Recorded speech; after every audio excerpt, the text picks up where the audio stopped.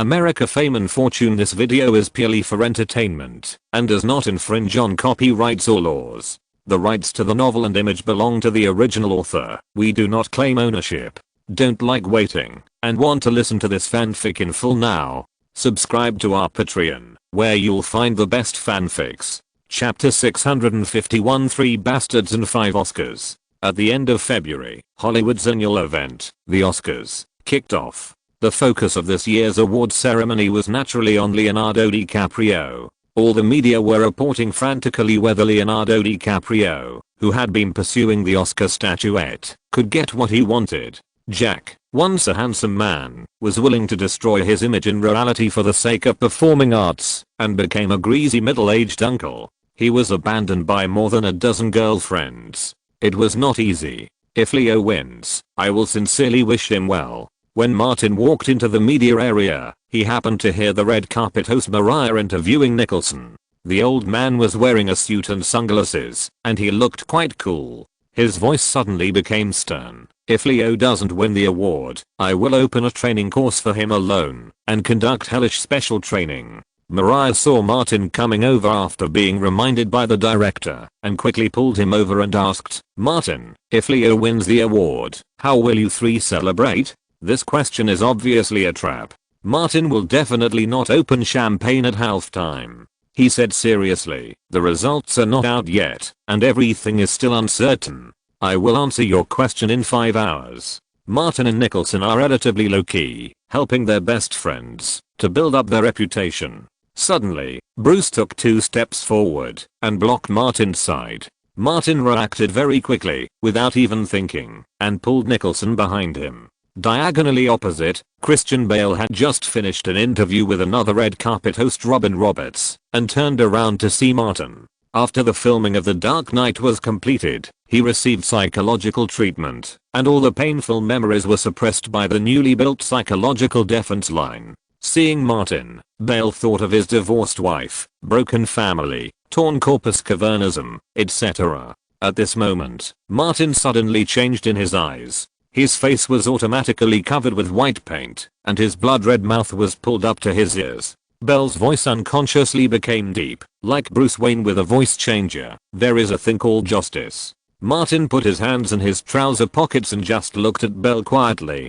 Bell walked towards this side. "It can make me shine, and it can also make me burn." All the people and actions around him stopped, and their eyes turned to Bell, thinking that he was crazy. Martin said nothing, did nothing, and waited for Bell to make a move. If Bell made a move here, it would be equivalent to cutting himself off from the Oscars and the Academy. Michael Caine squeezed out of the crowd and hugged Bell. The old man whispered to persuade, "Don't be crazy, follow me quickly."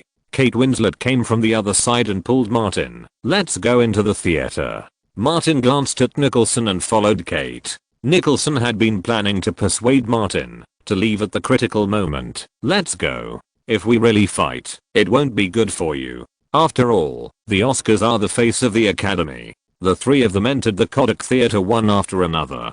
Kate said to Martin, "You are too aggressive." Martin was innocent. "I didn't do anything today. I just ran into him suddenly. He has a problem here." Kate pointed to her head. "Don't bother with him." After all, the 2 of them had been in and out of the relationship many times. Martin certainly wouldn't have a problem with Kate because of such a small matter. He said, "I'm an easygoing person and I'm not aggressive at all. Who in the circle doesn't know this?" Nicholson added, "Our trio has a well-known good reputation. Who doesn't praise it when they hear it?" Single Leonardo was waiting in front. After the group met up, they passed through the guest entrance and entered the hall. The Oscars have always respected the elderly and loved the young. Nicholson's seat was in the first row. Leonardo's Shutter Island crew was on the left, and the crews of the 2 films starring Martin were all on the right. The 3 separated and found their seats. Martin came to the second row on the right, shook hands with Nolan and David Fincher, and wished them good luck tonight. That being said, they all knew that it was impossible to win the Best Director trophy tonight. The Best Director award of the Directors Guild was awarded to David Russell, the director of The Fighter. Nolan, a director who became a god with superhero movies, still has a long way to go to win an Oscar.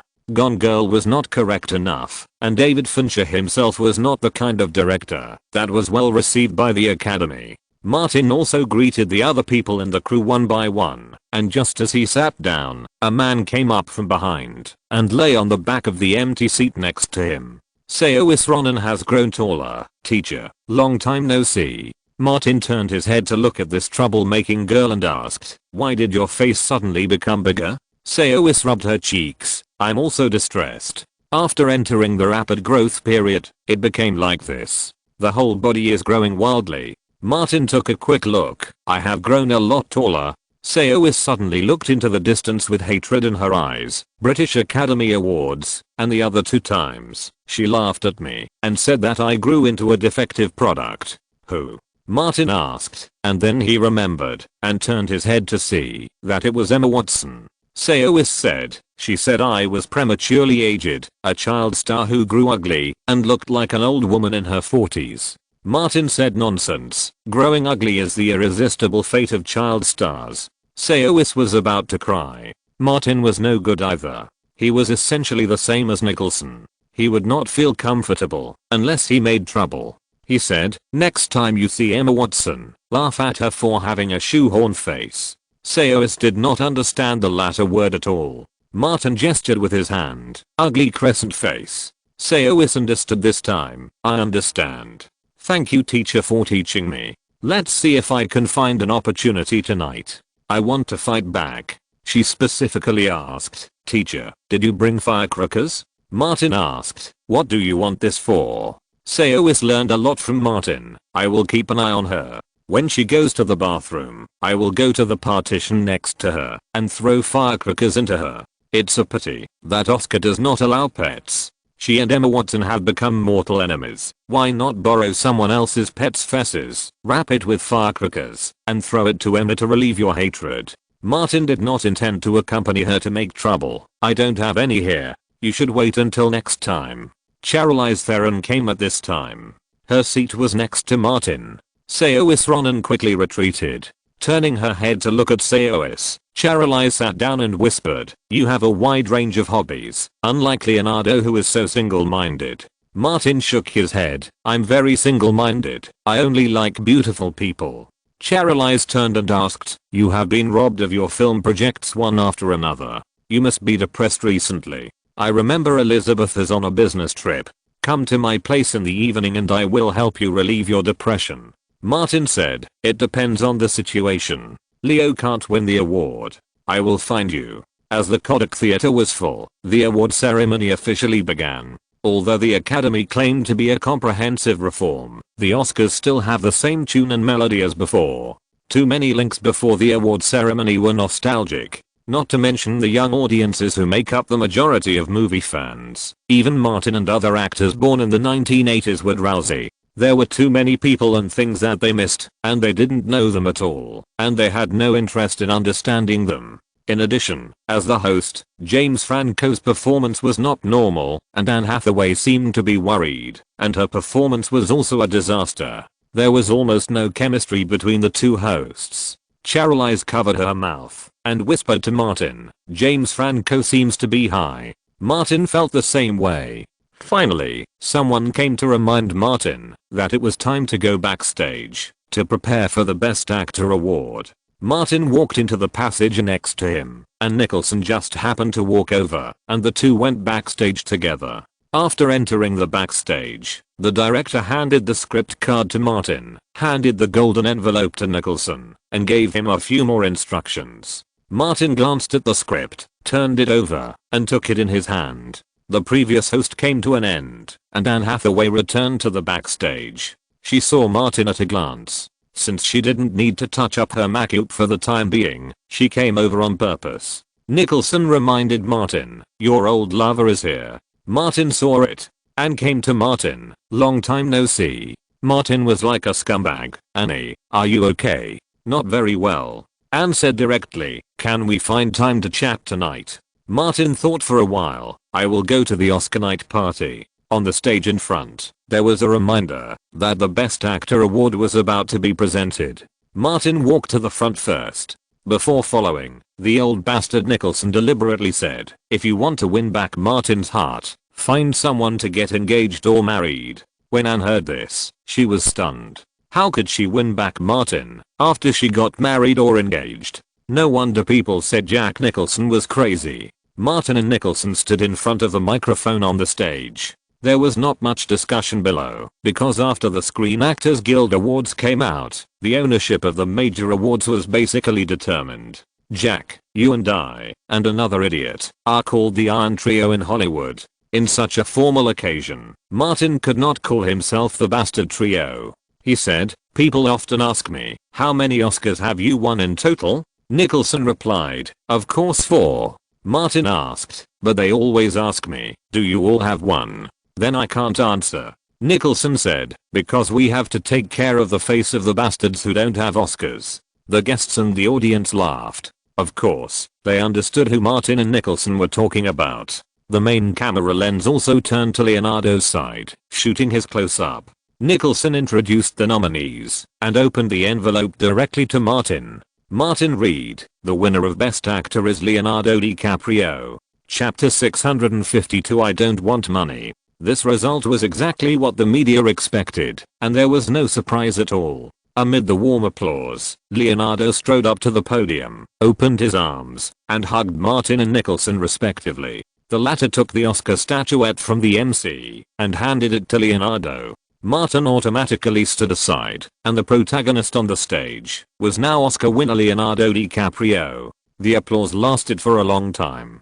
"I'm so excited, I don't know how to describe my current mood. This may be the happiest moment since I became an actor." Leonardo knew that the Academy asked the three of them to appear here in order to attract attention and increase the ratings. He deliberately said, "In the past, people always ask me to do Oscar math problems, asking us that the Iron Triangle has a total of 4 Oscars, and who among them doesn't have one. Now I can tell them that the Iron Triangle has a total of 5 Oscars, and everyone has one." There were bursts of laughter and applause from the audience. Leonardo spoke faster. "Thank you to the Academy, thank you to the judges, thank you to director Scorsese, thank you to my team and everyone in the Shutter Island crew, thank you Kate, you know, I have always loved you all these years. Thank you to Martin and Jack, even in heaven and hell, our friendship will continue, and God cannot separate us." There was only 45 seconds to speak in total. The reminder drum sounded, and Leonardo left the microphone and called Martin and Nicholson to go backstage together.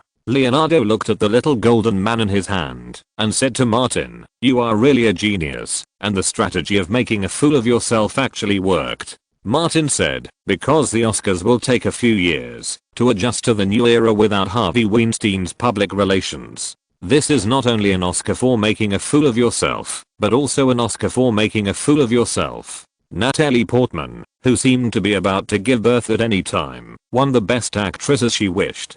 The 4 major awards tonight were completely divided. David Russell won the Best Director and True Grit won the Best Picture. After the award ceremony, most people went to the Hilton Hotel in Beverly Hills to attend the Oscar night party. Cheers to the Oscars. Leonardo raised his champagne glass and clinked glasses with Martin, Kate, Nicholson and others one by one. "Thank you for your support. After this, go to my celebration party and don't go home until you are drunk tonight."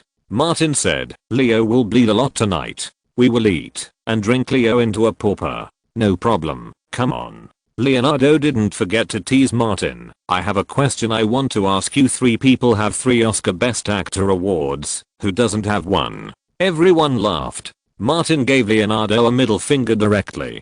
Jennifer Lawrence came over from the side congratulating Natalie Portman, took Nicholson's arm, and said, "When I try to win an Oscar next time, can you give me a child?" The Jewish woman was very angry because she successfully sold her belly. Nicholson said, "This method can only be used once. It won't work so well next time." He pointed at Martin and said, "The founder is here.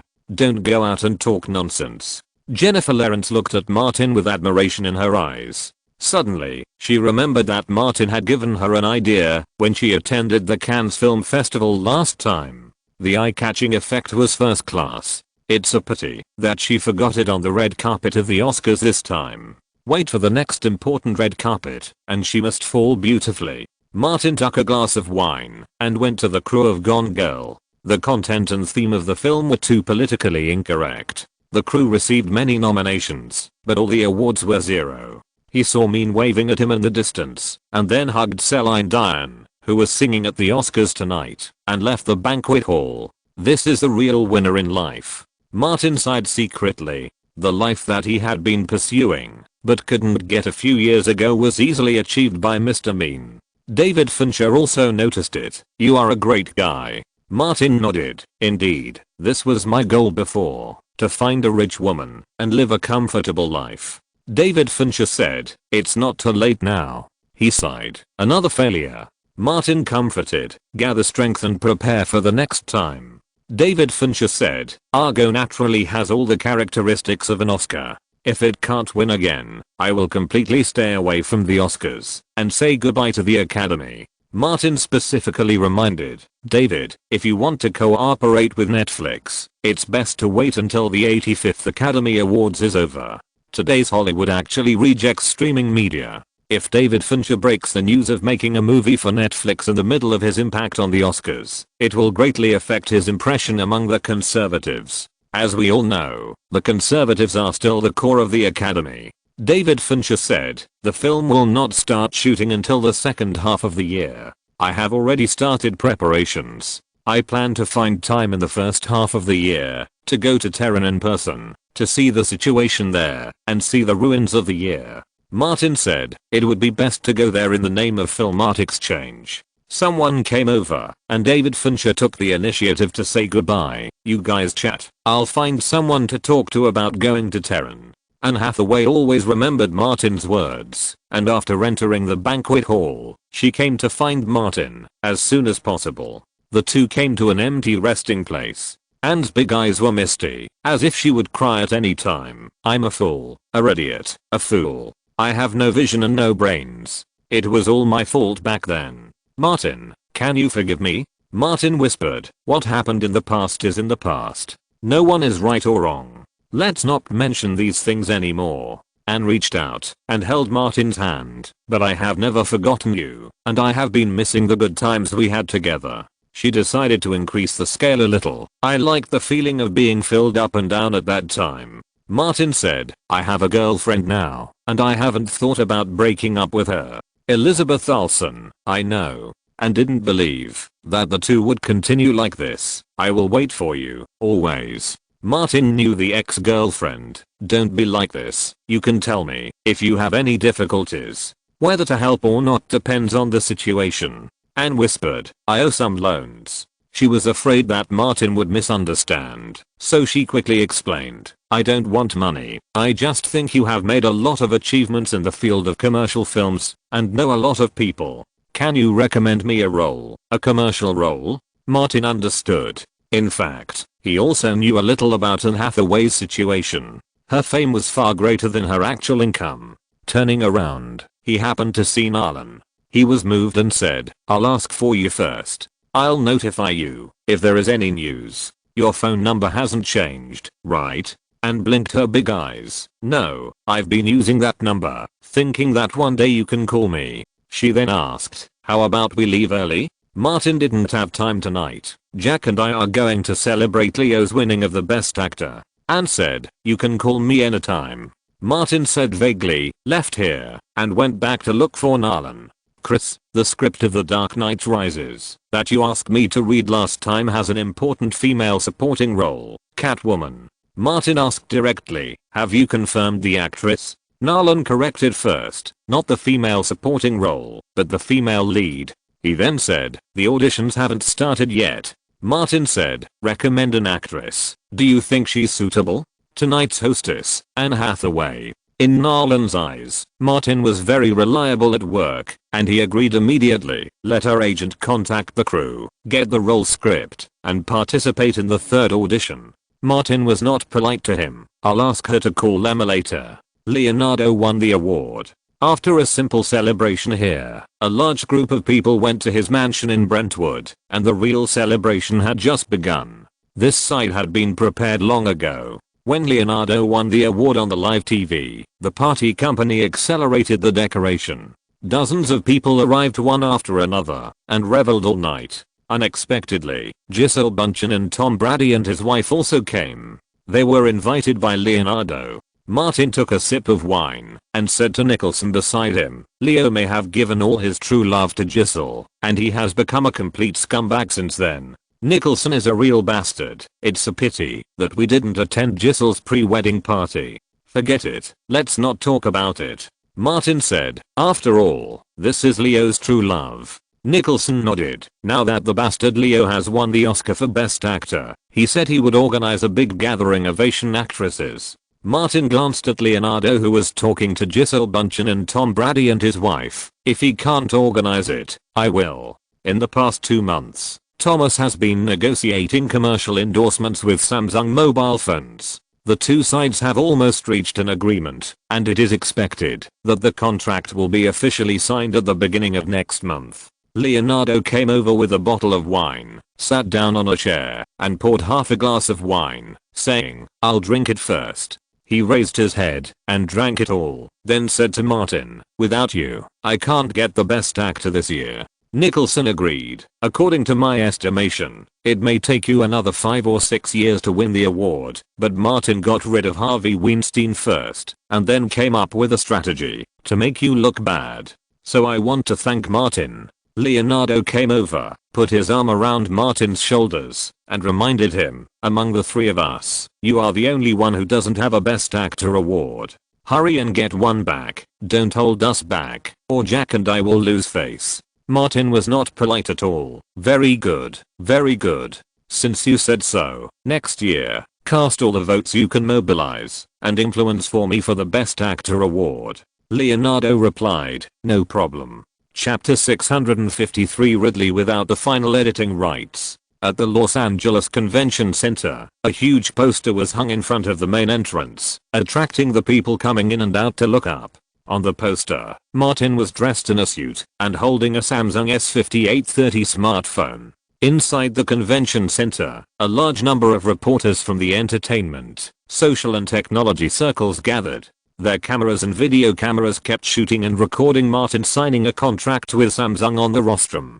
Martin signed the symbolic contract, exchanged contracts with Samsung, and stood in front of the media cameras to shake hands and take photos. Jason Lee, a senior executive representing Samsung, also presented Martin with a valuable gift on the spot. Several special mobile phones inlaid with gold and diamonds. Both parties were interviewed by reporters. Martin has always been particular about taking money and doing things. Not only did he change the mobile phone he used in public to a Samsung, but he also boasted about it.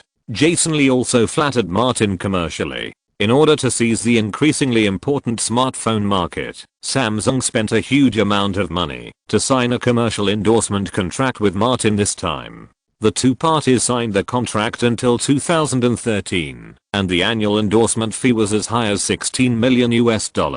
In addition, Samsung will provide a certain number of new flagship phones to Martin and his family and friends every quarter. If Martin's time permits, Samsung will also provide him with 2 high-value global tours, including a group tour. As for the list, Martin can choose any one by looking at Korean entertainment newspapers or TV dramas. After the press conference, the group returned to the backstage. Jason Lee was about to return to Korea. Before he left, he found Martin and had a brief conversation with him. "Mr. Davis, I wonder if your Coke Church will accept Korean members." Martin smiled and said, "Of course, Mr. Lee can join at any time."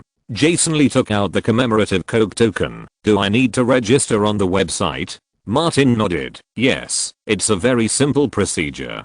This time I came to the United States, I originally wanted to join the Coke Church and attend the Coke Church gatherings." Jason Lee was not without regret. "There is an urgent matter in Korea, I need to rush back immediately." He invited, "I happened to be away from Seoul when Mr. Davis went to Korea last time, so I didn't have the opportunity to entertain him. I hope Mr. Davis can have time to go to Korea again this year and give Samsung the opportunity to entertain him." Martin certainly would not refuse the kindness. I have 2 new films released this year, and I should go to Korea for the premiere. Jason Lee said, be sure to call me in advance, and let Samsung handle the premiere. Not long after chatting, the deputy came to remind him that it was time to leave. Jason Lee left the conference center and took a car directly to the airport. His deputy is his confidant and doesn't quite understand. Boss, no matter how influential he is just a star in the entertainment industry.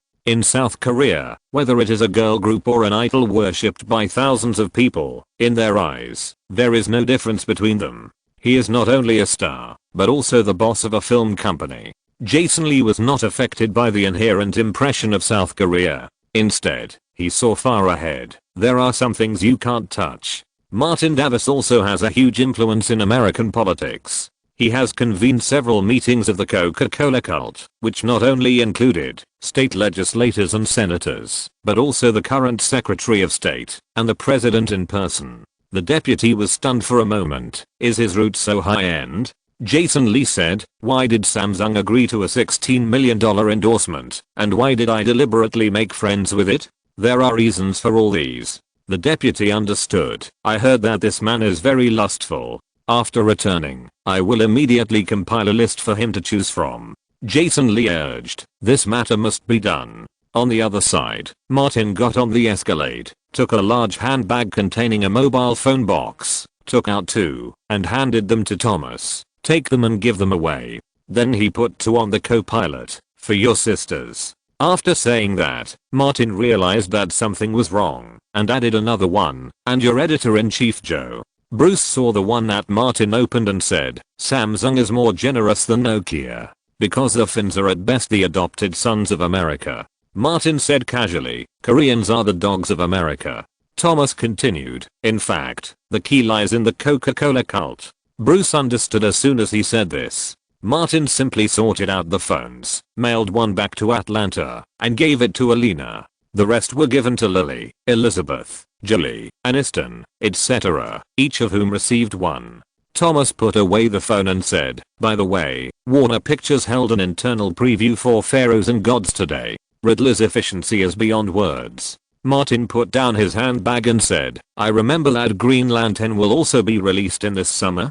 Thomas said, Green Lantern will be released in June, and Pharaohs and Gods will be released on the first weekend of May, a week earlier than John Wick 2. Martin said, the competition is very fierce this summer. Thanks to the box office and DVD sales of the first film, Disney Pictures specially arranged John Wick 2 to be released on May 13th in the summer. It was not easy to coordinate this schedule. Kevin Feige even went to Alan Horn's house to have a quarrel, because Disney once wanted to arrange this schedule for Marvel's superhero movie Thor. However, the internal preview of Thor had a bad reputation, and Disney asked Kevin Feige to re-edit it and postpone it to July. Martin ended his cooperation with Warner Brothers and was not eligible to participate in Warner Pictures' internal preview. The specific situation is unknown. However, there should be no surprises for Ridley Scott's epic film. In the largest film room in Warner Studios, a group of Warner executives, led by Warner Pictures president John Berg and distribution director Daniel, are watching the internal preview of Pharaohs and Gods. Ridley Scott sat in the back row, full of confidence. This is the type of film he likes to shoot the most. Even though he has encountered many setbacks, he has never given up.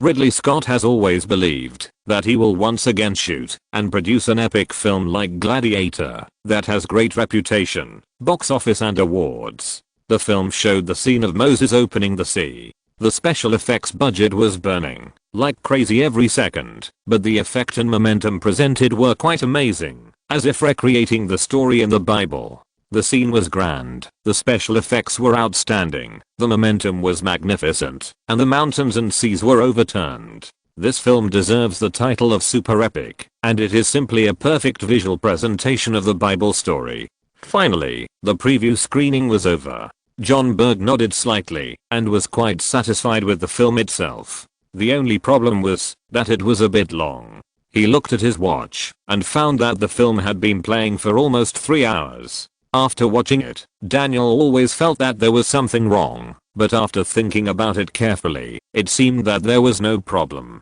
The film was very serious and the rhythm was good. It respected the original story in the Bible and conformed to the 3-act structure that was the key to the success of Hollywood movies. It laid the groundwork when it was time to lay the groundwork, turned the corner when it was time to turn the corner, and climaxed when it was time to climax. It is definitely an extremely neat Hollywood movie. Daniel asked John Berg directly, "How do you feel about it? Everything else is good, but the film is too long, nearly 3 hours, and the audience will be impatient." John Berg's consideration is not unreasonable. Hollywood has conducted many market surveys and found that most audiences can only concentrate for about 120 minutes. He also considered it from a commercial perspective. A film length of more than 3 hours will seriously affect the scheduling of films. At least one less film will be scheduled in each theater every day, which will greatly affect the box office revenue. Daniel is a traditional Hollywood film distribution producer and agrees with the latter point. It is indeed too long. John Berg thought about it and said, "Solicit opinions, re-edit the film, delete some unnecessary shots and plots, and shorten the film length to less than 130 minutes. Daniel reminded, although Ridley Scott does not have the final editing rights, he is also an old director among old directors. You'd better communicate with him in advance." John Berg nodded, "I will." The staff of Warner Pictures began to collect opinions from the people who watched the preview. John Berg went over to talk to Ridley Scott for a few words and asked him to wait in the reception room for a while and talk to him later. Ridley Scott understood, as soon as he heard it, that the producers had opinions on the film. The directors in Hollywood who can get the final editing rights can be counted on one hand, and Ridley is not one of them. He had no choice but to follow a staff member to the reception room next door. After Ridley left, John Berg held an internal meeting on the spot to discuss the possible problems of pharaohs and gods in order to make the film more perfect. After losing the suppression of Alan Horn, many executives of Warner Pictures have gone on the road of letting themselves go and never look back. John Berg's opinion that the film is too long and needs to be shortened to less than 130 minutes has been widely recognized. Some people even think that shortening the film to 110 minutes is enough, so that time can be squeezed and 2 more shows can be scheduled every day. Ridley didn't wait too long, and John Berg entered the reception room. Pharaohs and Gods is an excellent film, an epic masterpiece. John Berg praised it first, then changed the subject, but the film is too long. I hope to re-edit it and shorten it to less than 130 minutes. Ridley was somewhat unhappy when he said this. The current version is a complete story. If such a long content is cut, it will affect the fluency of the story. John Berg had his reasons. The story can be more concise. This is the Exodus and Moses parting the sea. The specific story content is very familiar to the audience. Cutting out some irrelevant content will not affect the viewing of the film. What is the first thing that the audience pays attention to when watching this story? Special effects and grand scenes. Strictly speaking, John Berg's words were not wrong at all. Ridley made a concession. I agree to reduce it to 150 minutes, but shorter. John Berg rejected his words. Ridley was helpless, but he had no choice, because this is Hollywood and he did not have the final editing rights. If you're listening to this novel on a channel other than Fanfic World, it means they downloaded and uploaded it without effort. We cordially invite you to visit our channel, Mundo Fanfic Novelos. There you'll find the original version of this story and you can explore many other novels of various genres. We're waiting for you to immerse yourself in a world of incredible novels. Chapter 654, Magneto wins easily. What? Warner Brothers is not satisfied with Riddler's cut? Martin was not too surprised to hear the news from Thomas. It is a common practice in the industry for production companies to make changes to the director's cut, and most of the time it is the key to the success of the film. He asked, "What exactly happened?" Thomas asked someone. Warner Brothers President John Berg believes that the director's cut is too long. The nearly 3-hour length is not conducive to scheduling, so he asked the crew to edit and personally control it and planned to shorten the film to less than 130 minutes. This reminded Martin of Kingdom of Heaven, which was exactly the same. But he also knew that similar situations kept happening in Hollywood. Kingdom of Heaven and Pharaohs and Gods were just typical examples of the hundreds of director's cuts that were modified every year. Ridley's epics and science fiction films were like two directors of completely different levels. The latter was familiar with it, while the former always needed a long length to tell a good story. In order to avoid this situation, Martin specifically called producer Louise and asked her to find an appropriate time to communicate with Ridley in advance. The director's cut of The Martian should not exceed 130 minutes. Except for the subtitles, the content of the film should be kept at about 120 minutes. Green Lantern will hold a preview in May. Martin has already paid attention to the relevant situation. The male lead is still Ryan Reynolds. It is said that most of the shots were shot in the studio, using a lot of green screen scenes. He heard from an old friend of Warner that even Ryan Reynolds' suit was generated by CGI. With such a large-scale use of special effects, the money burned can be imagined. The production cost of the film is as high as $200 million. Martin then went to the studio to meet Ridley to discuss the preparations for the crew. Regarding the situation of pharaohs and gods, Martin pretended to be completely unaware and would not even ask. The preparations for the Martian also encountered many situations. First of all, the real spacesuits are very large and bulky. It is not only difficult for actors to shoot walking scenes, but also very ugly. Ridley pushed back and asked the costume team to redesign them to make them more beautiful and more convenient for actors to wear. Ridley originally wanted to shoot in Australia, where there are both studios and desert terrain, but no one knows what the Australian government thinks, or perhaps it is related to Martin's long-term conflict with the Australian gang. The local government refused to approve the crew on the grounds of environmental protection. The alternative is a studio in Morocco and the Rose Desert in Jordan, but the situation in the Middle East has been unstable recently, especially Jordan is adjacent to Israel. Not only is the security expenditure high, but the safety is not guaranteed. The crew can only choose the last option, which is to shoot in California. All interior scenes are built at Disney Studios. According to Ridley's plan, only 20 scenes need to be built, which is much less than ordinary movies. The exterior scenes are selected within California, with Gobi Desert, desert and wasteland. No matter where they are, the exterior scenes will be set up with green screens and combined with CGI generation. According to Ridley's plan, $120 million is enough to make this film. After screwing up so many big budget movies, this old director can continue to serve as a first-line big budget director. On the one hand, he continues to use science fiction films to recover the bloodshed by epic films. On the other hand, he is not as difficult as some directors who ask the film company to increase the budget at every turn. Instead, he will use every penny reasonably within the budget. Since then, the crew has held auditions for multiple roles. With Martin's recommendation, Jessica Chastain passed the third round of auditions as expected and got the role of the spacecraft commander. Mean will also play an important supporting role on the ground. In addition, the crew has also attracted veteran supporting actors in the industry such as Jeff Daniels and Sean Bean. After Sean Bean received the audition invitation, the first thing he asked when he came to the crew was, "Who can tell me how my character will die in the end?" Martin understood what he meant and told him very seriously, "Don't worry, your character will not die this time." Sean Bean was actually a little excited, finally got a role with a good ending. There was no way too many roles he played were killed in the movie. Isn't this role's ending good? Well, it's 100 times better than death.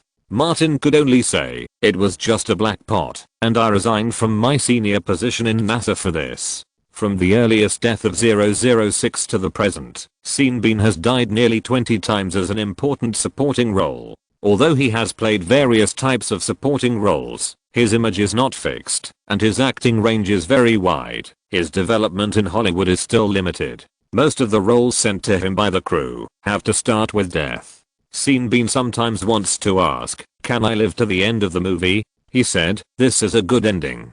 It's not easy to live to the end of the movie." Martin expressed deep sympathy and was very curious. He asked, "Which character's death is most memorable for you?" 006. "No, not 006. It's Boromir." Sean Bean said seriously, "I think Boromir's death is heroic and inspiring. He is a hero." He sighed. No need to say anything else. After signing the contract, Jessica Chastain and her agent came out of the studio and met Martin in the lobby. The agent came forward and shook hands with Martin. "Thank you for giving Jess this opportunity." Martin said, "I just recommended Jess, but she was good enough to pass the audition." Jessica Chastain said, "If you hadn't helped me out that day, I would have been in a lot of trouble. Megan Allison was too domineering." Later, "I don't know where she got my phone number from. She called me several times and told me not to work with you. God, how could there be such a person?" Martin said, "Just ignore her. Maybe it's because of her nature." Jessica Chastain's skin color is very similar. With red hair, she looks like Nicole Kidman back then, and she has a feeling of being so white that it shines. She said again, "Then Megan Allison called me several times, and I hung up all of them directly." Martin reminded, "Don't mess with her. I will try to stay away from her." Jessica slapped the fitness advice provided by the crew in her hand. "I have an appointment with a professional fitness coach. Let's talk another day." Martin watched her leave and still waited in the lobby. After a few minutes, the person he was waiting for finally arrived. Alan Horn accompanied Robert Iger into the studio. Martin went to meet him, and after Alan Horn introduced him, he shook hands with Robert Iger and took the two of them to visit the studio. Robert Iger said, "I participated in Disney's internal preview of John Wick 2. The film was very exciting and made up for Disney's lack of this type of film." Martin thanked Alan Horn in particular. "Alan lent me a hand when I was in trouble and gave me the opportunity to work with Disney." The three of them entered the design area of the studio together. The props group, art director group and technicians sent by NASA worked together to draw many design drawings and concept drawings, as well as some Mars rover and barracks models. Hollywood's big crews have always been striving for excellence in this regard, and the appearance of all the models is realistic enough. In the studio near the studio, where the scene is being built, potatoes have already been planted. Alan Horn was very optimistic about Martin's project and said, "This film will show a lonely person struggling to survive on Mars with limited conditions. If the film is well received, can we launch a new tourist area in Disneyland? Experience life on Mars?" Robert Iger said, "This is a good suggestion. After the film is released, we can do a market survey on this. This kind of thing is just a suggestion now, and it is impossible to make a decision." Martin pointed to the newly designed spacesuits and said, "These can be used to make peripheral toys and figures. They are different from the image of astronauts in the past, and are more distinctive. The spacesuits are mainly orange and beige, not as bloated as real spacesuits." Robert Iger took a closer look and said, "Other peripherals should also be developed. The tax rate for human peripherals is much higher than other types." Martin knew a little bit that the tax rate for human toys was 12%, while other types were only 6.8%. Alan Horn said, "I and Marvel have been trying to figure out how to get around this. The next Marvel movie and related peripherals released by Disney Pictures will have a considerable number of human toys." Martin suddenly thought of the news he had read in his previous life. He didn't know whether it was true or not, so he continued, "I do have an idea, but I'm not familiar with the laws in this area, and I'm not sure if it's feasible." Robert Iger had heard that Martin had a lot of ideas, and could always come up with many special ideas in publicity and marketing. He looked at Martin. "It's okay, tell me about it." Martin sorted out his thoughts a little and said, "Take Thor, who will be released this year, for example. He is not a human, he is a god.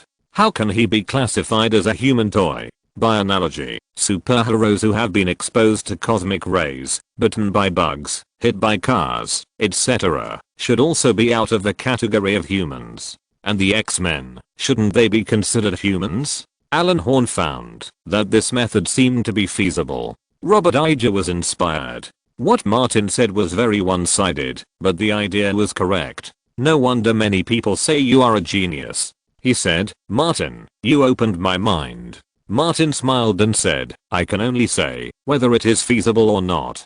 Disney has to verify it. Sorry, I have to make a call first." Robert Iger couldn't wait any longer, so he took out his mobile phone and called his assistant directly. After the call was connected, he said directly, "Call the heads of the legal department immediately. I want to meet them in the small conference room in an hour."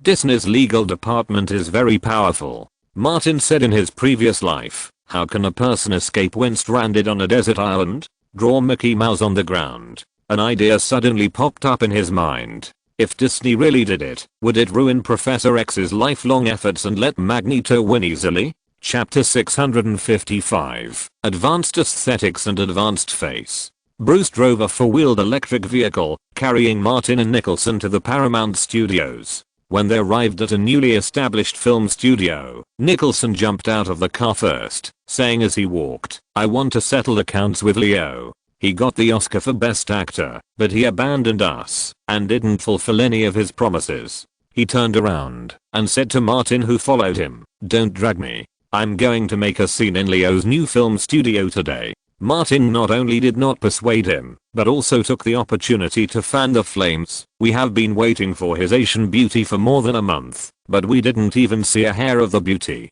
This abominable behavior is absolutely unforgivable." The two men rushed into the studio aggressively. The largest shareholder of the newly established The Wolf of Wall Street studio is Leonardo's Open Road Pictures. All the staff here know the relationship between the three bastards, and no one dared to stop Martin and Nicholson. The two walked through the hall, asked the front desk, and went directly to the large conference room. Seeing that the door of the conference room was open, Nicholson rushed in directly. Martin followed and rushed out in one step. Just a few meters ahead, the girl with long golden hair came in front of Leo, suddenly raised her arm, and was about to slap Leo on the fat face. Leonardo seemed stunned. "This is not an audition room, and the crew will not audition in the conference room." Martin was super fast, rushed over, grabbed the girl's wrist, and threw it to the side. The girl staggered a step and stepped back. Martin stood between the two of them. Nicholson also rushed over.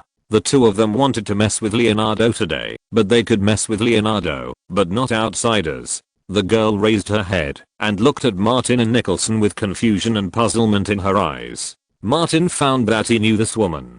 He had seen many of her movies in his previous life, and the one that left the deepest impression on him was Harley Quinn. Leonardo quickly said, "You misunderstood.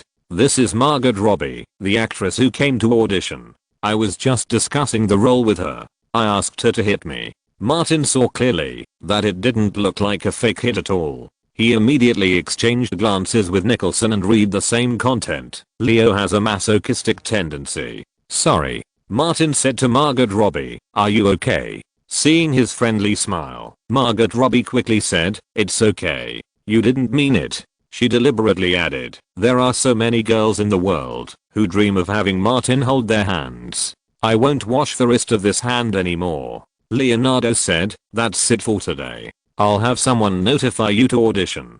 "Thank you." Margot Robbie passed by Martin, suddenly flipped out a card in her hand, stuffed it into Martin's hand, and then left quickly. Although she is only 21 years old, she has appeared in many movies and TV shows. She is very familiar with the entertainment industry and knows how to get to the top.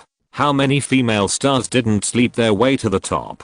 Sleepwear is the most convincing. Leonardo had the door of the conference room closed, pulled out a chair and sat down, and said to Martin, "Why, are you interested in her? I remember that she has neither a husband nor a fiancé. In terms of being inhuman, the three bastards are all the same." Martin didn't respond at all, sat opposite him, and said, "Leo, I understand why you always change girlfriends. The reason is not you, but those women." Leonardo was surprised that Martin actually spoke human words. He sighed, "It's not me who dumped them, it's clearly me who was dumped." Martin began to dig a hole. "You also think what I said is right, right?" Leonardo nodded repeatedly. "You are absolutely right this time."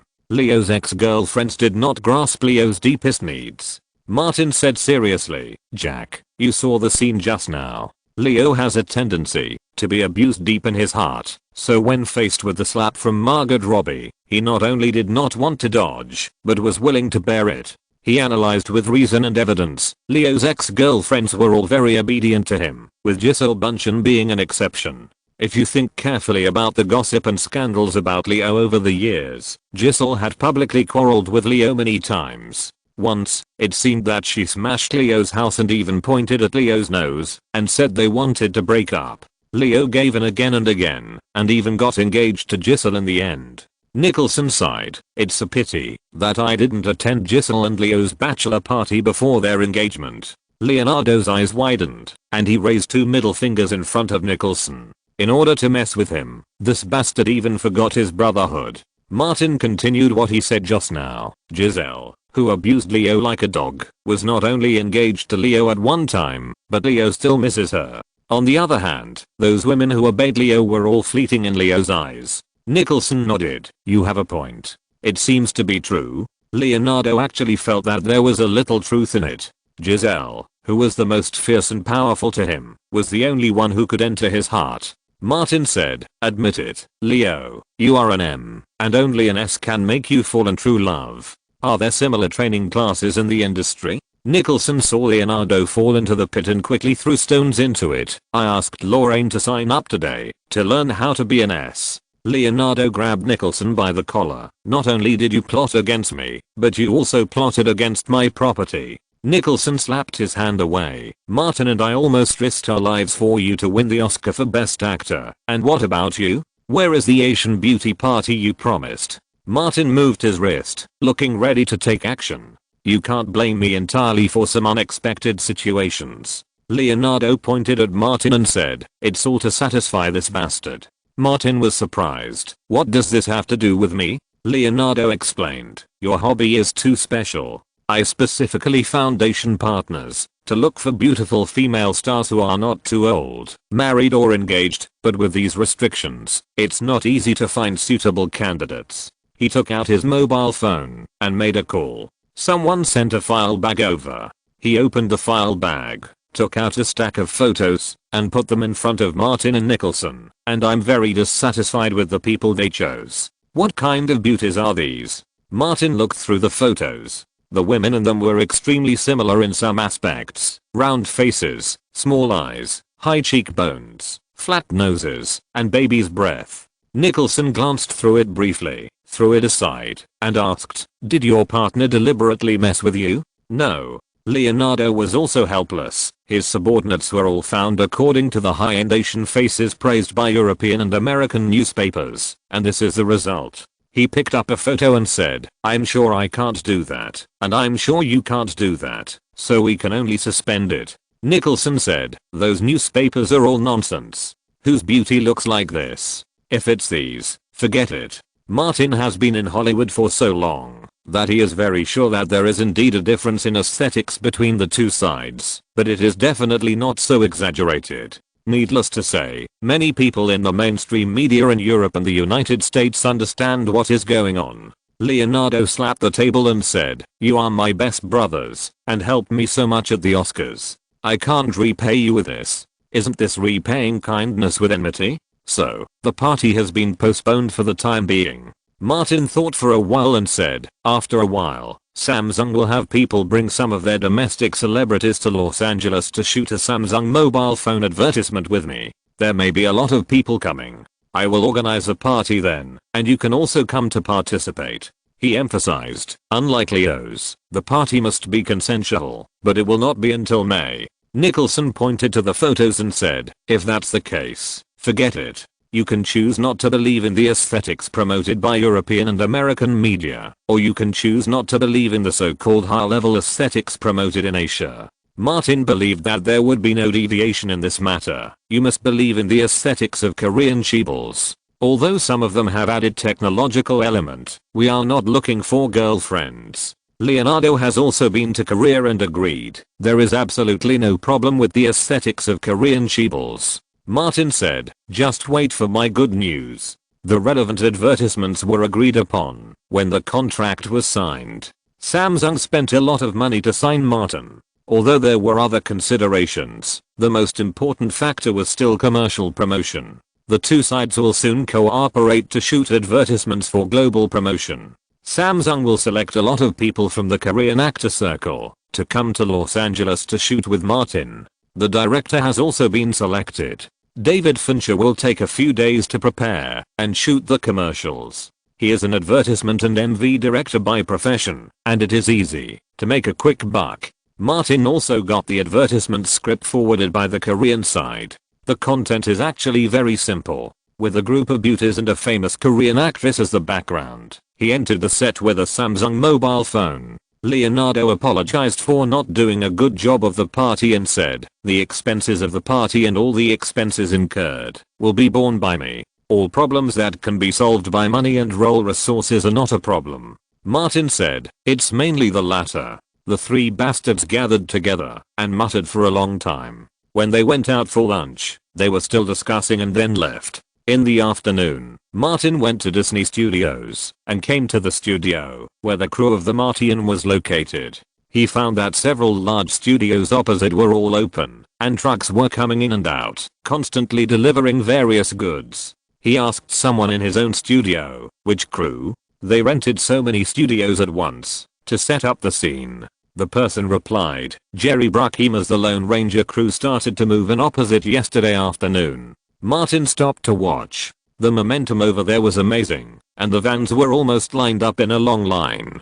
Jerry Bruckheimer had cooperated with Disney for many years before, and was most familiar with Disney Studios. This time, he cooperated with Annapurna Pictures on The Lone Ranger, and the crew studio and studio were still placed in Disney. Chapter 656 Warner invites Martin to attend the premiere. After watching for a while, Martin was about to go back to the studio. Suddenly, a Lexus drove over on the road and stopped on the right side of the road where the crew of the Martian was. Jerry Bruckheimer and Megan Ellison got out of the car one after another. Although the former had never dealt with Martin, the Hollywood circle was not big and they knew each other after all. He nodded to Martin and turned to go to the studio. Megan Ellison also saw Martin, but did not leave. Instead, she smiled at this sight. Originally, she had no feelings for Martin, and snatching the project was purely a business behavior. But at the Oscar nominees luncheon, Martin snatched Jessica Chastain in front of him, and Megan Ellison had already put him on the hostile list. Martin ignored her directly, as if there was only a piece of air in front of him. With his acting skills, it is very easy to make the other party have such a clear feeling. Megan Ellison thinks that she has defeated Martin twice in a row, and she is a winner in every sense. Just like Larry Ellison showed off his victory in front of Bill Gates, Megan Ellison would not miss the opportunity to mock the loser in person. The domineering female president walked towards Martin and said directly, "You lost." Martin was too lazy to pay attention to her and didn't even answer her. Megan Ellison continued, "In terms of funds and strength, you are far inferior to me." She was very confident and turned back to point at Jerry Bruckheimer, who was about to enter the studio. "You are also inferior to me in terms of the production team." Martin didn't want to get entangled with a woman in such a place, so he turned around and walked towards the studio of the Martian crew. Megan Ellison came over to mess with someone, just did it twice, and before she was satisfied, she wanted to run away. How could this be allowed? Even if the other party left, she would seize the opportunity to have a good time. "Martin Davis, I haven't thanked you yet. Thank you for providing me with such an excellent investment project." Martin acted out the whole set of scenes, paused, stopped, the veins on his neck bulged, he turned back, the distortion on his face could not be suppressed, and the anger in his eyes was like a bullet. Megan Ellison waved her hands behind her back, and the 6 bodyguards in the other 2 cars were ready to take action. Martin was like a volcano about to erupt. Megan Ellison was looking forward to Martin's action, and then the bodyguards rushed forward to test the gold content of the American national hero. This is the highest end business war. This is the most appropriate way to express the top business war. Destroy people directly. Martin squeezed out a sentence from his teeth. "You're welcome." Megan Ellison was obviously learning her father's style. "I hope there will be a chance to thank you again." Martin turned around and walked towards the studio without saying a word. At this moment, his back was bleak, like a loser who was fleeing in panic. Megan Ellison felt that most of her anger at being poached in front of her was vented out at once, and she felt inexplicably happy. Although she did not seduce Martin to have sex with her, the 2 studios were so close, there would be plenty of opportunities later. Martin came to the door of the studio and found that Louise had been standing there watching the show. Louise accompanied him into the studio and asked, "Is it necessary to do this?" Martin whispered as he walked, "No matter how rich Megan Ellison is, the investment will be injected into the crew in batches. I want to strengthen her confidence in the investment." Louise reminded. The other side is Jerry Bruckheimer's gold medal production team, and the director has also hired Gore Verbinski. Are you so confident in that project? I have no confidence in the project. Martin said again. I have special confidence in Johnny Depp. The Pirates of the Caribbean series brings not only a charming captain, but also a superstar who can torture any crew member to madness. If the movies he starred in can still sell well at the box office, these are not a problem. Even the Poopgate and divorce cases in his previous life can be suppressed by the relevant stacker holders. But if the commercial appeal is gone, these will become big problems. Martin first went to build the scenic area and visit the potatoes planted by the crew. Seedlings have now grown. Then he went to the Mars barracks alone to experience the feeling of being alone. In this play, most of the shots of the male lead are monologues. Monologues are not easy to act, and it is even more difficult to stand out. Martin plans to take out about 10 days to live here alone after the barracks are built to experience life. This will also be a gimmick when it comes to publicity and promotion later. Martin can exercise and will not feel bored. Coming out of the Mars barracks, Martin saw Thomas. The latter came to him specifically with an invitation in his hand. This is an invitation signed by John Berg, chairman of Warner Pictures, inviting you to attend the world premiere of Pharaohs and Gods at the end of the month. Martin took it and looked at it and said, "Reply to Warner Pictures, I will attend." He added, "After all, this is a film directed by Ridley Scott." Regardless of the commercial prospects of the film, Warner invited him, and he is still working with Ridley on a new film, so he should attend. Thomas said again, DC Films held an internal preview for Green Lantern. It is said that the internal response is very good. Warner even spread the word that this is the most gorgeous and outstanding superhero movie with special effects so far. Martin asked, "The internal preview was well received. All good reviews." Thomas said, when Hamada of DC Films was interviewed, he claimed that this is a superhero movie comparable to The Dark Knight.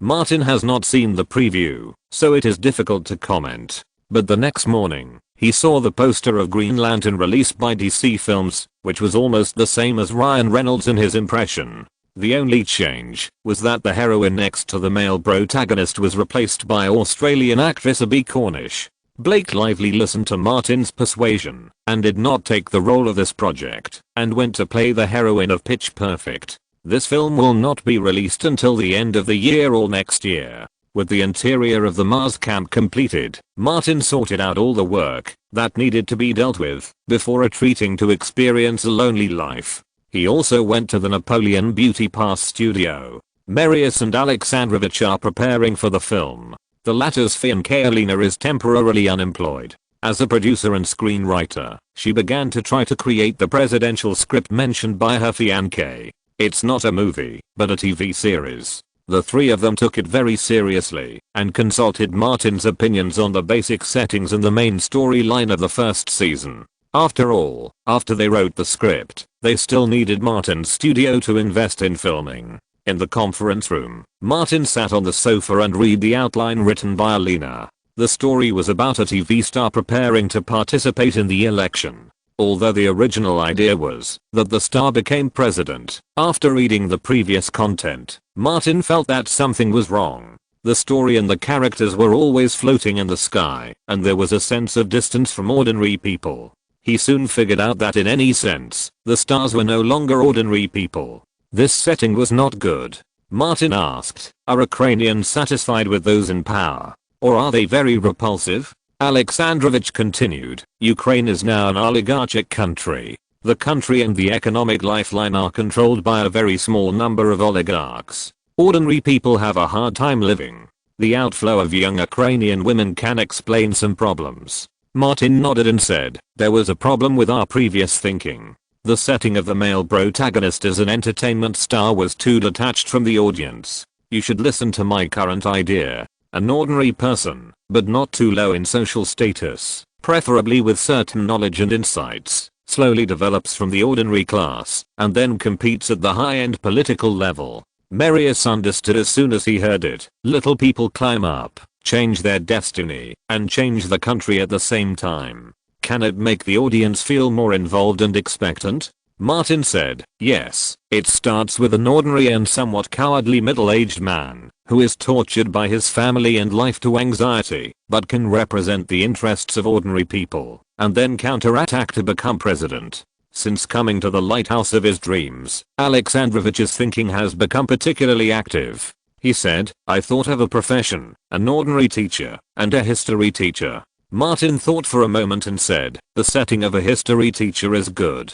Knowing history will make it easier to criticize current problems. Alexandrovich was inspired by Martin's previous words, and now his creativity is pouring out like a spring. He is straightforward and courageous. After he has a certain fame, the oligarchs who rule the country want to buy him off, but he is not afraid of difficulties, and decides to become the spokesperson of the people and truly change the country. Marius said, the ridiculous oligarchic corruption and social unrest can provide us with enough material and attract the attention of Ukrainians.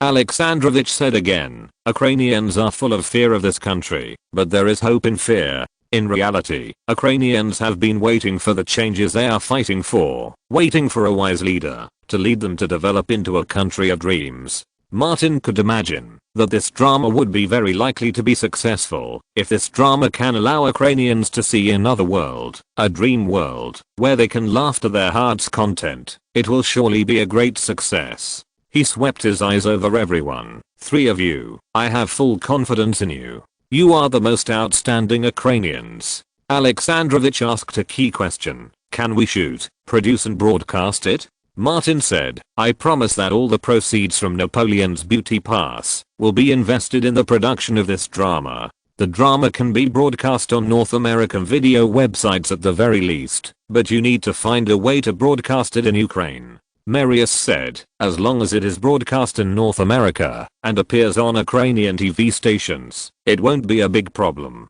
The script will be written according to this idea. Martin said this to Alina and went out to answer the phone. Alina looked at Martin's back and said, he is a generous and charming person. After Martin came back, the four of them discussed and decided to call the drama Servant of the People. Chapter 657 Pharaoh and the Gods. Kodak Theater in Hollywood. Today, many ancient Egyptian-style decorations were placed in front of the theater. A huge poster hung from the top of the theater, showing Christian Bale holding a shepherd's staff and splitting the Red Sea. Warner Brothers spent $160 million to produce Pharaohs and Gods, which is the opening blockbuster of the 2011 summer season, and will soon hold its premiere. In the Mercedes-Benz car driving to the red carpet, Bale's agent repeatedly told him, if you see Martin Davis at the premiere, ignore him and stay away from him. Tonight is your premiere, don't make a move. If you make a move, you will be beaten into a pig's head. There are many media reporters at the premiere, which will seriously damage your image. The agent knows that Bale is particularly sensitive about Martin, so he dare not say these words. I will pretend not to see him.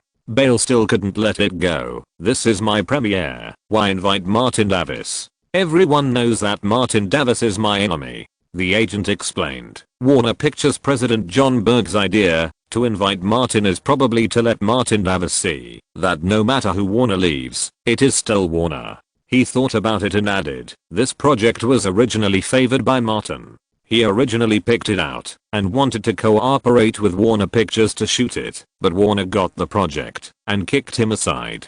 Bale's impression of Martin was so bad that it couldn't be worse. This is the treatment he deserves. The Mercedes-Benz car came to the red carpet. As soon as the car stopped, someone came to open the car door.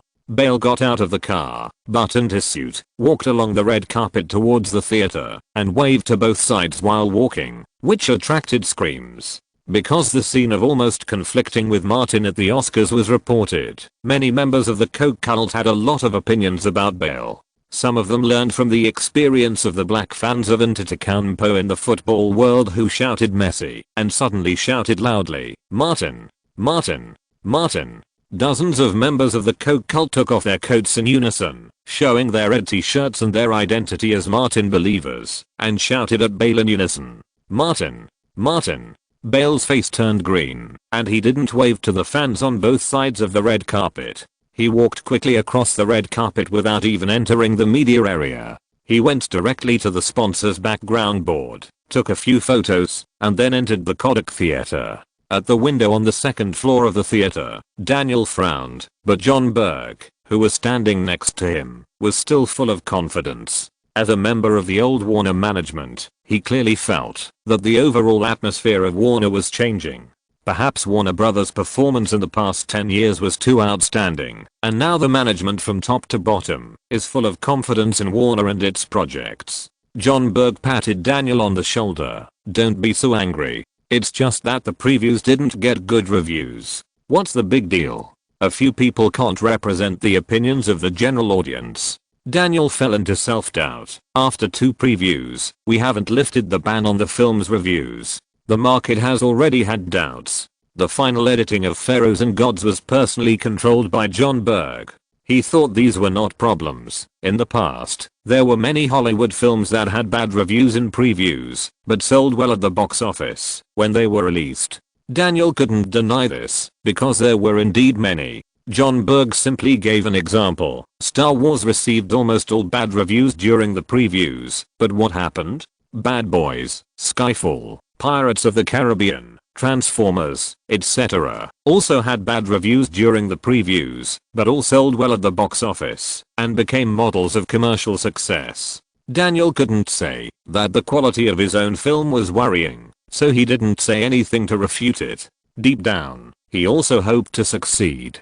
After all, this was a project he stole from Martin himself. The red carpet came to an end, and the two left the window and went to the VIP lounge nearby. As soon as he entered, John Berg saw Martin and went straight to him. He stepped forward to shake his hand. "We meet again, Martin. This is a grand premiere." Martin said politely, "Thank you for your invitation." John Berg exposed his scars on the spot. "You're welcome. This is a project that you are optimistic about and selected. Warner Pictures should thank you for your help. Without you, there would be no Pharaohs and Gods." Martin found that he really became a good person with a good reputation recently. A few days ago, Megan Allison thanked him for his kindness, and today John Berg thanked him for his kindness. It feels really good to receive the good person card in person.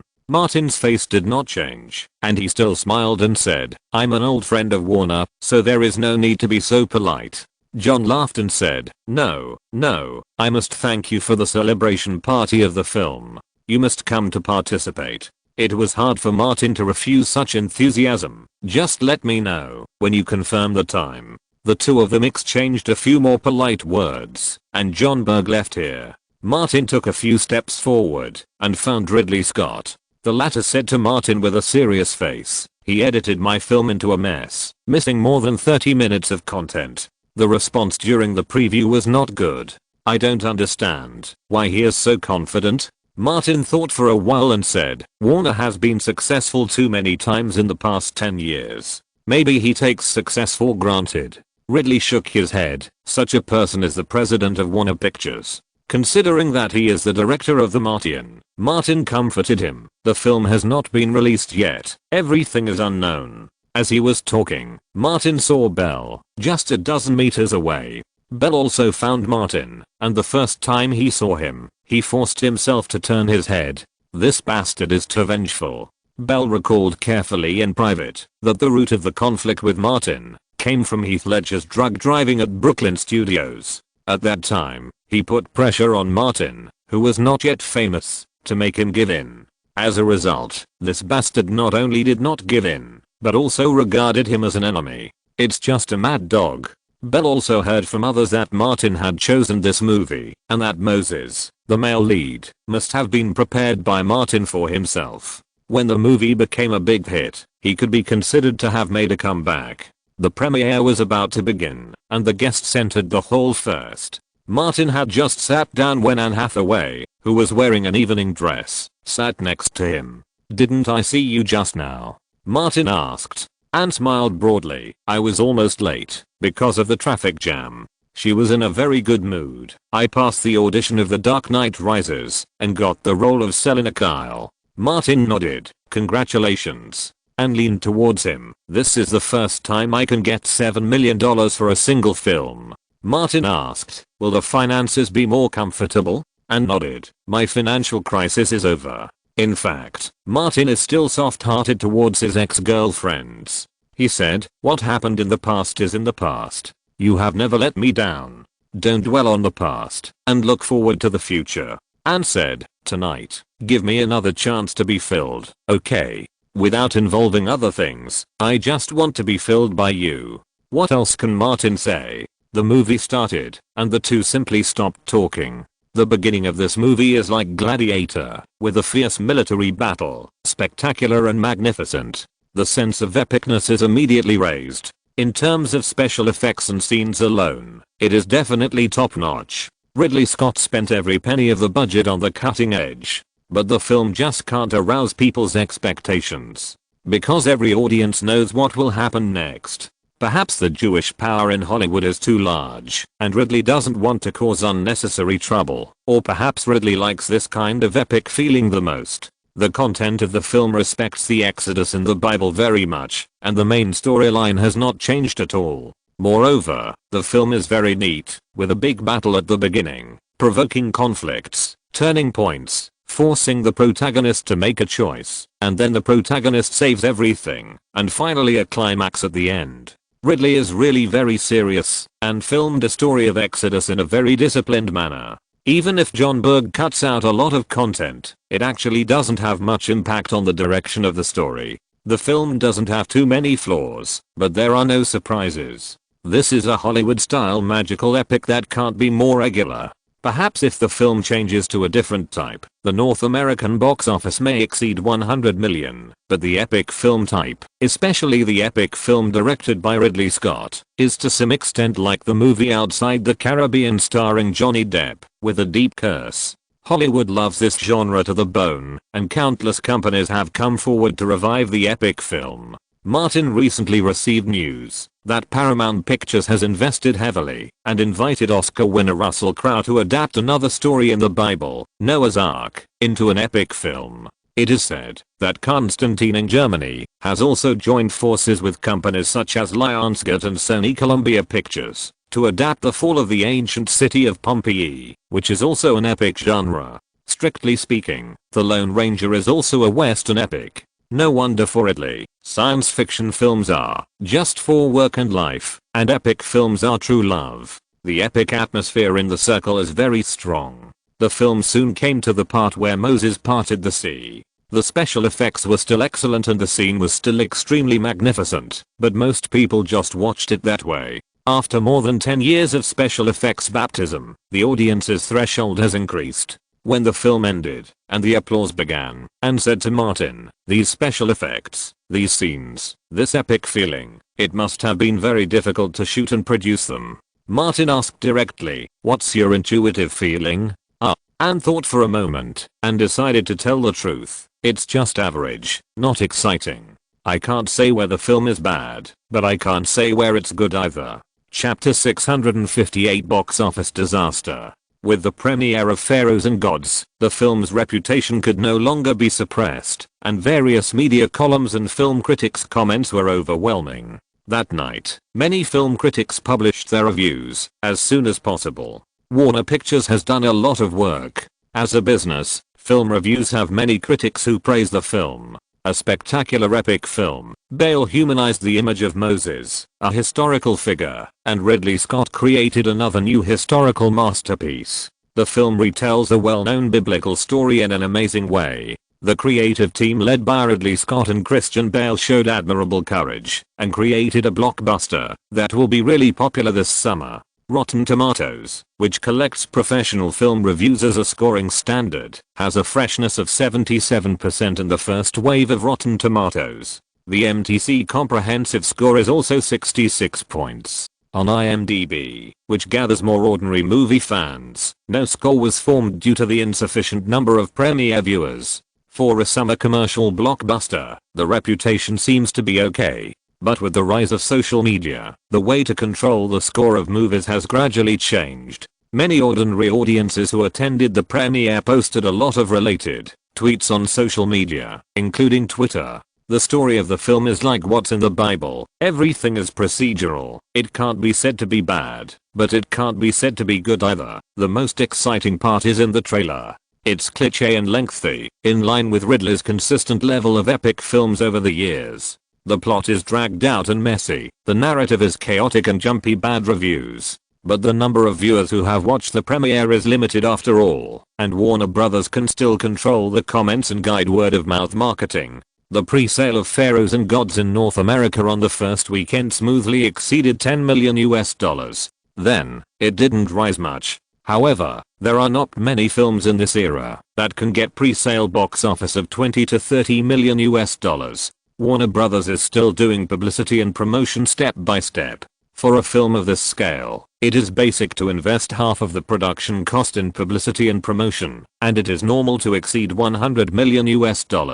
On the first weekend of May, Pharaohs and Gods was released on time in more than 3,800 theaters in North America, and the box office on the first day was $12.15 million. This number is not very good, nor is it too bad.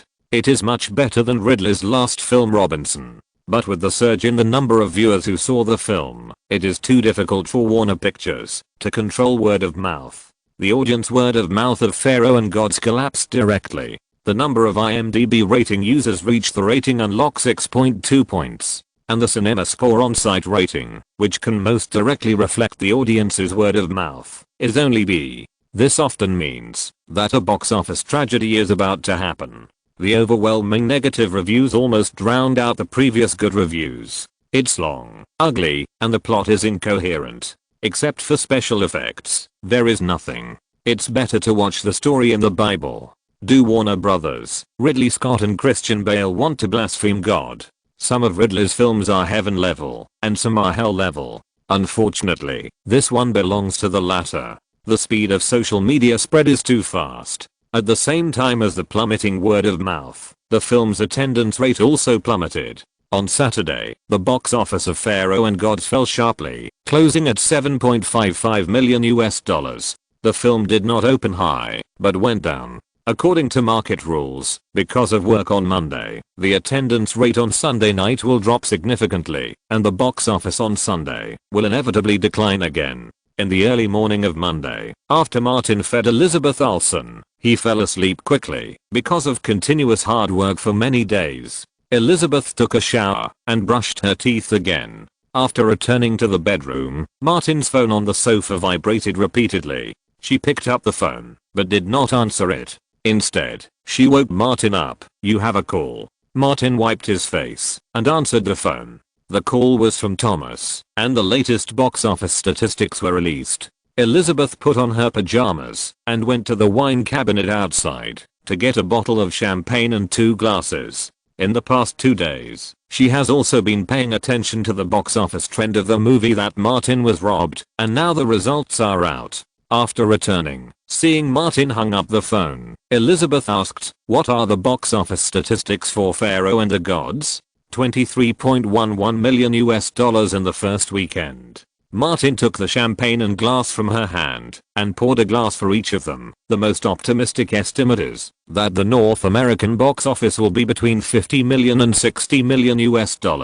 Elizabeth clinked glasses with him. "Isn't this the result we want to see?" Martin drank the wine in the glass, put down the glass and hugged Elizabeth. "I can sleep well tonight." Elizabeth buried herself in Martin's arms. "I hope those bastards who calculated us can't sleep tonight." Monday morning, in the office of the president of Warner Pictures, John Berg's eyes were red. He had not slept well for several nights in a row, and his eye circles almost turned blue-black. Sitting behind the desk, he saw the latest statistics. The North American box office for the first week was $23.11 million. If the word of mouth is good, it is not impossible to counterattack. The Titanic in North America only had $28 million in the first weekend. But the word of mouth collapsed. IMDb dropped to 6.0, and Rotten Tomatoes plummeted from 77% to 43%. The situation completely collapsed. This was the first billion-dollar project that John Berg had managed after taking office, but he messed it up. The phone on the desk rang at this time. It was Kevin Tsujihara, who had just taken on the role of CEO and chairman of the group. Kevin Tsujihara asked directly, "What's the matter with Pharaohs and Gods?" Isn't this a project that Martin Davis is optimistic about?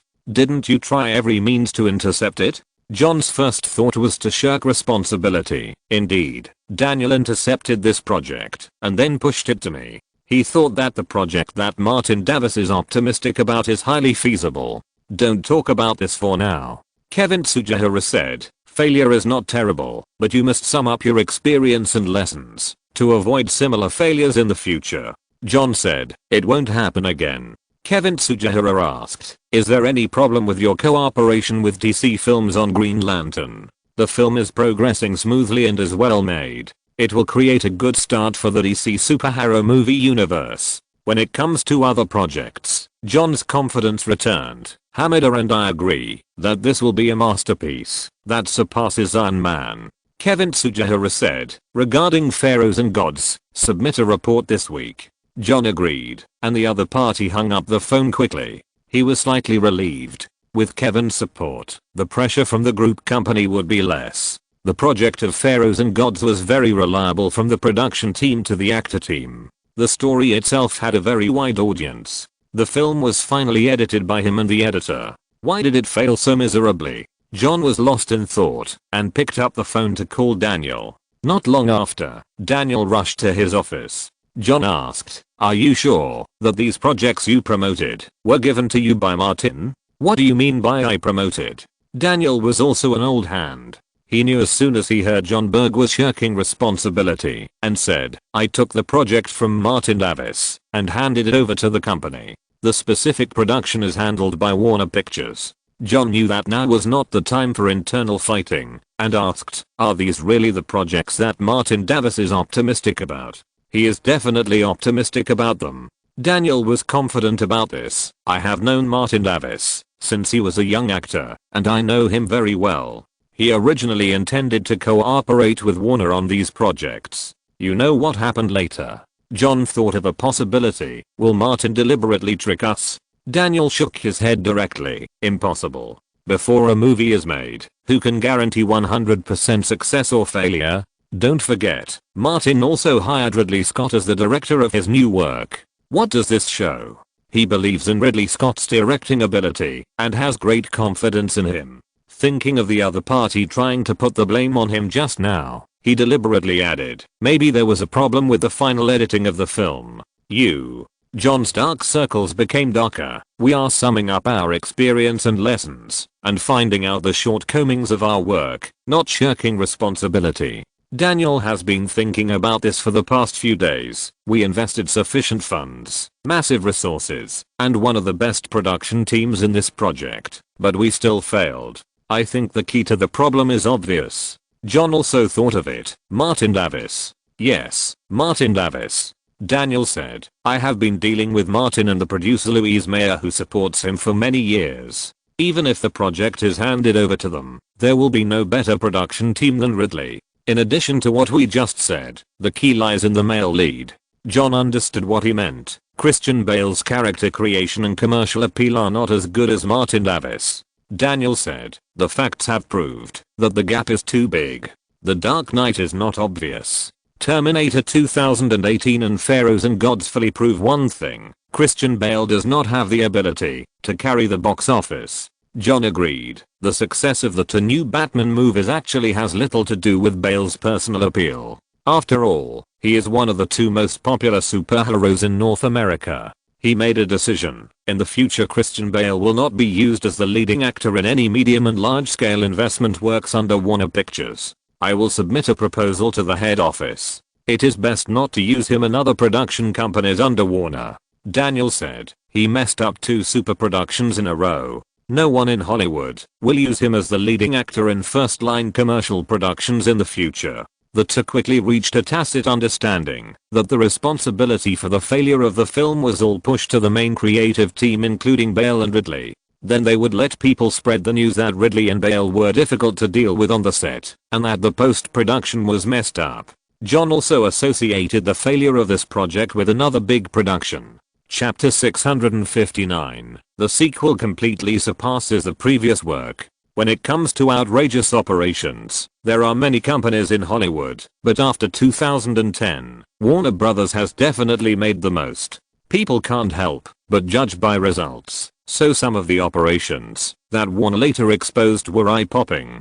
So many industry elites came together to make some stupid decisions. The failure of Pharaohs and Gods put John Berg under great pressure. The fuse for his predecessor Alan Horn's resignation was the mess of Terminator 2018. Daniel is not much better. Even if he shirks responsibility, Pharaohs and Gods was a project he secretly took over Martin's project and pushed to the company. John Berg calmed down a little and thought of another film project that had already started shooting, the one he saw in Martin Davis' office, Jack the Giant Slayer. This magical epic adapted from a classic fairy tale has a production budget of up to $200 million, and there is no room for error. If it really goes wrong, even if he is Kevin Tsujihara's brother-in-law, he will pack up and leave. John asked Daniel, "What do you think of the project of Jack the Giant Slayer?" This project had nothing to do with Daniel, so he didn't want to get involved. He said, "I have something urgent to do. Let's talk about it another day." After Daniel left, John thought about it for a while. The more he thought about it, the more worried he was about the project of Jack the Giant Slayer. He simply called his trusted assistant McDonald to come in. He said, "I have a very important job for you to do. Jack the Giant Slayer has already started filming. I'm not very confident about the project. You will go to the crew on my behalf to supervise the work of the crew." McDonald replied, "Yes, President." The project that John personally promoted had already invested a huge amount of money. It was impossible to stop. The sunk cost was too high. He urged, "Make sure the crew completes the filming with quality and quantity." McDonald felt the importance of his boss and said, "I will follow the crew throughout the filming and production until the project is completed." John waved his hand and said, "I will go there today." McDonald hurried back to pack his luggage and rushed to the crew in Atlanta. John was somewhat relieved. McDonald's appearance on the set quickly spread to other investors in the project. Castle Rock Pictures, Legendary Pictures, Relativity Entertainment and other companies that participated in the investment followed suit. Each company communicated with the producer Warner Pictures and asked them to send a new production manager to the crew. John Berg thought this was a good thing. The gathering of so many talents could not only hold the director back from letting himself go, but also help everyone work together when encountering difficulties. He immediately agreed. On Tuesday, 4 more production managers flew to Atlanta. Bryan Singer, the director of Jack the Giant Slayer, is also a veteran in Hollywood. He originally served as a producer on the crew and basically made decisions from preparation to shooting. But his good days came to an abrupt end. Suddenly, there were 5 more fathers above him, and everyone had different opinions. On the day when the 5 big guys gathered, a fierce quarrel broke out on the set. Facing the big fathers of the investors, Bryan Singer had no good way, even if he was very annoyed. He could only adopt their opinions appropriately after they reached a compromise. The originally quiet crew of Jack the Giant Slayer has since become lively, comparable to the crew of Alien 3 when David Fincher just debuted. When 20th Century Fox filmed and produced Alien 3, it found David Fincher, a master director in the MV and advertising industry and a pure newcomer in the film industry, to be the director. Fox and various investors were not very confident in the director, so they got a dozen guys with the titles of producer and production manager to go to the crew to guide David Fincher in filming. The liveliness during the period can be imagined. David Fincher was tortured to the point of being unrecognizable and suffered a mental blow. After filming, he vowed never to touch movies again. He returned to the MV and advertising industry for 3 years before he healed his heartache and took up the film director's baton to shoot the famous 7 Deadly Sins. What happened later is well known. No matter in any occasion or facing anyone, David Fincher denied that Alien 3 was his work. Pharaohs and Gods had a very poor response in North America, and the news of its box office failure spread quickly around the world like wings. Although the film has not yet been released overseas, the negative effects have already emerged, and the expected screening schedule in major film markets has dropped significantly. This is partly due to the collapse of the film's box office and reputation, and partly because new films were released in more than 40 countries and regions around the world on the second weekend of May. The sequel to the hit movie John Wick held a grand premiere in North America. The man who said you want my life, I want yours is back. Elite Rock Theater in Hollywood, Los Angeles. Martin, wearing a neat black suit, walked the red carpet with Elizabeth, drank a can of Coke as usual, came to the media area to take pictures, and then entered the theater. Louise came over and asked, "The person you invited didn't come." Martin said, "John Berg is so rude. I attended his premiere, but he didn't accept my invitation." Uncle Mean came over and said, "When our film is fully released, and the first week box office comes out, I will let my friends bring electronic loudspeakers to the vicinity of Warner Studios and broadcast the box office figures every day." Elizabeth was also infected. "Lily has an extra large power one. Should I ask her to send it to you?" Mean said, "I'll contact Lily and get it myself." Chat, Marcus, Chen Hu and others came over one after another. Marcus looked a lot fatter, with his big belly shaking when he walked. He said to Martin, "Disney Pictures has arranged a release date for Lone Survivor in October this year." Martin said, "The release date is okay. I've seen the first version of the edited preview and it's very good. I have an idea," Marcus said. "Invite some veterans and the Afghans who rescued me to attend the premiere of the film." Martin nodded slightly. "Okay, you do it." He turned to Jessica and said, "You communicate well with Disney Pictures." Elizabeth reminded at this time, "Alan and Robert Iger are here." Martin nodded to Marcus and the others, turned to greet Alan Horn and Robert Iger, and shook hands with them warmly. Robert Iger said, "I watched the preview. It was great." Alan Horn replied, "The preview was well received, even better than the first one." Martin said politely, "Disney is doing a good job here." Although the premiere of John Wick 2 was held today, the media, audiences, film critics and theater managers have held 3 previews in a row, and the word of mouth in all aspects has long been released. This shows a strong confidence of the film company in the film. In terms of Rotten Tomatoes, the freshness is as high as 95%, the average MTC score is 78 points, and the IMDb audience score is temporarily 8.5. Most importantly, as of the premiere day, the North American pre-sale box office of John Wick 2 exceeded $30 million. The group went to the theater lobby. Chad fell behind and said to Martin as they walked, "Brat and I have discussed the plot of the third part several times, and it is basically confirmed." Martin said, "I have read the script outline sent by Brat, and we will follow your ideas." Chad said again, "After the promotion of this part is over, Tiger, Marcus and I will start designing the action scenes for the third part. There may be more close combat scenes." Martin was very confident in their action design ability. "You don't have to worry about my side. I have been maintaining basic training." Chad thought that it was because of actors like Martin that the actions they designed could be presented almost perfectly in the film. When the main creative staff of the crew entered the theater together, warm applause broke out. The success of the first part created a large number of fans. In the past 2 years, the DVD sales of John Wick have been amazing, and it has always been ranked in the top 10 of the North American DVD sales and rental list. The crew did not organize any special activities. They were neat and tidy, just like the male protagonist Jonathan in the film. When the applause fell, they sat directly in the first row. The premiere screening began.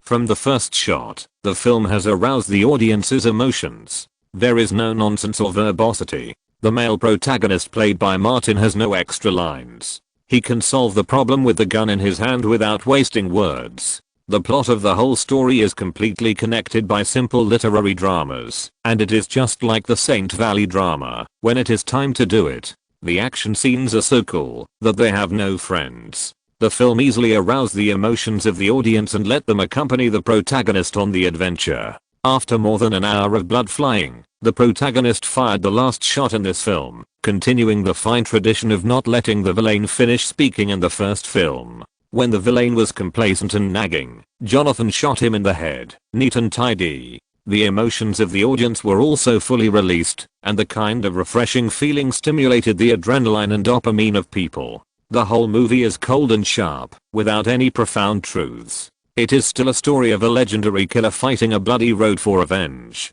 It seems brainless and particularly satisfying. At the end of the premiere, the scene broke out into warm applause again. Robert Iger stood up and applauded, and asked Alan Horn next to him, "How do you think it is better than the first one?" It's better than the first one. Alan was very sure of this. The sequel completely surpassed the previous one, and the box office will definitely be higher than the first one. Robert Iger sighed. It's a pity that he doesn't want to star in a Marvel superhero movie. Alan Horn smiled. It's okay for Marvel to pay a high price for a star like Martin to play a temporary role in a certain movie, but it's impossible to shoot a role continuously. What Marvel can give him, other movies can also give him, and there is no Marvel sequel. Robert Iger has seen a statistic that it is not difficult for Martin to achieve $40 million in pre- and post-production income in the year of release of a single movie. As his status increases, it will become higher and higher, and this does not include the investment income of Davis Studio. 3 more updates are sent. Please vote for the monthly ticket! Exclamation mark. Double monthly ticket. Please vote for the monthly ticket. I went back to my hometown for a banquet last night. I was supposed to come back in the evening, but it was foggy, so I couldn't leave until after 10 o'clock this morning. Next time I go back, I will bring my computer with me. Chapter 660. Who will take the blame? On the second weekend of the summer season, John Wick Chapter 2 was released in 3,875 theaters in North America. Its popularity finally gave the film market the look that a summer season should have. In the first weekend, Warner Brothers had a dud, but this film really ignited the market. On the first day of its release on Friday, the North American box office closed at $29.24 million, squeezing out Gods and the Pharaohs, which was just released last week, and topped the North American box office rankings. The latter was affected by the impact of the new film and the extremely poor reputation, and only earned $2.63 million on that day. At this rate, it will be difficult for Gods and the Pharaohs to even reach $50 million at the North American box office. In sharp contrast, John Wick Chapter 2, which cost only $75 million to produce, not only exploded at the box office on the first day of its release, but also exploded with the audience's reputation. From IMDb to movie forums, from Twitter to Facebook, you can see the good reviews left by fans everywhere. Martin's exhilarating action movie made me feel so good the whole time. It's exciting and interesting, and it's definitely a groundbreaking work of minimalist action movies. After watching this one, you don't have to watch other action movies this year. Sylvester Stallone and Jason Statham should come and learn from them. Your set is outdated. Martin once again proved that he is the best star in Hollywood, no one else. With the support of overwhelming audience word of mouth, John Wick Chapter 2 Saturday box office went one step further, with $31.2 million, continuing to top the box office charts. The revenue of Pharaohs and Gods fell below $2 million on the same day. 3 days after the weekend, John Wick Chapter 2 took the weekend box office champion with a box office of $78.55 million. The epic blockbuster released the previous week plummeted in the second weekend, earning only $6.18 million. Although Warner Brothers has messed up big investment projects such as Catwoman before, the tragedy of Pharaohs and Gods has created various worst records for Warner since entering the new century. Overseas, John Wick 2 was released simultaneously in more than 40 countries outside North America, easily earning $81.32 million. The first week of Pharaohs and Gods overseas was slightly better than in North America, but it only earned $12.21 million. In the spacious office with luxurious decoration in the Warner building. As the distribution producer of John Wick, Daniel has always been very concerned about the situation of the sequel. As soon as the weekend box office was released, he got the first-hand data. There was really no surprise. The second part had a great reputation and sold well at the box office. Most importantly, it left enough suspense for the third part. Daniel could imagine that the box office of the next one would rise even more. As for Pharaohs and Gods, it's better not to mention it. He sighed in his heart. Warner Brothers should not give up cooperation with Martin. If Moses was replaced by Martin to star, maybe it would be a different situation. Kevin Tsujihara and the new management he brought in made people feel very unreliable. Daniel looked at the time, took his briefcase, and left the office, went to the top floor of the building, and entered the small conference room. Hamida and John Berg also came over. Not long after, Kevin Tsujihara rented the conference room, and the four-person meeting on the film business began. The failure of pharaohs and gods is a topic that cannot be avoided. John Berg certainly would not let the responsibility fall on himself, saying, "The lessons learned from this failure are very profound. For the right project, you must choose the right director and actor. Ridley Scott's style is too stable, and Christian Bale recommended by CAA does not have the appeal to support the leading actor of a first-line big production." Daniel had already reached a tacit understanding with him, and echoed, "I suggest that the company should not use Bale as the leading actor in future medium and large-scale productions. It is best to have a systematic evaluation of the actors recommended by CAA." Poor Bale was put on the spot by two Warner executives. Kevin Tsujihara can still cope with the pressure from the board of directors for now, and does not want to pursue the responsibility too much from his trusted subordinates. He thinks Bale is the best candidate to take the blame, and said, "I will have someone notify all subsidiaries that they should be cautious when cooperating with Bale in the future." Daniel suggested at the right time, "Chairman, we can invite Martin Davis to some big budget films. Although we will no longer cooperate in distribution, but at the actor level." Kevin Tsujihara is not a broad-minded person, and he raised his hand to interrupt Daniel. There are more than Martin Davis male actors with box office appeal in Hollywood. He didn't want to discuss this person anymore, and turned to the next topic. Hamada, is the film Green Lantern completed? Hamada said, "The soundtrack and front and back subtitles have all been added, and peripheral products are being distributed one after another. It is estimated that more than $30 million of peripheral products will be distributed across the United States by the end of the month. Too little. The project cost $200 million in production alone, and the publicity and marketing expenses exceeded $100 million. Kevin Tsujihara wanted to see a return as soon as possible, and there have been successful cases in this regard before. He said, "I remember that in the first 10 days of The Dark Knight, North America sold more than $40 million of various peripherals. The plan you made is too conservative. You should have at least $50 million of goods in the last 2 weeks, and let the manufacturers prepare another $30 million of goods, and they can be sent to major cities across the United States at any time." Hamada also looked at the various data of The Dark Knight and said, "I will modify the plan when I go back." Warner and DC are full of confidence in Green Lantern, thinking that the film can be a hit like Iron Man, thus leading to the entire DC Justice League universe. Not only that, the resources of the entire Warner Brothers will be tilted towards Green Lantern.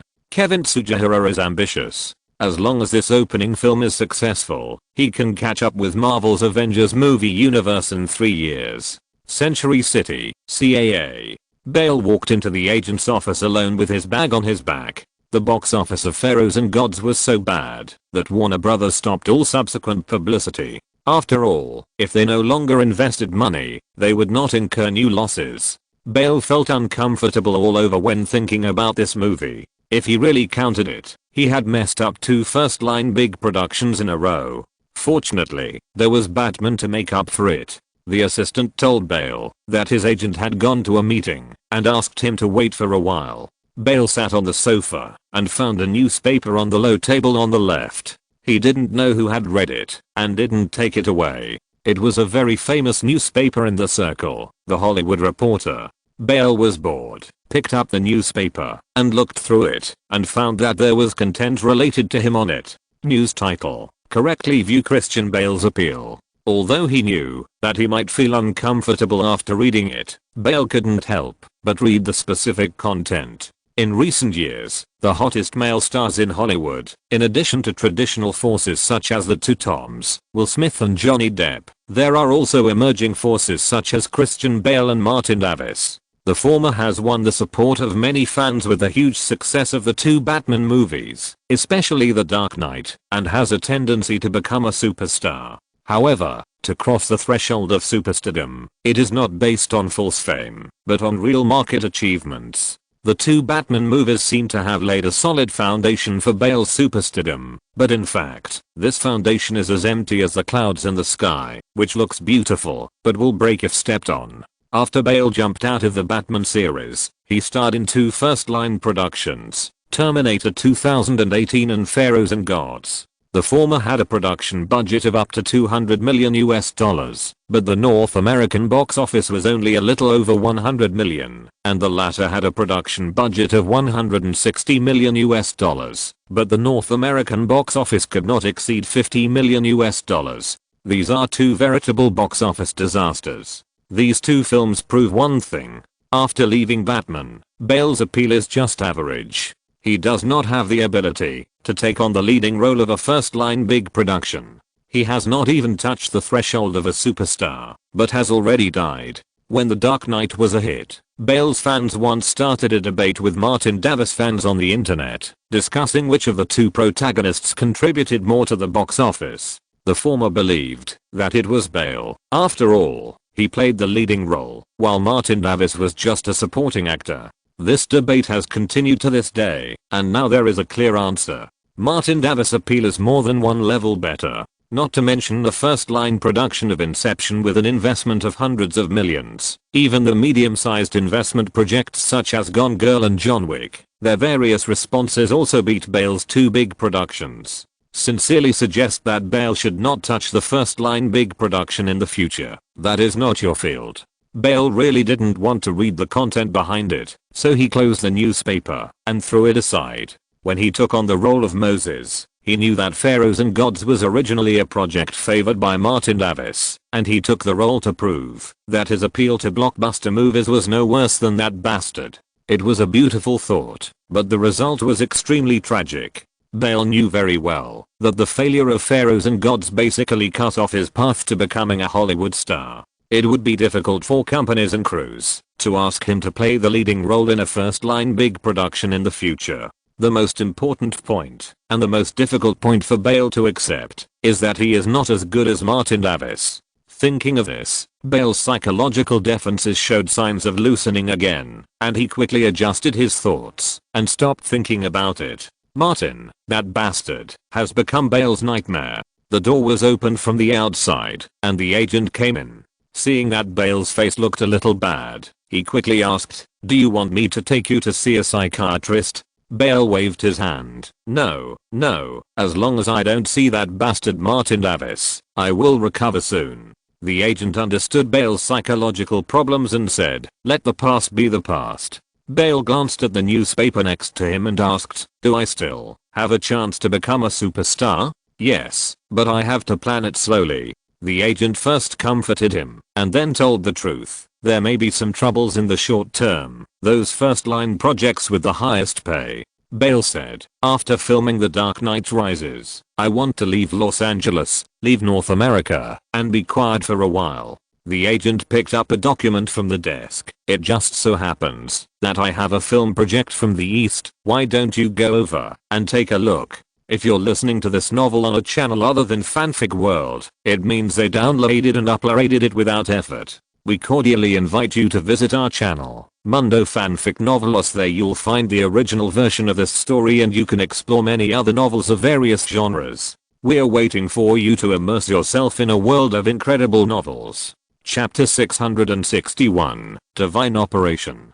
Guys, let's toast to Chad on this special day. In the entertainment hall of the Angel Club, Martin raised a glass of champagne and said loudly, "Cheers. Chad, Mean, Marcus, Chenhu, Brat, Kane, etc. raised their glasses and drank together. Martin did not let Chad go, saying, "You are the director and producer, come out and say a few words." Marcus encouraged, "You usually talk a lot, don't be dumb now." Chad came to the front of the crowd and said seriously, "Guys, we will take a 2-month break and start preparing for the third part. If the third part is well shot, we will make more money. Only with money can you have a good life and countless beautiful women." Wow. Mean shouted loudly, "When you say that, I have motivation all of a sudden." Chen, who exposed him, "You have Celine Dion, be loyal and don't compete with us." Everyone laughed. Boss Kane's eyes widened, and he asked Martin, "Can I have a cameo role in the next movie?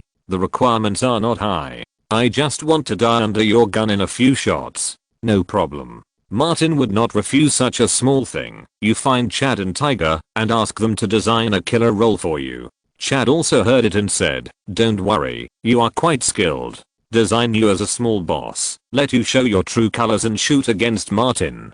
Kane replied, okay. No matter where your crew is, I will fly over to participate in the filming. Martin called out, quick, write this down. This is a real tidbit that can be used in the promotion of the third movie. At this moment, he seemed to be possessed by Nolan, Martin and Chad's longtime friend, in order to participate in the filming of a shot, did not hesitate to take a plane across the Atlantic or Pacific Ocean to rush to the set. After shooting a scene that only lasted a few minutes, he flew back to Los Angeles on the same day. Mean said, boss, you have been infected by director Nolan. Martin shrugged. Nolan is very good at publicity and marketing, a master. Chad seemed to be touched by Kane, and suddenly he had a burst of inspiration. He called Marcus and Chen-Hu to discuss Kane's role and action scene design, and even asked Kane to perform a quick gun shooting on the spot. Mean looked at his watch several times in a row. Martin said, go and do something first. Mean scratched his head embarrassedly. Celine arranged a plane to pick me up and go to Las Vegas to attend her and Renee's wedding anniversary. Wait. Martin was confused. Why did this matter suddenly become chaotic? Celine Diane's husband, Renee Angelo. Mean nodded. Yes. Martin was surprised. Ween knows you and Celine? Celine took me to meet Renee. Mean didn't think there was a problem. Ween's cancer relapsed and is already in the late stage. He asked me to take good care of Celine in the future and not let Celine down. Martin patted Mean on the shoulder. You should pay more attention. Mean smiled. Boss, don't worry, I'm sure Renee and Celine's property are all owned by Celine, and basically, it's all in Celine's name. Martin didn't say anything more, but he had heard of Renee's great deeds. Other men would get together with billionaires and then lie down, but he personally cultivated a billionaire and then lie down. Renee is definitely a master of nurturing. Celine Diane was signed by him when she was 12 years old. It is said that they lived together when Celine was 14 years old. Less than 15 minutes later, someone came to inform Mean that the plane to pick him up was about to arrive. Mean picked up his bag and came to the big lawn of the club. Soon, a helicopter landed. Celine Diane showed her head at the open door and waved to Mean. Mean quickly got on the plane, waved to his old friends, and left. Chen-Hu said, this is the winner of life. Brat agreed, if I can't make it in the future, I will go to be a follower for Uncle Mean. Marcus agreed, I will go too, maybe I can find a rich woman. There is no way. Mean is too successful, which has caused everyone's life goals to shift to a certain extent. The helicopter flew away, and Martin called out, guys, go to the fighting field and start training. After a short 2-day vacation, the main creative staff of the John Wick crew turned on the flight mode again and ran publicity notices around the world. The North American summer schedule is very full, with heavyweight films released every weekend. On the third weekend of May, Universal Pictures' Bridesmaids opened in North America. This is the new work of Paul Feig, the famous director of The Rascals. Shit, urine, fart, and vulgar comedies have always had a market in North America. The release of many new films such as Bridesmaids basically announced the death of pharaohs and gods. This summer blockbuster opened, and the weekend box office fell below $3 million in the third week of its release. However, the box office trend of John Wick 2 is still stable. Before the weekend, the North American box office broke the $100 million mark. In the 3 days of the weekend, the film took in another $37.85 million, surpassing the newly released Bridesmaids' $26.24 million, and won the North American box office championship. In addition, John Wick 2 continues to exert its strength overseas, appearing in 15 new countries and regions this week. The film's global box office has reached a total of $275 million. At the same time, various peripherals related to the film have appeared on a large scale in theaters, shopping malls and various chain stores in North America and Europe. Disney's peripheral distribution channels are no worse than Warner Brothers, and it even has the killer weapon Disneytown. The peripherals of John Wick 2 also appeared in Disneytown. In just 10 days, various peripherals sold nearly $30 million US, although it cannot be compared with Batman, Inception, and Pirates of the Caribbean. This result is amazing enough for an R-rated film. According to relevant statistics, the peripherals of Jonathan played by Martin sold the best, followed by Winston played by Mean. The buyers are mainly middle-aged and elderly women who are relatively rational in consumption. Mean's agent Muni has joined WMA, and the various supporting role invitations he has received can be stacked 3 feet high on his desk. Atlanta, Gray Film and Television Production Center. Although Kelly Gray's career focus has shifted to politics, she comes here every week. Today, the BMW she was riding in just arrived at the entrance of the studio area. Before changing the battery car, she heard a fierce quarrel broke out in the open-air studio closest to the gate. Kelly looked over there curiously and saw a familiar middle-aged director arguing loudly with 5 or 6 people near the side rail, where the camera was set up. At the same time, the 5 or 6 people were arguing with each other. All the cast and crew of the crew were watching the fun and waiting for them to finish arguing before working again. Kelly asked, "What's going on?" Martin's old acquaintance Andrew, who has now been promoted to the head of the production center, hurried over and said, "This is the crew of Jack the Giant Slayer from Warner Pictures." The crew had been filming quietly, but last week Warner suddenly sent a group of new producers and production managers to supervise the director's filming. Kelly was surprised. "A group?"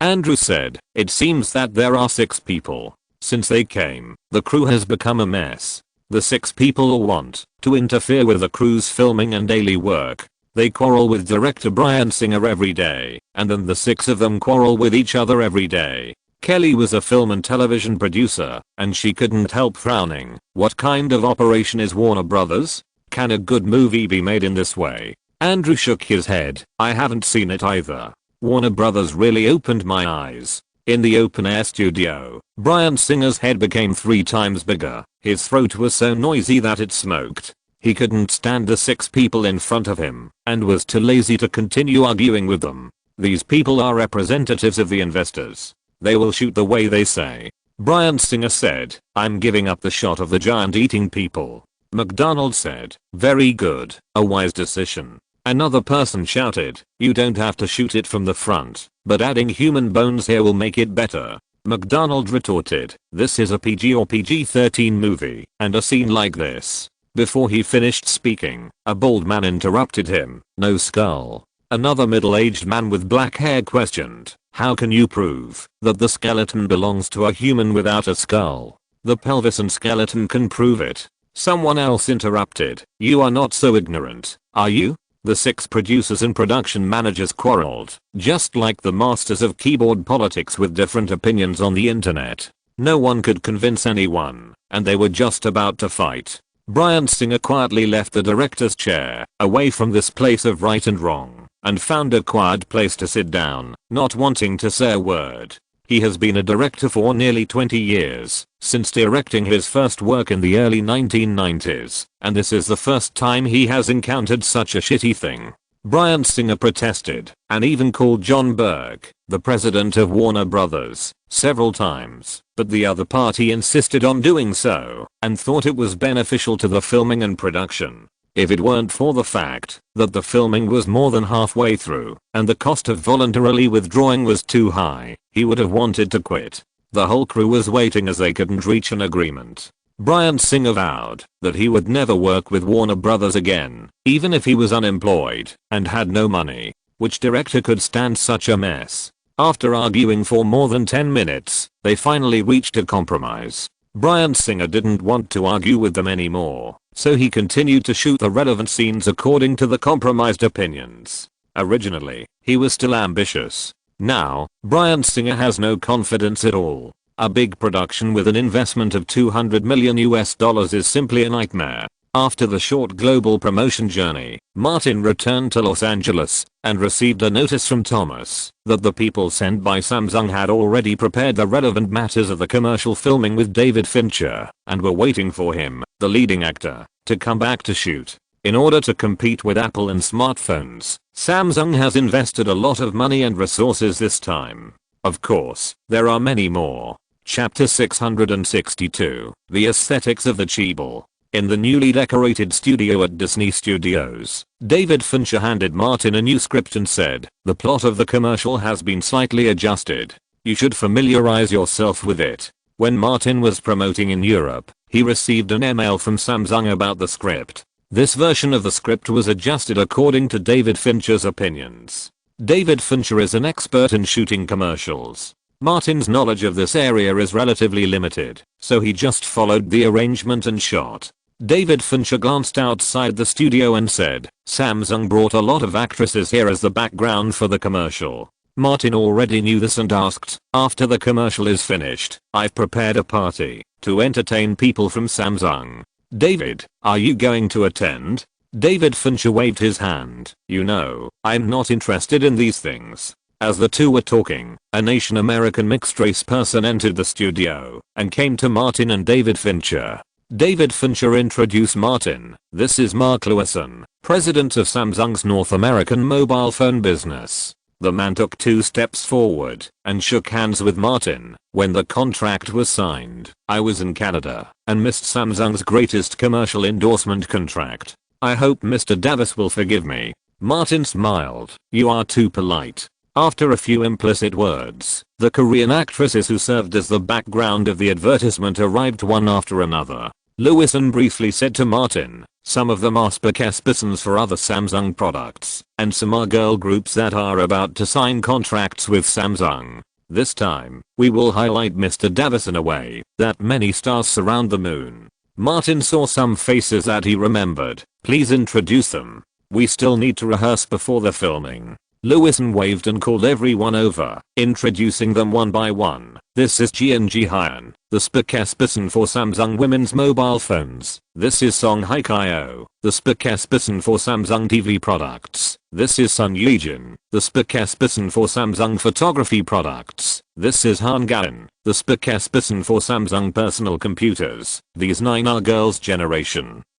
I heard that you know them." The last time Martin went to Korea for the premiere and promotion, he had a friendly match with the 9. He had some impression of the 4 female spokespeople of Samsung in his previous life. They seemed to be the top actresses in Korea. There were a dozen others he didn't know, but they all had delicate makeup and outstanding figures. However, these people could only serve as background boards for him in the advertisements. Martin called G Hyun, Song Hye-kyo, Sun Yejin and Han Gain. The 4 of them could speak English, not particularly fluently, but there was no problem in communication. When working, Martin's professional attitude was unquestionable. He entered the set with the 4 people and rehearsed seriously. When the 4 people encountered questions, he would also patiently explain them, and behaved in an easygoing and polite manner. When Martin went to put on makeup, these Korean actresses gathered together and chatted. Sun Yejin was a little surprised. "It's not what I thought. I thought he would be like the Americans I met before, arrogant and rude." Han Gain continued, "Some Americans I worked with in Seoul, especially those who were famous and rich, always looked down on us Koreans." Song Hye-kyo said, "I heard Lee Byung-hun mention that Martin has a good reputation in the Hollywood industry and is very dedicated." Jung Ji-hyun shrugged, "No matter what he is like, we are here to do the same thing this time. It's different." Lin Yuna, one of the 9 members of the group, said, "When he should be gentle, he is extremely gentle, and when he should be brave, he is the bravest knight. It feels especially good to be with him."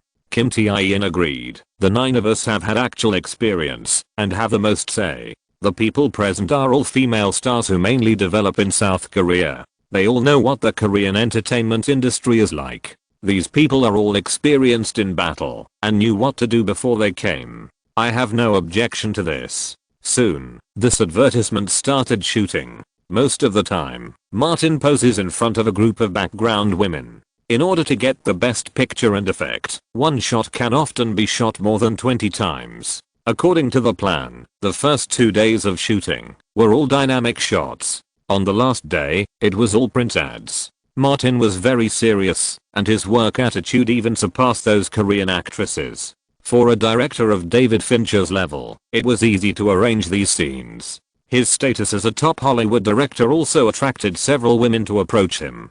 During lunch, Kim Soo-hyun specifically found David Fincher to chat with him. Unfortunately, she found the wrong person. David Fincher has many female girlfriends, but he has never had any scandals with any woman. Before the filming started in the afternoon, Sun Yezin used her break time to find Kim Soo-hyun and asked, "What do you want to do? Don't mess around." Kim Soo-hyun said softly, "I just want to stay in Hollywood. A director of David Fincher's level can help me change my fate by giving me a role." "You think too much." Sun Yezin had fantasized about Hollywood before, but as time went by, she gradually saw it clearly. So many Korean actors have tried to come to Hollywood, and only Lee Byung-hun barely stayed, and he is still a marginal figure. Even if you stay to play a role, it won't change anything. At most, you will go back to where you came from in 1 or 2 years. Kim Soo-hyun said, "But I can sign a contract with an American agency." American agencies only take a maximum of 10% of the agency commission, but what about us? Sun Yezin didn't say anything for a while. The first agency contract they signed that year was like a slave contract. Although the contract they signed after the expiration was much better, it was not comparable to Hollywood. Hollywood stars often fire their agencies. If they dare to fire, the consequences will be quite serious. Jung Ji-hyun came over at this time. "I heard that the 2 largest agencies in Hollywood, CAA and WMA, are preparing to enter the Korean market." Sun Yejin responded very quickly, "I remember that Martin Davis is the #1 celebrity client of WMA. Several other people also looked over here. There is no way. The agency over there is too ruthless." After the afternoon shooting began, Martin suddenly found that those Korean actresses were as enthusiastic as if on fire. Several members of the 9-member girl group rubbed against him intentionally or unintentionally when passing by him. Fortunately, Martin is a gentleman and will not mess around when working. When the work was over, Martin invited all the staff and actors who participated in the shooting to have a meal at the buffet restaurant on Nanboe Street. Everyone naturally agreed. Martin was particularly loyal and called Leonardo and Nicholson before removing his macup. Leonardo said, "Wait for me." Nicholson immediately got on his extended Lincoln and drove straight to Burbank. The entire advertising crew of dozens of people, except David Fincher who was not interested in women, all came to the buffet restaurant. Martin chose the largest long dining table. The beautiful girls from South Korea were very realistic. They all came with their plates and sat at this table. When Leonardo and Nicholson came in, they saw Martin sitting alone among a bunch of Asian beauties, making the group of women laugh out clear and pleasant ringtones. "This bastard wants to take it all for himself," Leonardo whispered, calling his old friend, Jack. "It's our turn." Nicholson pushed up his sunglasses, straightened his suit, and walked quickly to the dining table like the coolest old man in the world. All the girls ignored him and turned their eyes to Leonardo. Lin Yuna covered her mouth and exclaimed, "Wow, this is Jack." Martin stood up and introduced, "This is Jack Nicholson, the winner of 3 Oscars, recognized as the best actor in Hollywood. This is Leonardo. I invited them to come and accompany you to dinner." "So cool." Kim Soo-hyun said, "Martin, you are the best." Sun Yejin, who grabbed the seat on Martin's left, naturally took his arm. "Although it is just a buffet, this is the highest standard dinner I have ever had."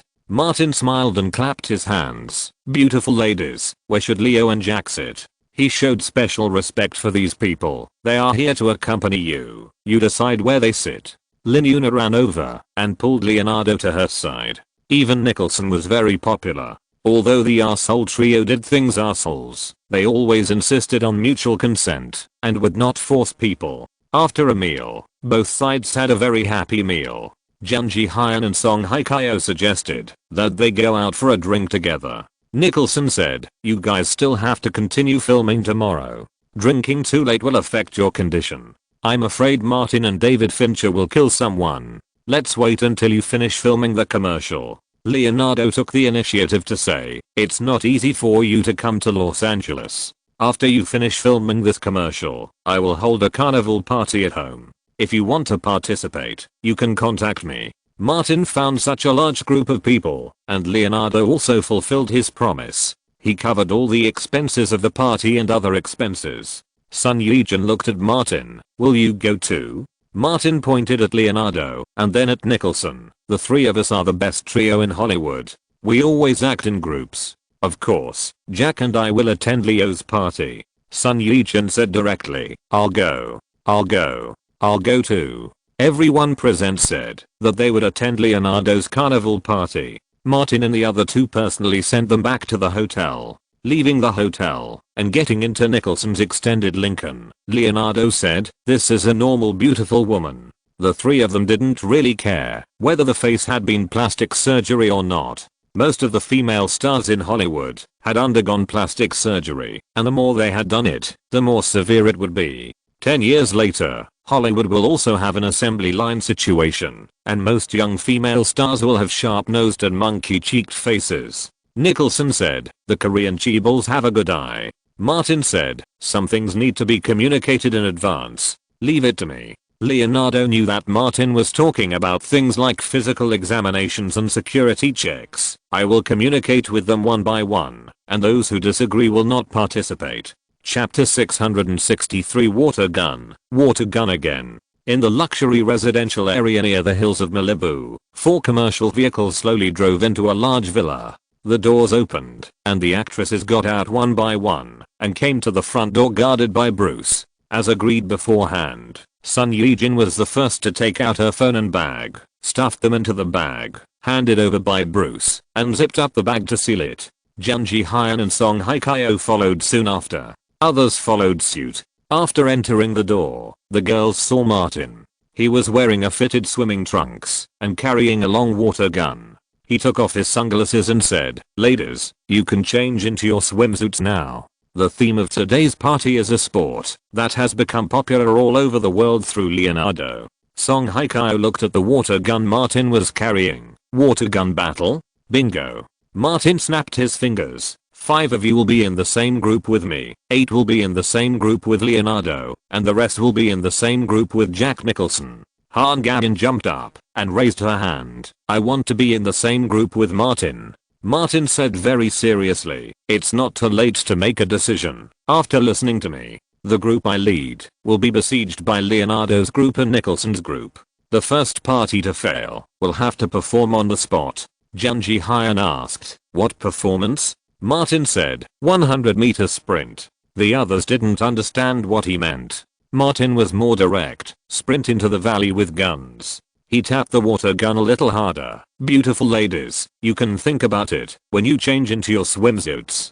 Before leaving, Sun Yee-jin asked, "Why do you have to be besieged by the other 2 groups?" Martin said, "Because I'm fast, strong, have good endurance, and shoot accurately." These female stars are not rookies, and they immediately understood what he meant. After coming out of the locker room, Jun Ji-hyun, Sun Yee-jin, Song Hye-kyo, Han Gavin and Imuna chose to team up with Martin, and the rest of the people were divided into 2 groups and joined Leonardo and Nicholson's team. In the largest banquet hall of the villa, 3 teams of men and women in swimsuits quickly gathered. Leonardo held up a delicate little water gun and explained the rules. The entire first floor of the villa was used as a battlefield. Everyone was divided into 3 groups of red, yellow, and blue according to the color of the water gun bullets. Those who were shot would have the corresponding color left on their bodies. Taking off a piece of cloth on their bodies could wipe off the color and continue to fight, but the cloth had to be thrown away. If they were hit again, the ladies could continue to do so, and the men would be killed and retired. The party game fully reflects the principle of preferential treatment for women. The battle soon began. The water gun that Martin raised was long and thick, with the most water bullets and the longest and most accurate shots. But the other 2 groups were outnumbered. Soon, Sun Yee-jin and Song Hye-kyo on Martin's side were hit by 2 bullets in a row and had to fight in their original form. Nude female warriors died one after another. Martin became a commander without troops, in every sense. But he took advantage of his flexibility and used guerrilla tactics to clean up the clothes of the other 2 groups, and then called out the names one by one, knocking out the members of Leonardo's group, and then was surrounded by Nicholson's group and unfortunately shot and killed. Martin shouted, "Leo, take your team members to start the talent show." He waved his hand. "Beautiful ladies, come and watch the show." Leonardo admitted defeat, and the Korean actresses in the same group did not hesitate to come to his side. How could Nicholson, this bastard, let Leonardo go? He shouted, "Come on, 100-meter sprint. Leo, break your 20-second record." Martin corrected him, saying, Leo can now run 100 meters in 22 seconds. Nicholson pulled out a stopwatch from his crotch like a magic trick. For Leo's reputation, I will time it accurately. Leonardo turned around and gave Martin and Nicholson a middle finger. How could Martin miss the opportunity to mess with him? He clapped his hands and shouted, beautiful ladies, come on, Leo Smither. G&G Hyan waved to both sides and shouted to drive the beat, Leo Smither. The others shouted together, come on. Leonardo was willing to accept the loss, and he had a very good gambling character. He soon started performing with his group. After warming up, he pushed hard. Nicholson kept staring at his key points and pressed the stopwatch at the same time. In less than 10 breaths, he paused and shouted to Leonardo, who was panting, Leo, you have become stronger. Martin, that bastard, slandered you. Your 100-meter sprint is clearly 24 seconds. Martin admitted, my fault. I actually underestimated the famous 100-meter run Leonardo. Everyone around laughed. Before, I didn't understand what Martin and Nicholson meant by 22 seconds for the 100 meters, but now I understand everything. Martin confirmed that Leonardo's latest 100-meter speed was just right and called out, my team members, do we need to change the meeting place? Let's go to the reception room in the east. Sun Yijin pulled Martin and left. The carpet over there is very nice, and you can also see the mountain view. Junji Hyan and Song Haikyo came over and held Martin's arms on the left and right. Han Gamin and Amuna followed automatically. The first round of the water gun battle ended, but the second round had just begun. Martin changed to another water gun. The target of attack became his team members. Martin fully experienced the joy of the Korean Cheeble that night. However, it is not easy to be a Cheeble in Korea. His team members are highly recognizable. Many people on Nicholson's side seem to be carved out of the same mold. So much so that the next morning, the old bastard kept mistaking people. Fortunately, these are not the main points. Leonardo prepared a lottery box on the spot, and everyone can draw a mysterious gift from it. In addition, singers will be introduced to Hollywood record companies. Actors will be given to some supporting actresses in several Hollywood film projects. Even if they don't like either, Leonardo has prepared other gifts. After so many parties, the bastard trio has always been particular about doing things, and they are well known in this regard. Leonardo has a lot of resources on hand. Not to mention other things, the Wolf of Wall Street he is preparing alone can provide many female roles. After leaving the villa, Martin took Sun Yijin and Junji Hyan to the headquarters of WMA in Century City. He also heard from Thomas that WMA was going to do business in Asia. Since these people wanted to join WMA, it was easy for Martin to recommend them. As for how to poach them and how to develop business, that was beyond his reach. Thomas asked for the contact information of the 5 people, called the person in charge of Asian business, and solemnly recommended them. Afterwards, Martin drove the 5 people back to the hotel himself and naturally exchanged contact information during the trip. John Wick 2 did not premiere in South Korea, but Martin might go there for the next one. The Samsung commercials have all been filmed, and these Korean actresses will return to Seoul soon. In addition to Leonardo's remuneration, Martin and Nicholson also gave them a generous souvenir. In the afternoon, the 3 bastards reunited at Nicholson's house. Nicholson leaned back on the sofa, his mouth slightly open, his eyes empty and unfocused, like a walking corpse. Martin shook his head. I've advised you a long time ago that one would be enough, but you insisted on bringing a group. Leonardo asked tentatively, old bastard, you're not going to get into trouble, are you? You are the one who will get into trouble. Nicholson's eyes found the focus and said, I'm just reminiscing. Although they have some technological flavor, they are definitely beauties compared to the group of ugly people Leo found. I have a suggestion. What to do if there are no outsiders? Of course, it's going to be our own people. Martin said, I'll pay for the beauties that Leo brought out last time and let Leo go to the party alone. Nicholson clapped his hands and praised. Good idea. Leonardo said, do you think I'm like those media with ulterior motives who can't tell the difference between basic beauty and ugliness? Martin patted Leonardo's shoulder heavily. Man, go to Thailand. There are a lot of beauties there. You're trying to trick me again. Leonardo had an expression, as if he had seen through Martin's trick. Bill in Kill Bill, that is, David Carradine, died in Thailand because he had too much fun. Nicholson said mysteriously, "I heard about this from someone inside." There was a rope tied to his body, one end of which was around his neck, causing him to suffocate, and the other end was around his brother. Martin suddenly remembered that he had read news about this. At that time, the domestic entertainment news could report on such a Hollywood actor who was not even a second-tier actor. On the one hand, his death was too bizarre, and on the other hand, David Carradine was filming in Bangkok at the time, and the heroine of the film was Fan Bingbing. Leonardo added, "I've taken care of all the remuneration.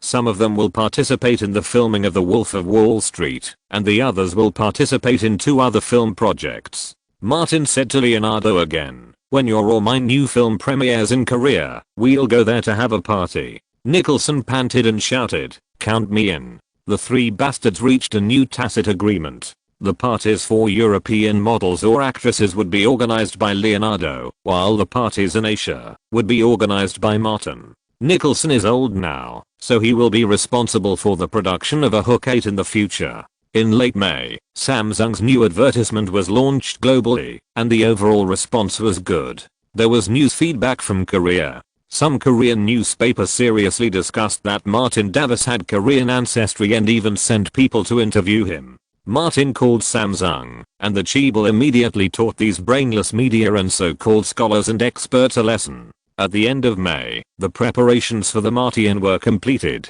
and the filming began at the Disney studio. Before joining the crew, Martin attended a celebration party held by Disney for John Wick 2. After 4 weeks of screening, the North American box office of this film exceeded $200 million, with a cumulative total of $211 million. Overseas, John Wick 2 also has excellent reputation and attendance. It has appeared in films in more than 80 countries and regions, and has earned $233 million in overseas box office. Chapter 664 The most difficult actor in Hollywood. Disney Studios. In the studio of the Martian, Martin, wearing a gray uniform, came to the planting barn, where the soil was piled, ready to be a Martian farmer. Ridley Scott came over and reminded him, "You have to use primitive farming methods." Martin nodded, "Don't worry, I'm ready." As for growing vegetables, he was quite good at it in his previous life, as he was born in a rural area. At that time, his hometown was a well-known vegetable province in the country. On this planet, there are very few people who are better at growing vegetables than his hometown. A prop master came over with a bag full of sealed bags. Martin took a bag and squeezed it. Ridley told him, "For the sake of filming effect, it's all real human feces." Martin put the bag back and clapped his hands. "No problem." The various departments of the crew were arranged in place, and Ridley returned to the director's monitor. As the script supervisor hit the board, the shooting began. Martin turned into a farmer to level the soil and dig ridges with simple tools. During this time, he faced the selfie device and sexy lines kept coming out of his mouth. If you want to make a monologue exciting, you can't avoid self-deprecation. The filming just started, and it didn't go very smoothly. Martin was looking for his state, and Ridley was also looking for his state. After experiencing the tragic failure of Pharaohs and Gods, Ridley, a veteran director, knew very well that, if he messed up another first-line production with an investment of hundreds of millions of dollars, his future situation would not be very good. Therefore, at the beginning of the filming of The Martian, he strictly required all personnel, including himself and Martin, to set high standards for filming. After nearly 2 hours, the crew only shot 4 shots.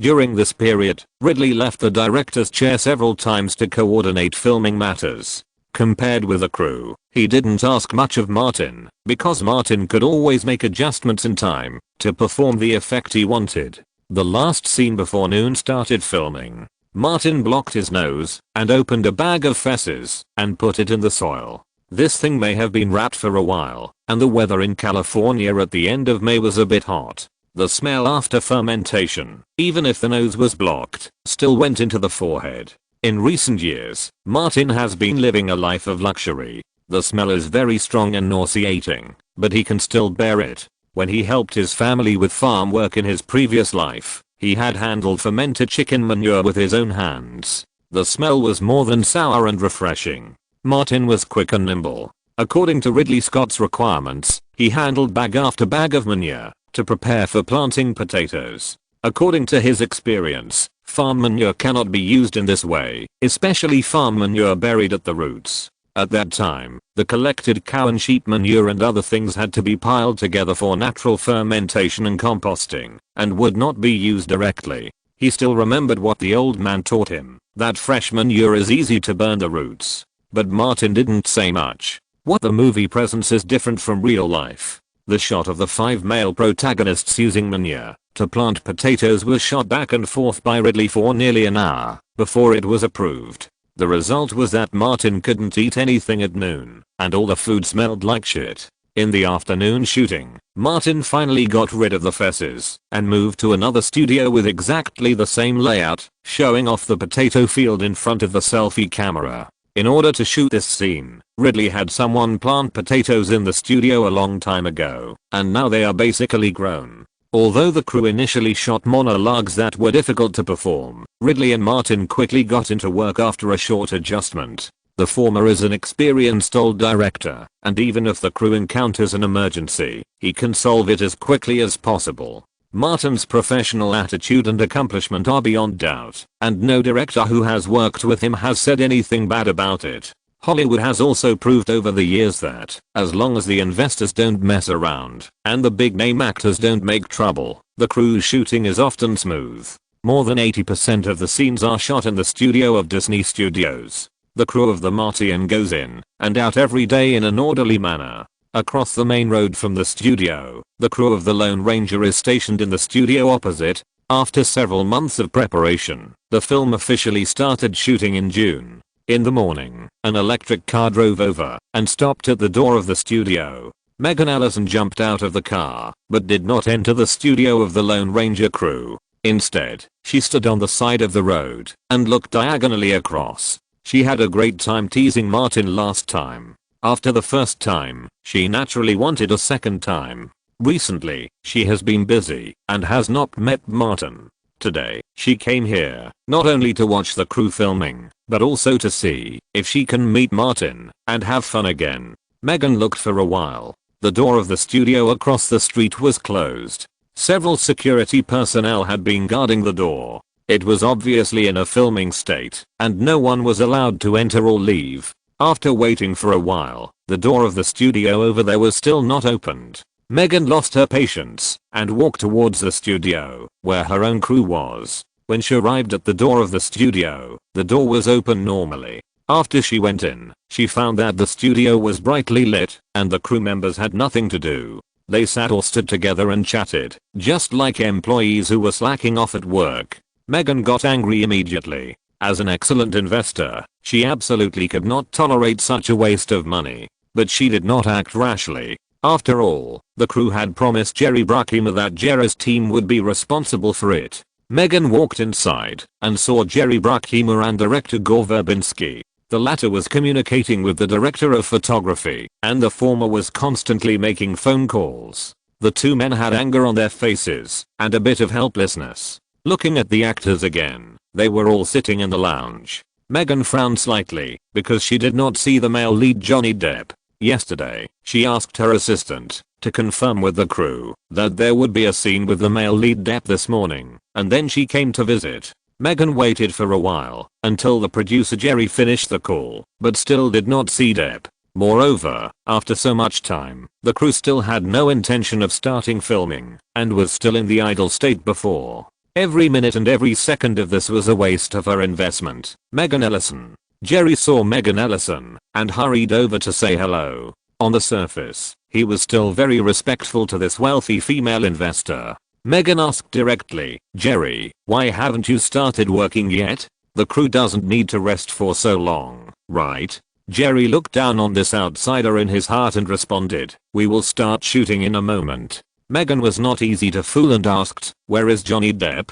I have seen the crew's shooting schedule today. There are many scenes with the male lead in the morning. Why don't I see him?" Hearing Depp's name, Jerry had a headache one after another. The blue veins on his forehead kept bulging, and the blood vessels in his brain seemed to be about to burst at any time. Megan knew that something must have happened to Depp, so she asked again, "Where is Johnny Depp? Where is my leading actor?" There was a financial officer from Annapurna Pictures in the crew, and if they asked carefully, they would know that the situation could not be concealed. Jerry said, "Depp is late and has not come to the set yet. The crew is ready for filming and is waiting for him to come." Late. Megan was surprised at first, then she looked at her watch. It was almost 11 o'clock in the morning. She was so angry that she laughed, pointing at the watch dial and said, "Do you think this is late?" Jerry was also annoyed, but this was his crew, and he didn't want the investors to interfere too much with the crew's work, so he said, "I will communicate with Depp about these small issues."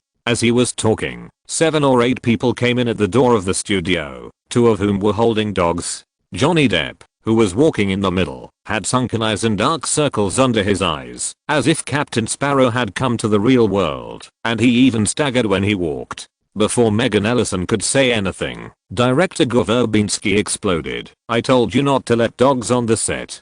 Take the dogs away immediately, now, immediately." The hung of a Depp burped, "My baby, go, I'll go." After that, he waved his hand and told his followers to leave. Verbinski's face changed with anger. Jerry came out quickly and said, "John, have someone take the dogs to the lounge in the office area. There are many people and equipment here. It would be bad if they were hurt." Depp listened to this and said a few words to his followers. These people took the dogs to the lounge on the side. When working with Depp on the first Pirates of the Caribbean, although his temper was weird, it was still within the tolerance range of Gore Verbinski. By the second cooperation, Verbinski was full of opinions about Depp. This weirdo with capital quickly transformed into one of the most difficult and unprofessional actors in Hollywood. But Captain Sparrow was too popular, and Disney pinched its nose to work with Depp, and Verbinski did the same. No one would go against huge profits. Verbinski glanced at Depp and said, "We can't shoot in the morning. There's not enough time to do the makeoop. The male lead's makeoop is quite troublesome." Jerry frowned and said, "I'll talk to him and ask him to do the makeoop first and sober up at the same time."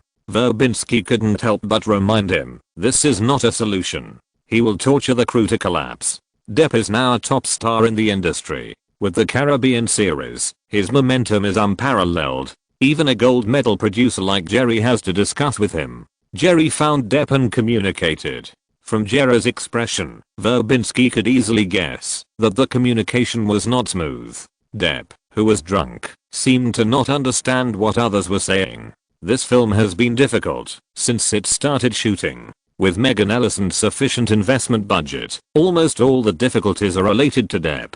Verbinski swore that this would be the last time he would work with Depp, unless someone offered him a director's salary of $30 million next time.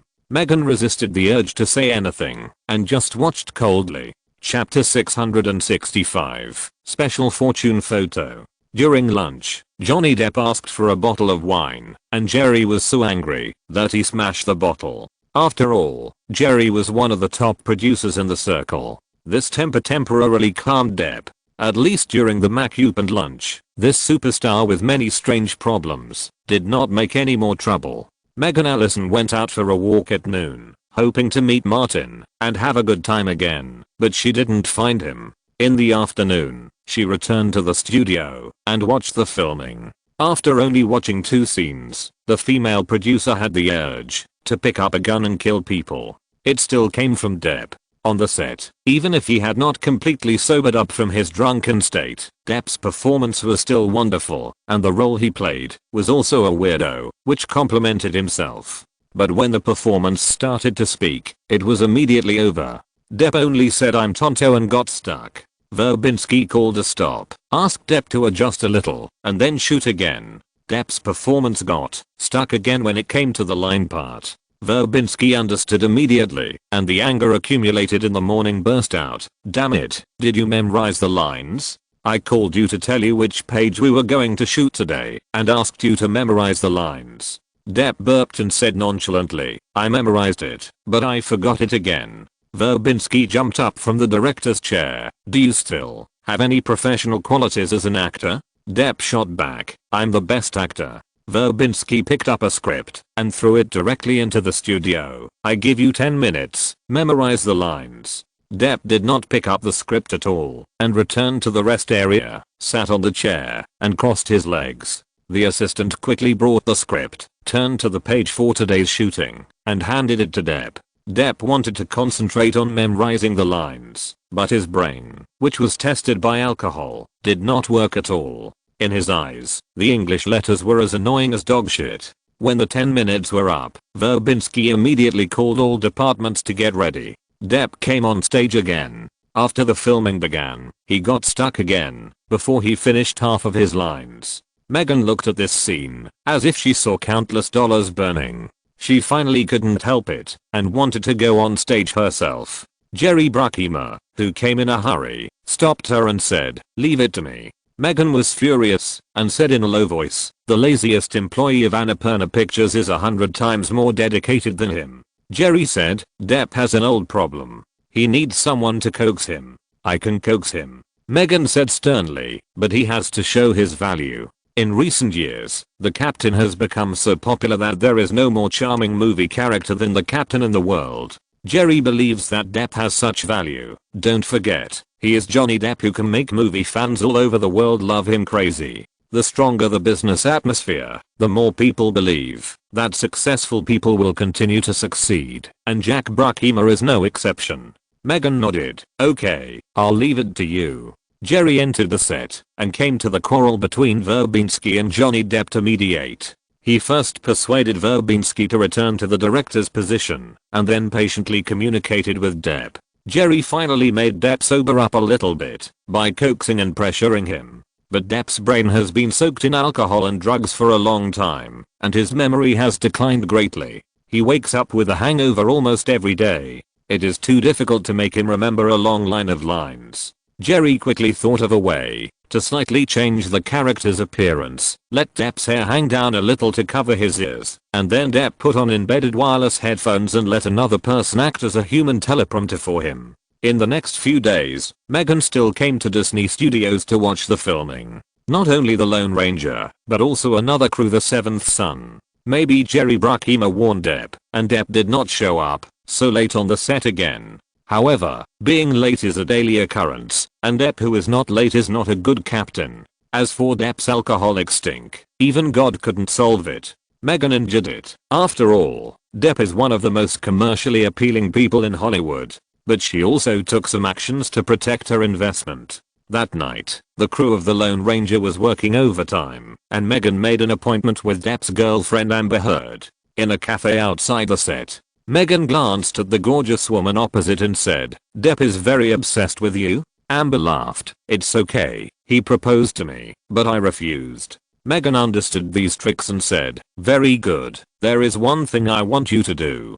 During the filming of the Lone Ranger, keep Depp under control, let him drink less, and take less drugs, and don't be late. When it comes to the last item, she knows it is unrealistic. Try not to be late, and shoot smoothly, understand?" Amber nodded. "I understand. I will try my best to urge him, but he is used to being lazy. I can only say that I will try my best, and it is impossible to completely eliminate it."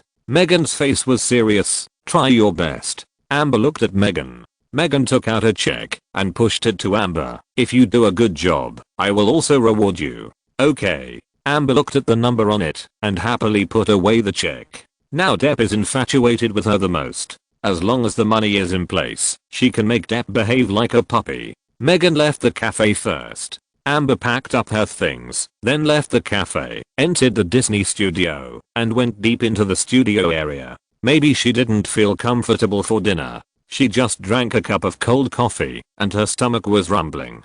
There was a strong urge to defecate. There was a public toilet in the studio, not far ahead, but Amber didn't speed up her pace. Instead, she looked around. It was already time to get off work. Except for a few studios, the rest of the studio was dark and no one could be seen. The people who were found by weirdos often had abnormal brains. Amber not only didn't go to the public toilet quickly, but stopped. She had an extremely strong urge to not go to the toilet, not to go to the toilet, but to solve it on the spot. Amber followed her inner impulse, avoided the dark place without street lights, and walked towards the wall where the lights could shine. This novel feeling made her tremble with excitement. The crew of the Martian. After overtime shooting, Martin took off his macup and joined Nicholson and Leonardo, who were waiting for him, preparing to have a midnight snack together. Nicholson brought his daughter Lorraine with him. She had a camera hanging around her neck and complained, "I want to take some insider photos so I can sell them for pocket money," but director Ridley Scott disagrees.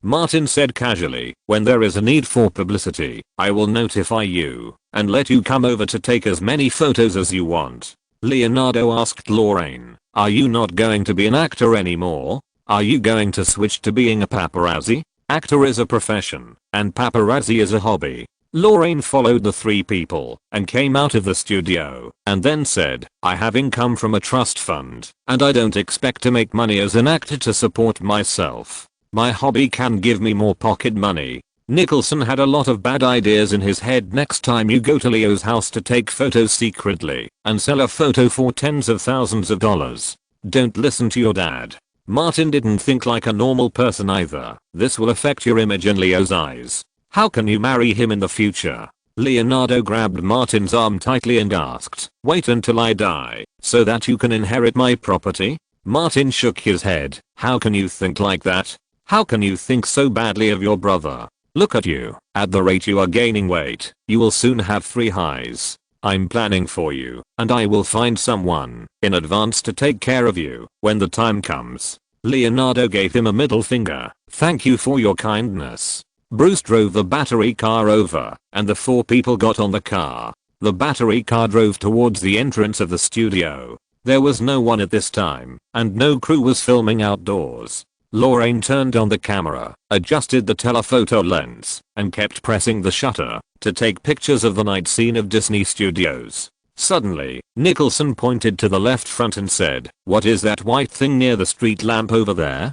Martin and Leonardo both looked over there. Leonardo's eyesight was not very good, and he could only vaguely see a ball of white. Martin could see clearly that a blonde woman was squatting by the wall, her pants pulled down to her knees, squatting there for no one to do. Lorraine reacted super quickly, and the camera lens immediately turned over there. Using the light of the street lamp, she kept pressing the shutter. She found out what the woman was doing, and her mouth opened in surprise, because there was a public toilet nearby. Amber didn't get up when she saw a battery car speeding over. She just raised her hand to cover her face, because she hadn't finished yet. When the battery car passed by, she raised her middle finger and continued her unfinished work. On the battery car, Nicholson asked, "Am I old and dazzled? Is that woman defecating?" Leonardo was sure, "That's right." Lorraine said, "I took a picture of it." She popped up the previous picture. "Look." The 3 people came over to take a look.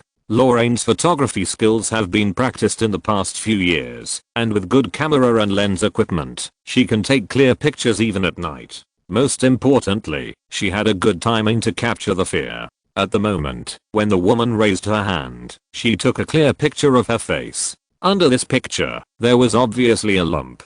"This is Leo's dish," Nicholson said, pointing to the photo. Leonardo was angry. "Old bastard, don't slander me." Nicholson said, "Blonde, long legs, and very beautiful. Isn't that your type?" Leonardo scratched his head and knew that he had misunderstood Nicholson's meaning, but he couldn't explain it, so he just shut up. Martin looked at it again and said, "This woman looks familiar. I seem to have seen her before." Lorraine nodded in agreement. "I have seen her too, but I can't remember where she is for the moment." Martin said, "This is Amber Heard, Depp's girlfriend?" Nicholson reacted, "It is said that Depp proposed to her and was rejected. It's published. It's published." Lorraine looked like a money grubber and shouted excitedly, "No one can buy this photo from me without tens of thousands of dollars." Chapter 666. Shocking Heaven and Earth Stinky Ghosts. Stop, this one is through. Take a 10-minute break. The studio lights turned on. Ridley Scott took off his reading glasses, stood up and stretched his body a little, and shouted, "The prop team, prepare the potatoes." Martin came to the rest area, took the straw cup handed to him by Bruce, drank a sip of water, and asked, "Did Lorraine's photo sell?" $20,000. News involving Depp is very valuable. Bruce took a copy of American Rumors and handed it to Martin. It's on the front page. The front page headline of this newspaper was the clearest photo that Lorraine had taken. Martin glanced at it, and it was a fucking smelly photo. Bruce said, "What kind of vision does Depp have? He actually found such a perverted girlfriend. The most exaggerated thing is that he even proposed to her." Martin thought of the super bloody drama in his previous life and said, "Depp is not an ordinary person. This pair once performed the real version of the framed dog."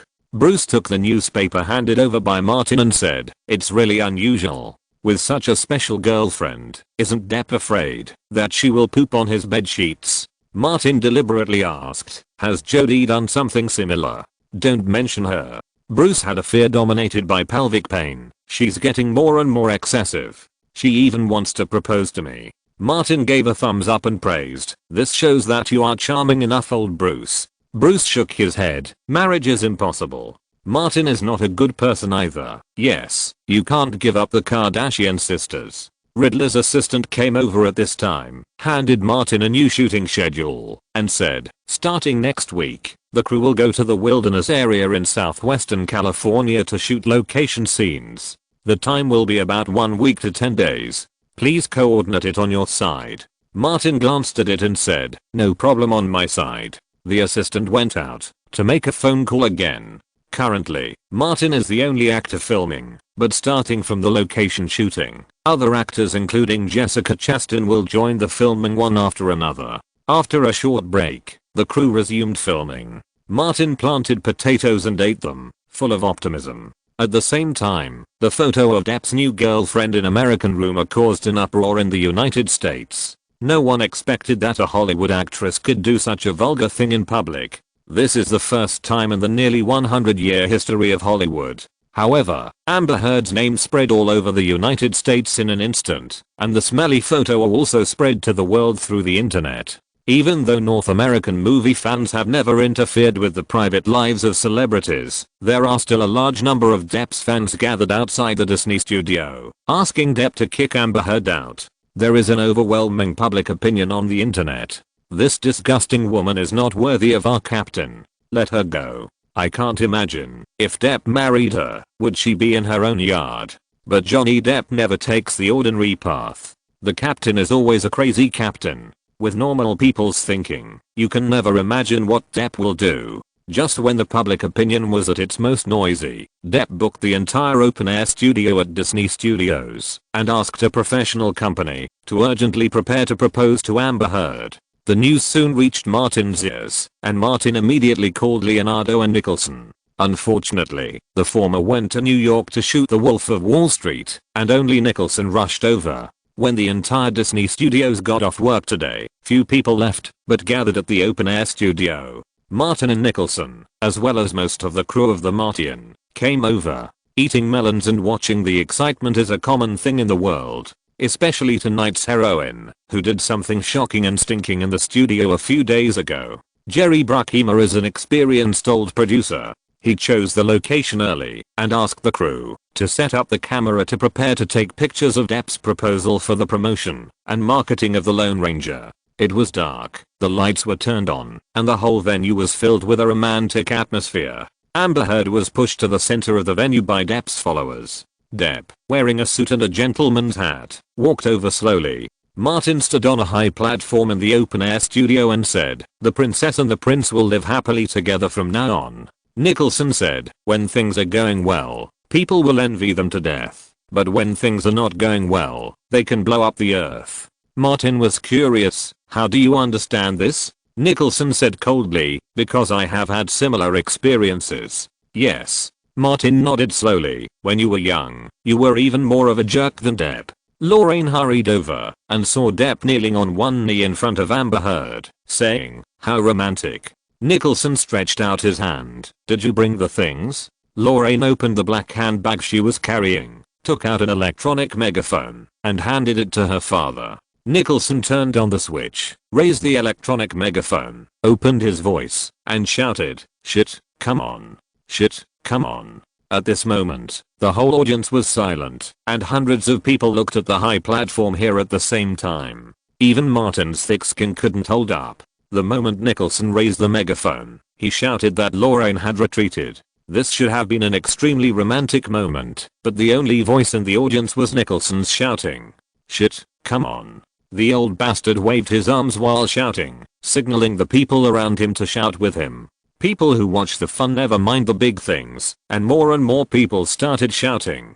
Soon, the shouting in the open-air studio was uniform. "Shit, come on." Amber Heard looked very unhappy, and when she was about to turn around and leave, Depp reached out and grabbed her. This super lover, the most romantic person in Hollywood, said affectionately, "No matter what others say or do, I will marry you. I will definitely marry you." At this moment, Amber was really moved and said, "I did such a shameful thing." Depp's brain circuit is different from that of ordinary people. He said loudly, "Even if you poop on my bed, I will still marry you." He grabbed Amber's hand and took out an extra large pigeon egg. "Marry me." Under the light, the huge pigeon egg glittered. Amber was dazzled and was really moved. She nodded slowly. "I do." Depp's friends lit fireworks to create an atmosphere. But no matter how they did it, it couldn't compare to the super romance led by Nicholson. Nicholson led hundreds of people in the audience to send out a tsunami of blessings so that a romantic atmosphere with a strange smell always floated above the set. Depp and Amber left. The main character left, and the onlookers gradually dispersed. Nicholson handed the electronic megaphone to Lorraine, looking like he hadn't had enough fun yet. He said to Martin as he walked away, "I didn't expect that they could handle such a strong pressure." They even proposed to each other amid the shouts of the whole audience. Martin gave him a thumbs up. "I didn't expect that you could make such a big noise." Nicholson patted Martin on the shoulder. "As a senior in the industry and the best actor, I'm doing a good deed and saving Johnny Depp. That woman must have mental problems. She can't escape my eyes. Arseholes are more likely to recognize arseholes." So Martin believes in Nicholson's vision. But Nicholson's words about saving Depp are pure nonsense. This old bastard is eager to see Depp's fun. Martin pondered and said, "Why do I feel that you are laying a minefield? Now Depp is obsessed with Amber Heard and is a super love-brained person, but when the passion fades, how will he feel when he thinks of this scene?" Nicholson said, "Then I will cheer him up to break up." He said earnestly, "Originally, Leo and I were going to say this for you, but so much time has passed, and we haven't had the chance. Elizabeth is also a good girl, and we are familiar with her. Even if you break up, Leo and I can't say this. We can only give it to Depp for free." Martin said, "I'll find someone to tell Depp another day and ask him to come and thank you." A tall and thin man caught up from behind and said, "Jack, wait." Martin and Nicholson turned around and found it was Jerry Bruckheimer. Jerry nodded to Martin and said to Nicholson, "You still love to play around." Nicholson was much more experienced than him and laughed and said, "I'm old and it's not easy to have fun." Jerry pointed to the open-air studio and said, "Originally, Depp's proposal was a very good publicity and marketing material. You took the lead in making such a fuss. The things I took are useless. If they are released, Depp will only become a laughing stock in the United States." Nicholson said, "I'm trying to prevent you from falling into a bigger trap." Jerry spread his hands helplessly and finally said nothing and left here quickly. The further Martin and Nicholson walked, the fewer people there were. Not long after, Bruce drove a battery car and stopped beside them. After getting in the car, Lorraine said, "It's a pity that it's not exclusive. Today's news can't be sold at a high price." Bruce said, "I'll tell you a top secret news. Ryan Reynolds and Abby Cornish are secretly living together. It will probably be made public soon. You can take pictures of them and sell them before Warner makes it public. The publicity campaign for Green Lantern is very strong now." Lorraine said, "I'll go and wait tonight. The Green Lantern produced by Warner and DC with heavy investment will be released soon." Martin remembered that the film was scheduled for mid-June. "I wonder if it will be a big hit at the box office." Nicholson suddenly laughed. "I watched the trailer. With my decades of experience in the industry, the film is more likely to flop. The CG is indeed gorgeous, but it's too gorgeous." Martin agreed. "I believe in your vision." Bruce interrupted at this time. "Thomas called just now and said a piece of news." Bryan Singer, the director of Jack the Giant Slayer, is in the hospital. Chapter 667, Macro Operation Master. West Hollywood Medical Center, convalescent ward area. Hugh Jackman entered a luxurious ward holding a bunch of flowers, greeted the people who came out, and walked towards the bed. He looked at Bryan Singer lying on the bed, and saw that his face was extremely haggard and his hairline was seriously receding. He asked, "How did it become like this?" Bryan Singer sighed, "I was tortured by Warner Pictures, and had a heart attack." The two had worked together several times in the X-Men series. In Hugh Jackman's impression, Bryan Singer is a person with strong stress resistance. "It shouldn't be like this, right?" he asked curiously. "What happened?" "For the latest project I found, Jack the Giant Slayer, Warner Pictures sent 6 producers to guide the filming." Bryan Singer wanted to cry. "Do you know how I got through more than a month?" Hugh Jackman comforted him. "Isn't the filming completed? You made it through." Bryan Singer wanted to say something, but hesitated and didn't say it in the end. The 6 producers will also participate in the post-production of the film, which will take several months. If the director continues to participate, he will not only have a heart attack, but he will also go to see God. This project is not about shooting and producing a movie, but about taking the director's life. Hugh Jackman stayed for a short time and said goodbye. As soon as he left, John Berg, the president of Warner Pictures, came with his trusted assistant McDonald to visit Bryan Singer in person. Seeing McDonald, Bryan Singer's forehead was throbbing with veins and he didn't want to talk. John Berg consoled him for a few words and asked the key question, "When can you be discharged from the hospital? The whole crew is waiting for you to start post-production."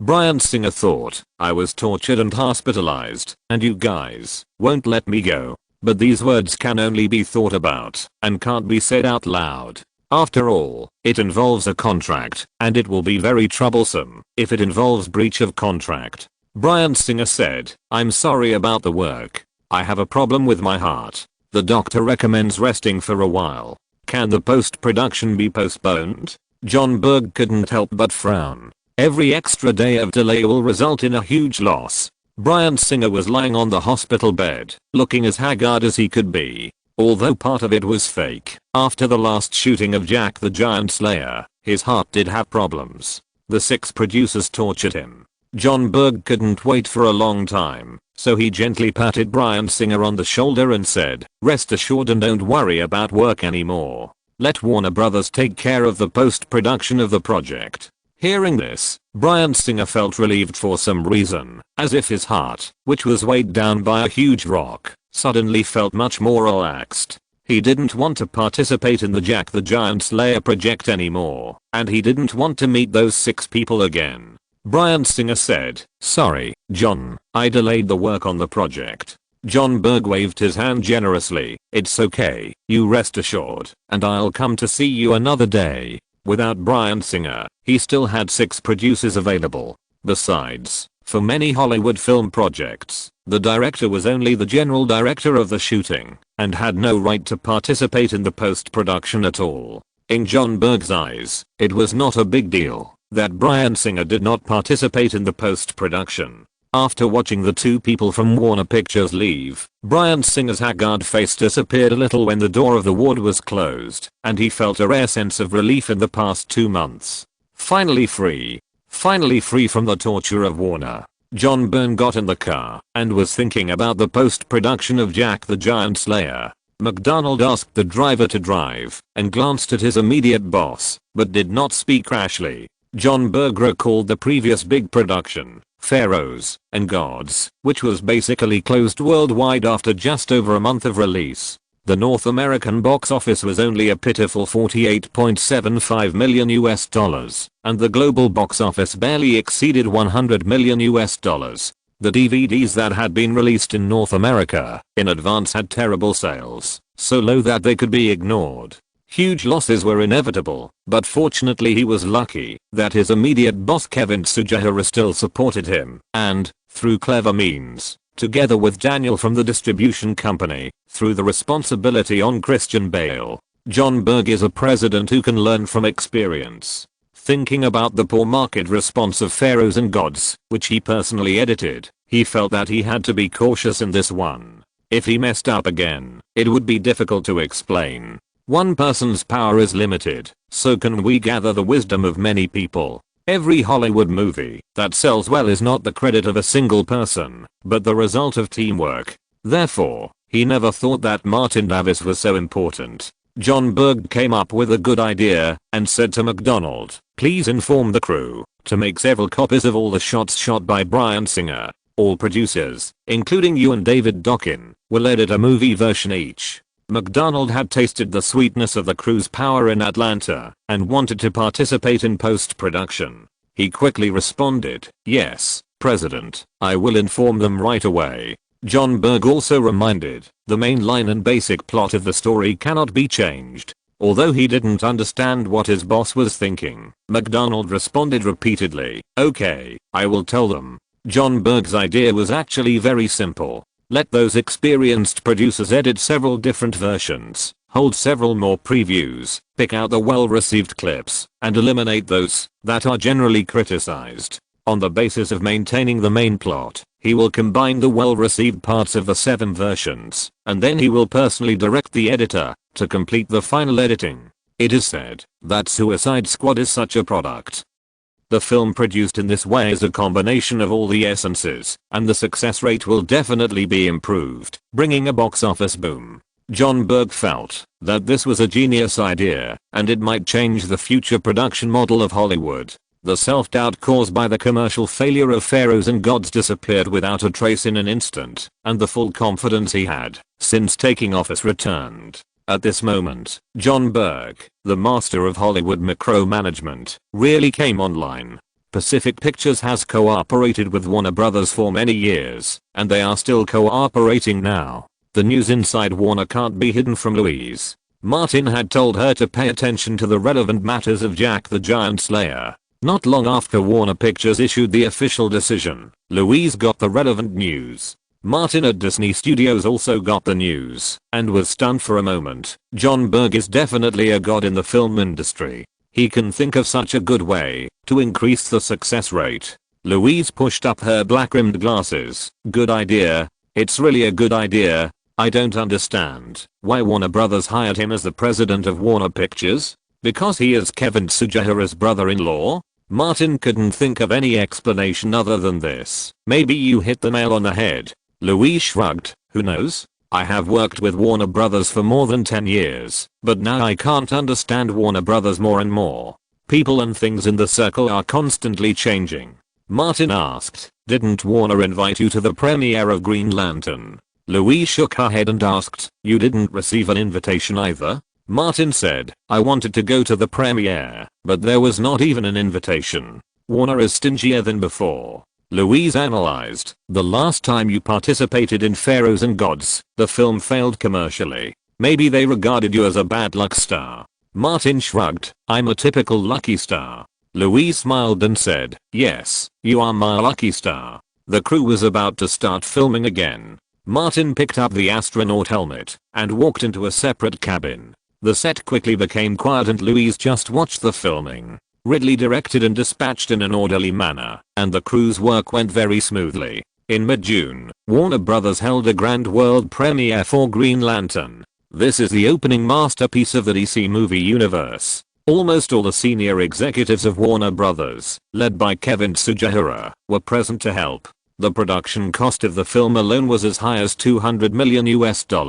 Even though the word-of-mouth response of the 2 previews was relatively average, in the current market background of superhero movies, not only Warner Brothers is full of confidence, but even several theater companies believe that there will be no problem with the box office, and have mobilized nearly 4,000 theaters in North America to open the film. The crew also tried every means to attract attention. A week before the film was released, the male lead Ryan Reynolds was exposed by TMZ to be living with the female leader B. Cornish. Afterwards, the two officially announced their love, which attracted a lot of attention. At the premiere, DC Films director Hamada was full of confidence in front of many media reporters. Among the numerous superhero comics, the setting of Green Lantern is more interesting than Spider-Man, Superman and Batman. It imagines that the entire universe has a huge Green Lantern core, with each member managing a sector. Hamada smiled particularly brightly. We use the most outstanding special effects technology in Hollywood to date.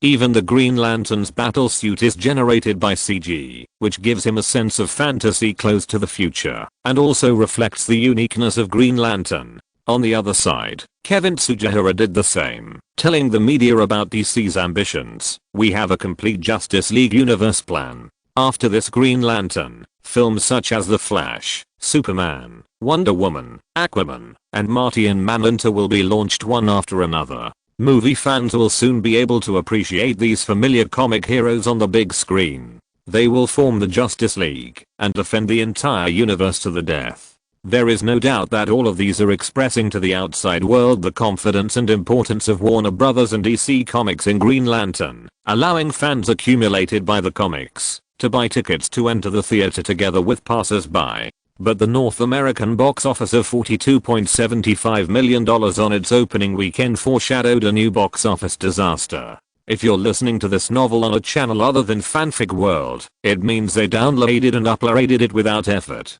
We cordially invite you to visit our channel, Mundo Fanfic Novelos. There you'll find the original version of this story and you can explore many other novels of various genres. We're waiting for you to immerse yourself in a world of incredible novels. Chapter 668, The Justice League is over. The North American opening of $42.75 million seems good at first glance, but compared with the $200 million production budget and the $100 million plus publicity and marketing expenses, it is not ideal. What's more frightening is that the reputation of Green Lantern has collapsed.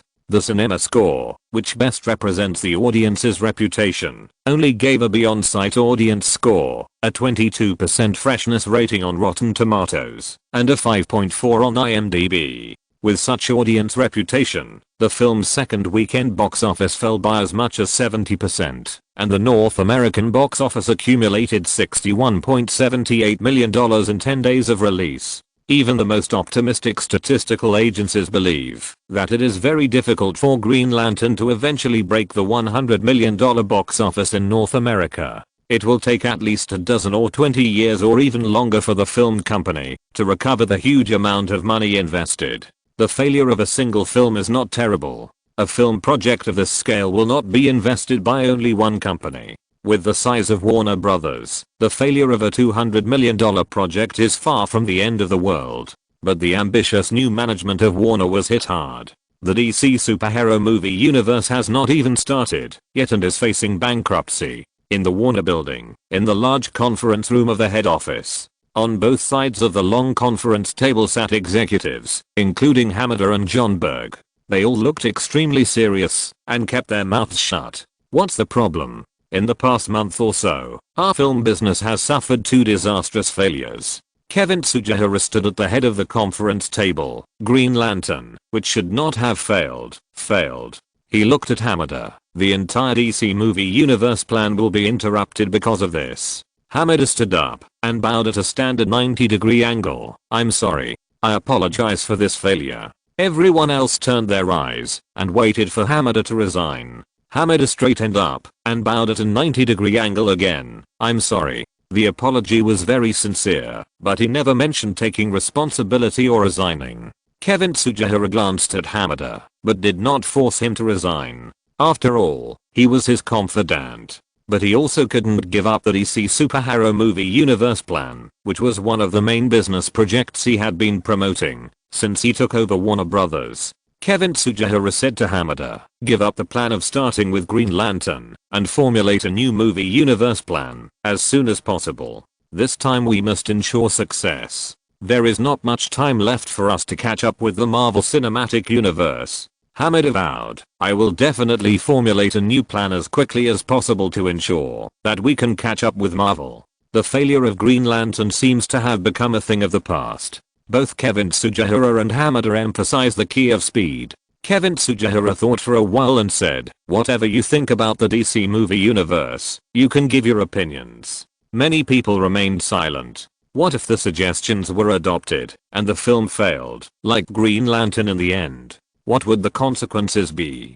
From the two commercially failed projects Pharaohs and Gods and Green Lantern, it is not difficult for them to see that Kevin Tsujihara is very protective of his trusted team. If they make random suggestions, they may be like Christian Bale, who will be blamed for the failure and be expelled by Warner. Compared to others, Daniel, who was left over from the old Warner management, was more reliable. He thought for a while and then said, "The success of the films planned by the Marvel Cinematic Universe is directly related to Disney's use of Kevin Feige to coordinate the production. I think the DC Universe should also hire a director or producer with experience in successfully making superhero movies to coordinate our superhero movie universe."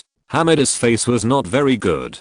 Doesn't this mean that he is not capable? He is indeed responsible for the failure of Green Lantern, but he bowed and apologized. Kevin Tsujihara didn't think so much, but thought it made sense, and asked, "Who do you think is suitable?" "Christopher Nolan and Emma Thomas." Daniel recommended a heavyweight candidate. "Among our current partners, no one is more suitable than them. The couple understands DC superheroes and has directed two extremely successful Batman movies. The third one is also being filmed." Once this candidate was proposed, even Hamada was powerless to refute. Daniel said, "If we give the DC movie universe to the Nolans to make it together, will it be as successful as The Dark Knight?" In some aspects, John Berg and Daniel have a tacit understanding. He continued, "This is a very good suggestion. Nolan has brought superhero movies to a height that has never been seen before." Kevin Tsujihara nodded slowly. "Nolan is indeed very suitable. Hamada, you should talk to Nolan in person and ask him what he thinks."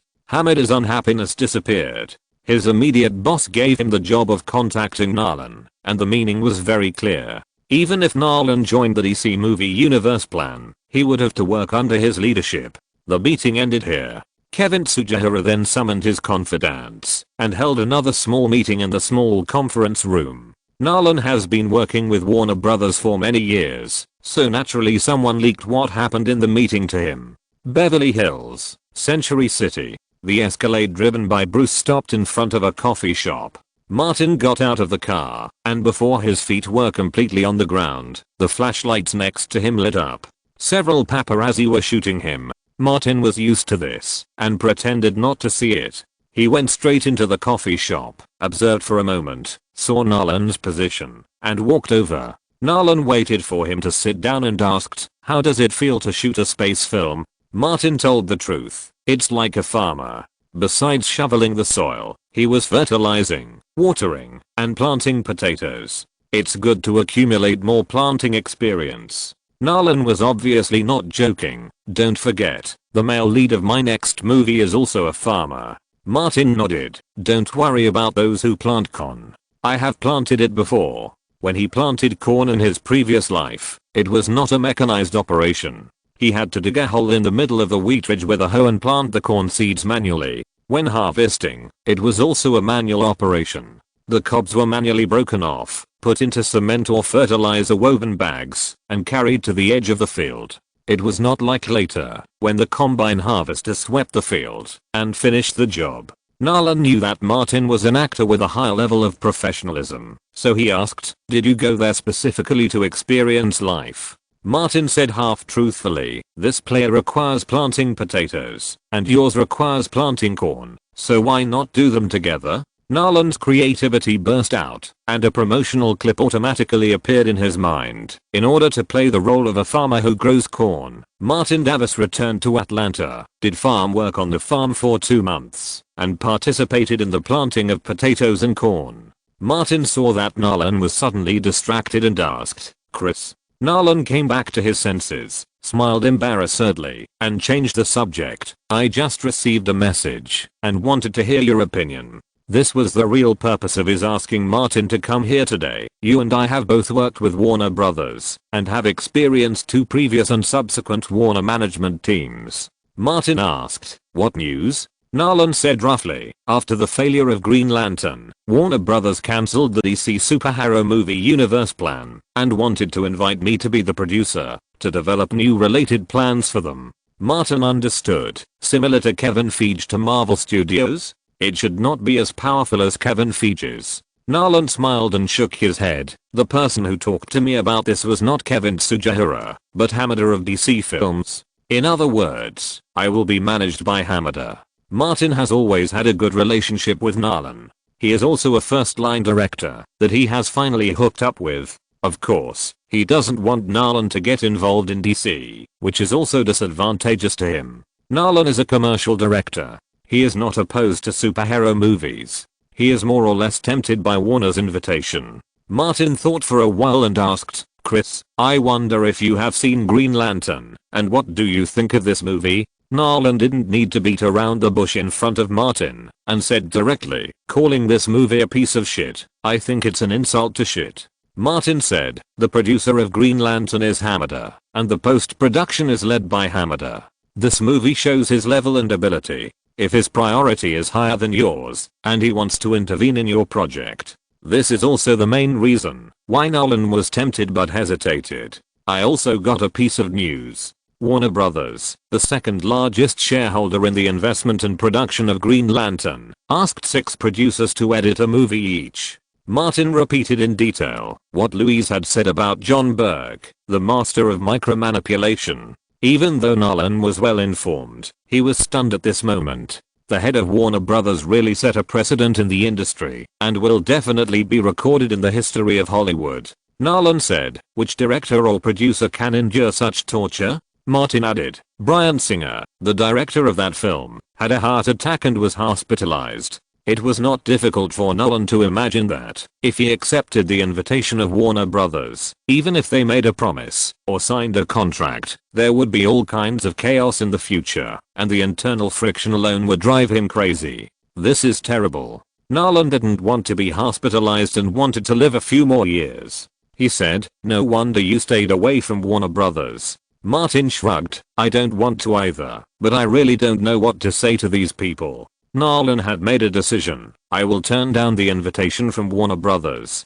DC superhero movies. I will end with The Dark Knight Rises." While the two were talking, in the nearby WMA office building, Blake Lively came out of the agent's small office and joined the assistant waiting here, preparing to go upstairs. The assistant opened his phone and handed it to Blake. "You asked me to follow Martin's whereabouts. He is now in a nearby coffee shop. This is the real-time news sent by the paparazzi 20 minutes ago." Blake took a look and confirmed that the person in the photo was Martin. He took out his mobile phone and tried to send a text message first. "Do you have time to chat for a few words?" The other party quickly replied, "Sure." Chapter 669 Crazy Fans. In the coffee shop, Martin saw Nolan off and welcomed Blake Lively. Compared to the last time they met, Blake's older face looked more mature. Perhaps due to long-term fitness, her figure, which is even better than that of Victoria's Secret angels, is also more popular than before. Martin remembered her taste, ordered a cup of Blue Mountain, and casually said, "You came so soon." Blake smiled and said, "I was just at the agency, and I happened to see you nearby on the internet gossip news when I was browsing my phone. I thought you were dating some beautiful woman and wanted to come over to ruin it. I didn't expect it to be direct and Nolan." Martin also smiled. "Look at what you said. It's easy to cause misunderstanding. I'm a good man." Blake deliberately looked him up and down and asked, "After we broke up, you seem to have become a different person, a complete playboy. Is it because I broke up with you that you were hit?"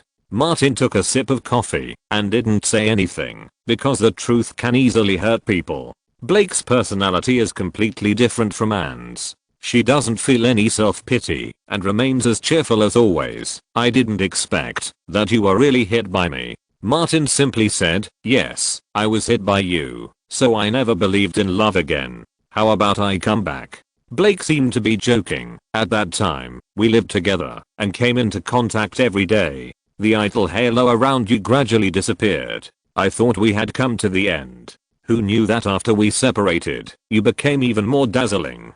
I found that I still deeply admired you." She leaned forward and leaned towards Martin. "You have always been my idol." Martin pushed her away and said, "You are just a crazy fan who wants to defeat an idol." After being exposed, Blake was not embarrassed at all. "Actually, I just want to thank you in the most sincere way." Martin didn't understand what this meant. DC's Green Lantern. Blake stopped joking and said seriously, you may have heard that I was the first choice for the heroine of Green Lantern. My father works closely with Warner Brothers. At that time, if I wanted, the heroine would definitely be mine, but your reminder saved me from a disaster. She understood the seriousness of this failure. My career is on the rise. If I encounter the failure of such a $200 million blockbuster, my acting career may very well be over. Martin said, you're welcome. We have known each other since you were 17. I can't just watch you fall into the pit. Blake Lively's acting career was basically over after the failure of Green Lantern and she became a super internet celebrity. Blake was interested. Everyone in the circle says that you have a good vision, and it's true. Martin shook his head and smiled. Warner and DC are too anxious. The new management wants to achieve results, and DC wants to catch up with Marvel. Anxiety often leads to problems. Whether it is Pharaohs and Gods and Green Lantern, or several other projects, Martin didn't do much. With the style of Warner's new management, as long as they are given a small stick, they dare to lie on their backs and claim that they have done the entire universe.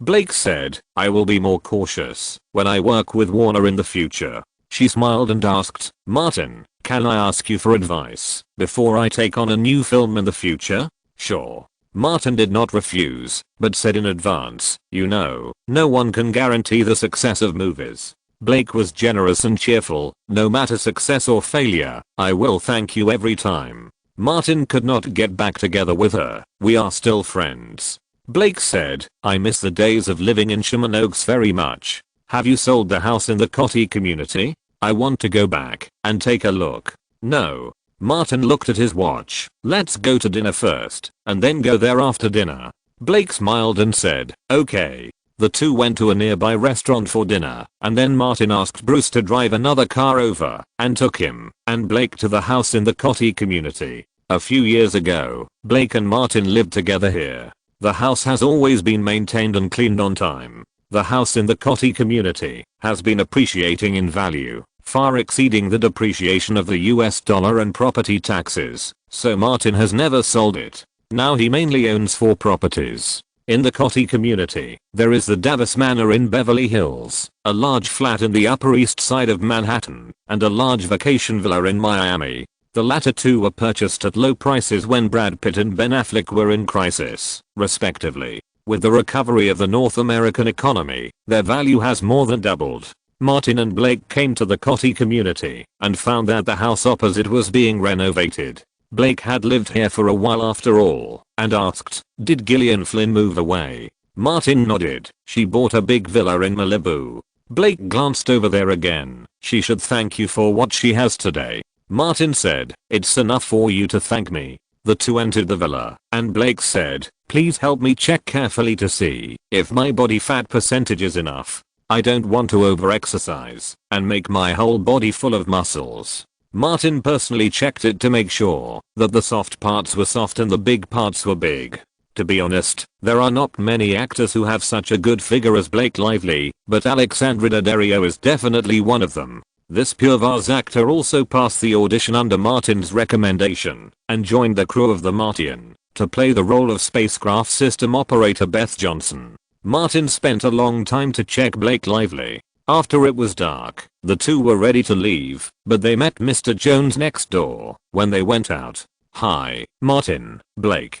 Mr. Jones took the initiative to wave. Long time no see. It was rare to meet an old neighbor. Martin parked the car, got out of the car and said, I come back occasionally to see you. I didn't go to bother you because there was no light on there. Mr. Jones said, I went to the community committee and sent some gifts by the way. He thought of something, quickly opened a bag, took out a beautifully packaged CD, and handed it to Martin. I was going to mail it to you in a few days, but since I met you, I won't mail it. Martin took it, and as expected, it was a CD of the Sacred Valley art film. The most prominent position on the cover of the CD was the hero and heroine. The heroine was naturally Mr. Jones's daughter Jenna, and the hero was Brad Pitt, who was shining as a superstar in the Sacred Valley. Blake leaned over, took a curious look, and said, it's Pete's movie. Mr. Jones said, it's because of his previous fame, otherwise it would be difficult for him to make a name for himself in the Holy Valley and he would never become a top star.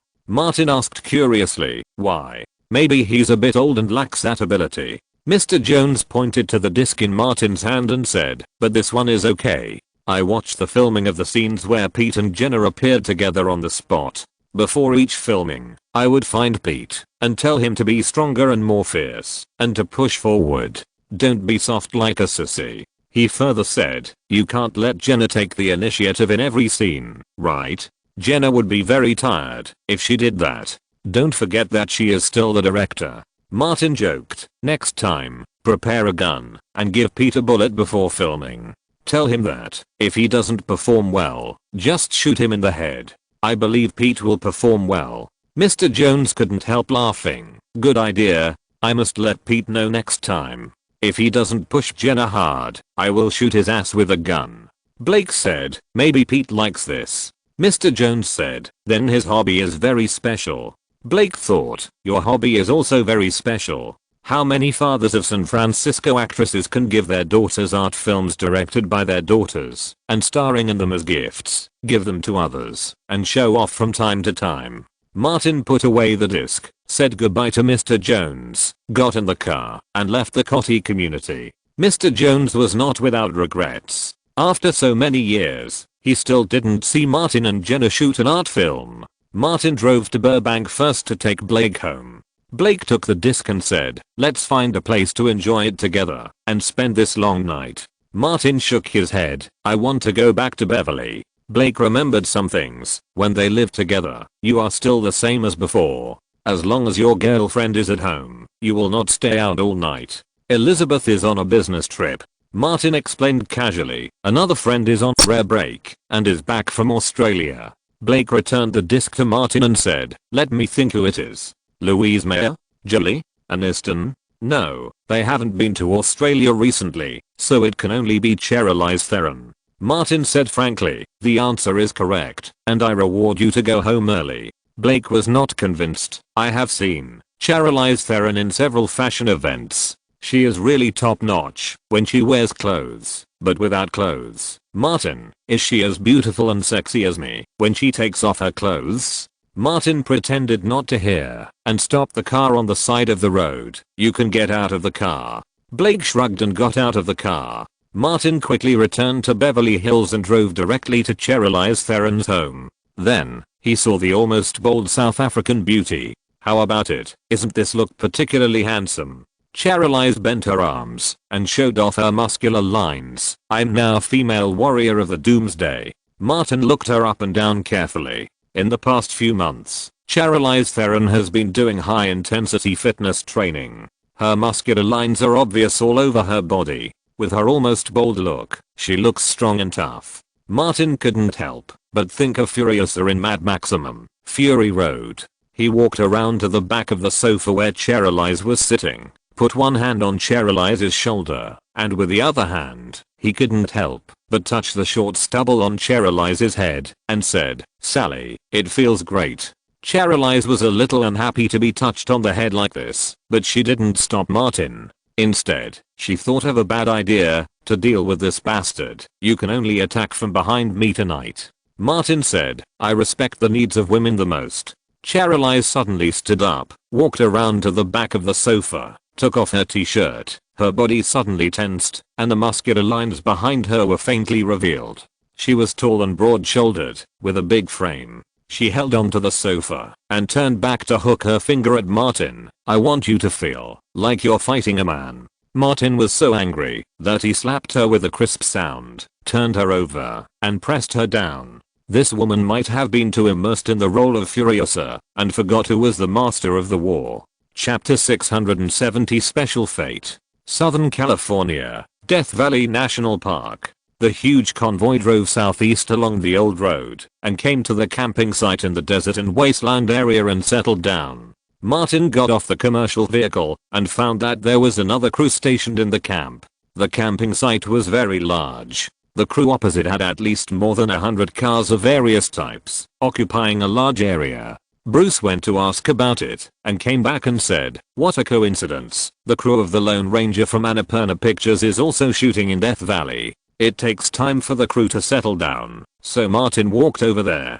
Bruce hurriedly followed. On a high rock platform, director Ridley was observing the surrounding scenery. Martin jumped onto it in a few steps, put his hands on the pergola, and looked to the west. Ridley took out a viewfinder and handed it to Martin, looking to the southwest. "It is very suitable as a shooting location for the scenes of Acidalia planitia." Martin slightly adjusted the focus of the viewfinder and said, "The background still needs to be built with a green screen. After all, Acidalia planitia is on Mars, and the sky is completely different." Suddenly, someone waved over here diagonally. "Ridley." Martin found it was a strange face. Ridley Scott squinted his eyes for a while, waved over there, and whispered to Martin, "Bill Wilson, a senior producer in the industry, is now the content director of Annapurna Pictures." Because of Megan Ellison, Martin knew who this was, the producer of The Lone Ranger. Ridley knew the other party and came down from the stage. "Let's go over and talk for a few words." Martin also came down, and just as he was about to go over, someone was running behind him. Alexandra Daddario ran over and hugged Martin's arm. "I won't be able to find you when I get off the car." Martin smiled and took her forward. "We've been sitting in the car for too long. Move around and get some fresh air." Daddario took Martin's arm and went over together. Ridley saw Martin coming and introduced him to Wilson.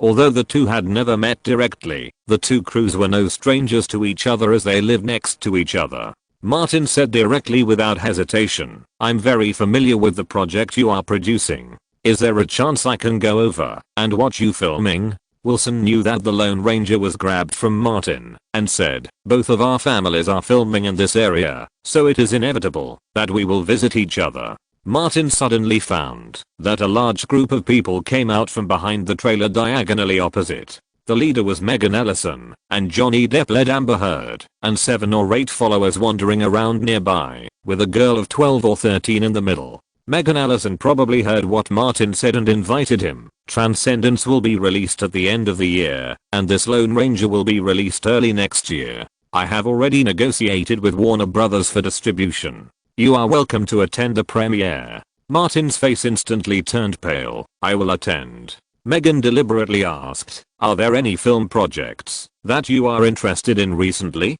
We can communicate more." Ridley had heard about Martin and Megan Ellison and took the initiative to help Martin out. "Let's go back." Martin was about to leave when the girl next to Depp and Amber suddenly ran over. She ran and shouted, "Master, wait." Martin stopped. "My name is Lily Rose." The girl blinked her innocent eyes and said, "I'm your fan. Can you sign for me?" Martin knew that this was Depp's daughter and smiled and nodded, "Of course." Bruce handed over a signature pen. Lily Rose didn't bring a notebook, so she simply turned around and said, "Can you sign my clothes?" Martin quickly wrote a line of words on it, "May Angel Lily be happy every day," and signed it at the end. Lily Rose took out an Apple phone and asked, "Is it okay?"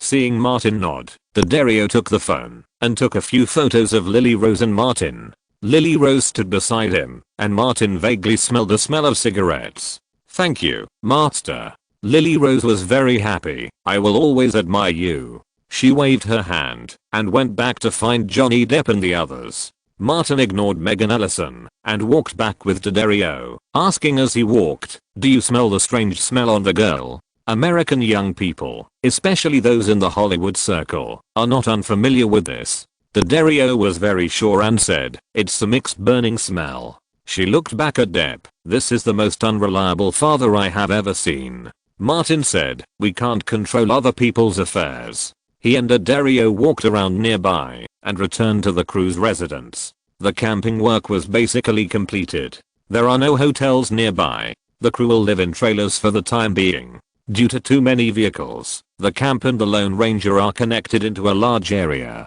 The crew will not shoot in the camping area, and there will not be much impact on both sides. As the investor, producer and male lead of the project, Martin's treatment is of course the best. Even Ridley Scott can't compare. The largest and most luxurious Mercedes-Benz of the and the crew became Martin's temporary residence. Most of the first-line stars in Hollywood will ask the crew to equip RVs of this level if they cannot stay in hotels when they go out for location shooting. There is another ordinary RV next to it as Bruce's residence. Originally, Bruce planned to sleep on the big sofa in the Mercedes RV, which was comfortable enough. But when he saw D'Addario's name on the list of new actors joining the crew, he simply asked for an RV. I will only shoot the outdoor scenes of the crew for 3 days. D'Addario followed Martin into the RV and said, although I will leave in 3 days, the space where I live is a bit small. She said pitifully, you know, I'm not comfortable living in a narrow place.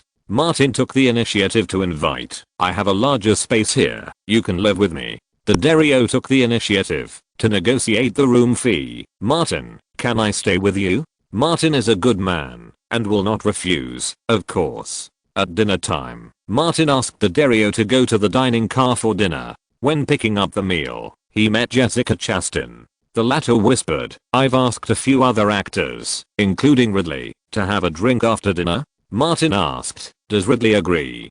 Jessica Chastain smiled playfully, only one drink. Martin nodded, then have a drink. We need to go to bed early tonight and get up early tomorrow. Jessica Chastain turned her head and glanced at D'Addario, who had returned to the table, and joked to get closer. Are you sure you can go to bed early tonight? Martin said, I'm in good health and it won't affect my work tomorrow. Most of the outdoor scenes shot in Death Valley require wearing spacesuits. It takes nearly 2 hours from maquette to putting on the costumes. The main actors, including Martin, will have to get up at 6 o'clock tomorrow to prepare. After dinner, everyone drank a small cup. Young actors like Martin, D'Addario, Jessica Chastain and Rick Martinez climbed to the top of the rocky hill behind the camp to watch the stars.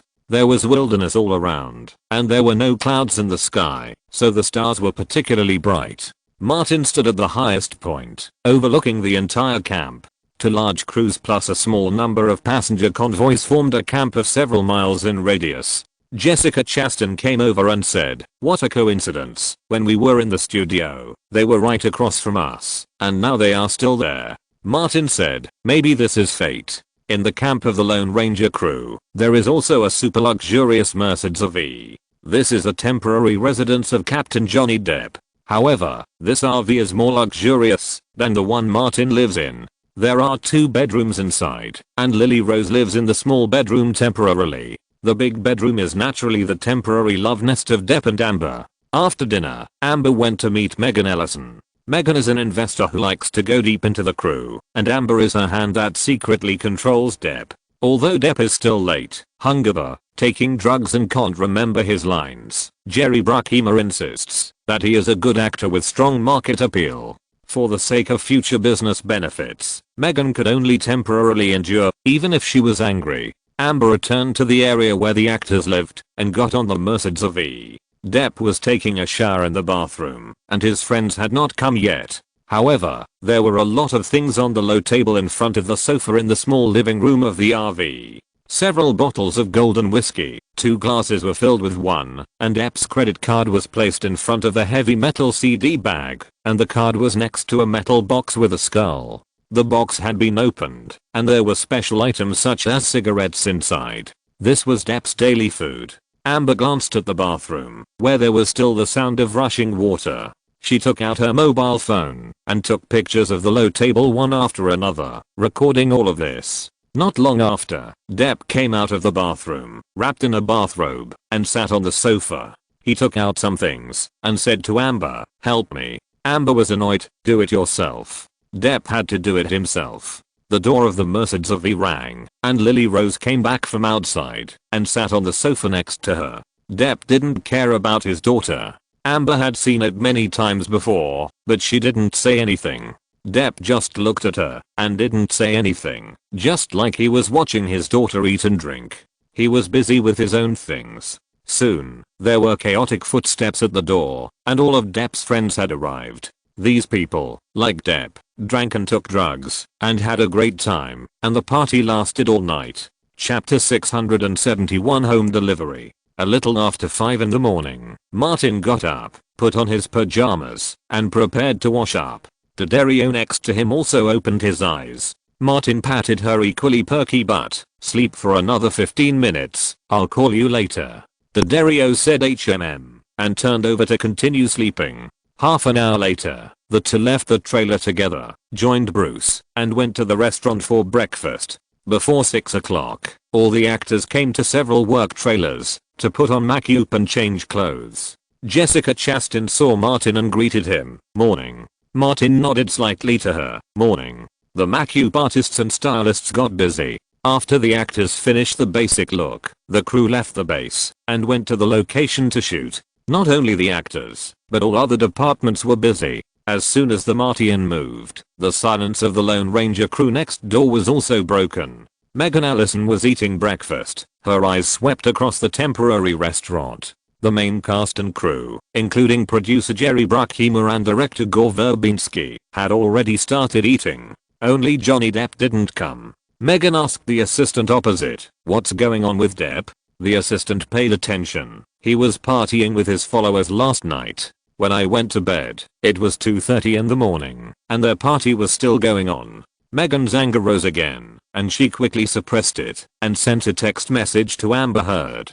Her father, a billionaire, was not as bad as Johnny Depp. After finishing her meal and coming out of the restaurant, Megan heard the movement of the crew next door and prepared to go to see what was going on. She deliberately passed by the trailer where Depp lived and looked at the trailer from a distance. Just then, the trailer door opened and Amber almost dragged Depp out of the car. Depp walked unsteadily, as if he was still drunk. His deep eye sockets didn't need makeup at all, just like Captain Sparrow's dark circles. Megan knew at a glance that, if he wanted to shoot normally, it would take until noon at the earliest. Fortunately, the crew adjusted the shooting plan. From the Disney studio, Depp's scenes were all moved to the afternoon, and the other actors' parts were shot in the morning. Megan came to the place between the two crews, got on the tallest trailer, and stood on the roof to look across. She soon saw the area where the makeup team was and found that Martin Davis and Jessica Chastain, wearing gray space-based shirts, came out of the trailer and got on a nanny car. Several cars gathered into a convoy and drove southwest. Megan was thoughtful. Although Martin Davis stood on the opposite side of her, there was one thing that even she had to admit. In terms of professionalism, Martin could beat Depp 10 streets. When the two crews were at Disney Studios, the main studio was only separated by a road. Megan often paid attention to the crew of the Martian. Martin and Depp were of similar status, but they were very different in their ways of doing things. The former had an excellent reputation in the Hollywood industry, while the latter was hated by everyone. It is not difficult for Megan to imagine how much trouble Depp will face once he loses his appeal. Thinking of this, she was worried. From the script to the investment and production team, the two projects of Transcendence and The Lone Ranger are all top in the industry, and the probability of success is infinite. If these two projects really have accidents, there is only one possibility: Johnny Depp. Megan has been furious with Depp, like the female version of the Hulk before the outbreak. Not long after, some members of the Lone Ranger crew went out to shoot. As time gradually approached noon, Depp finally rushed to the temporary set in the wild. At this time, the sun in June was hanging in the sky, and the temperature in the unshaded desert Gobi was extremely high. People were sweating, even if they stood there, not to mention moving in costumes.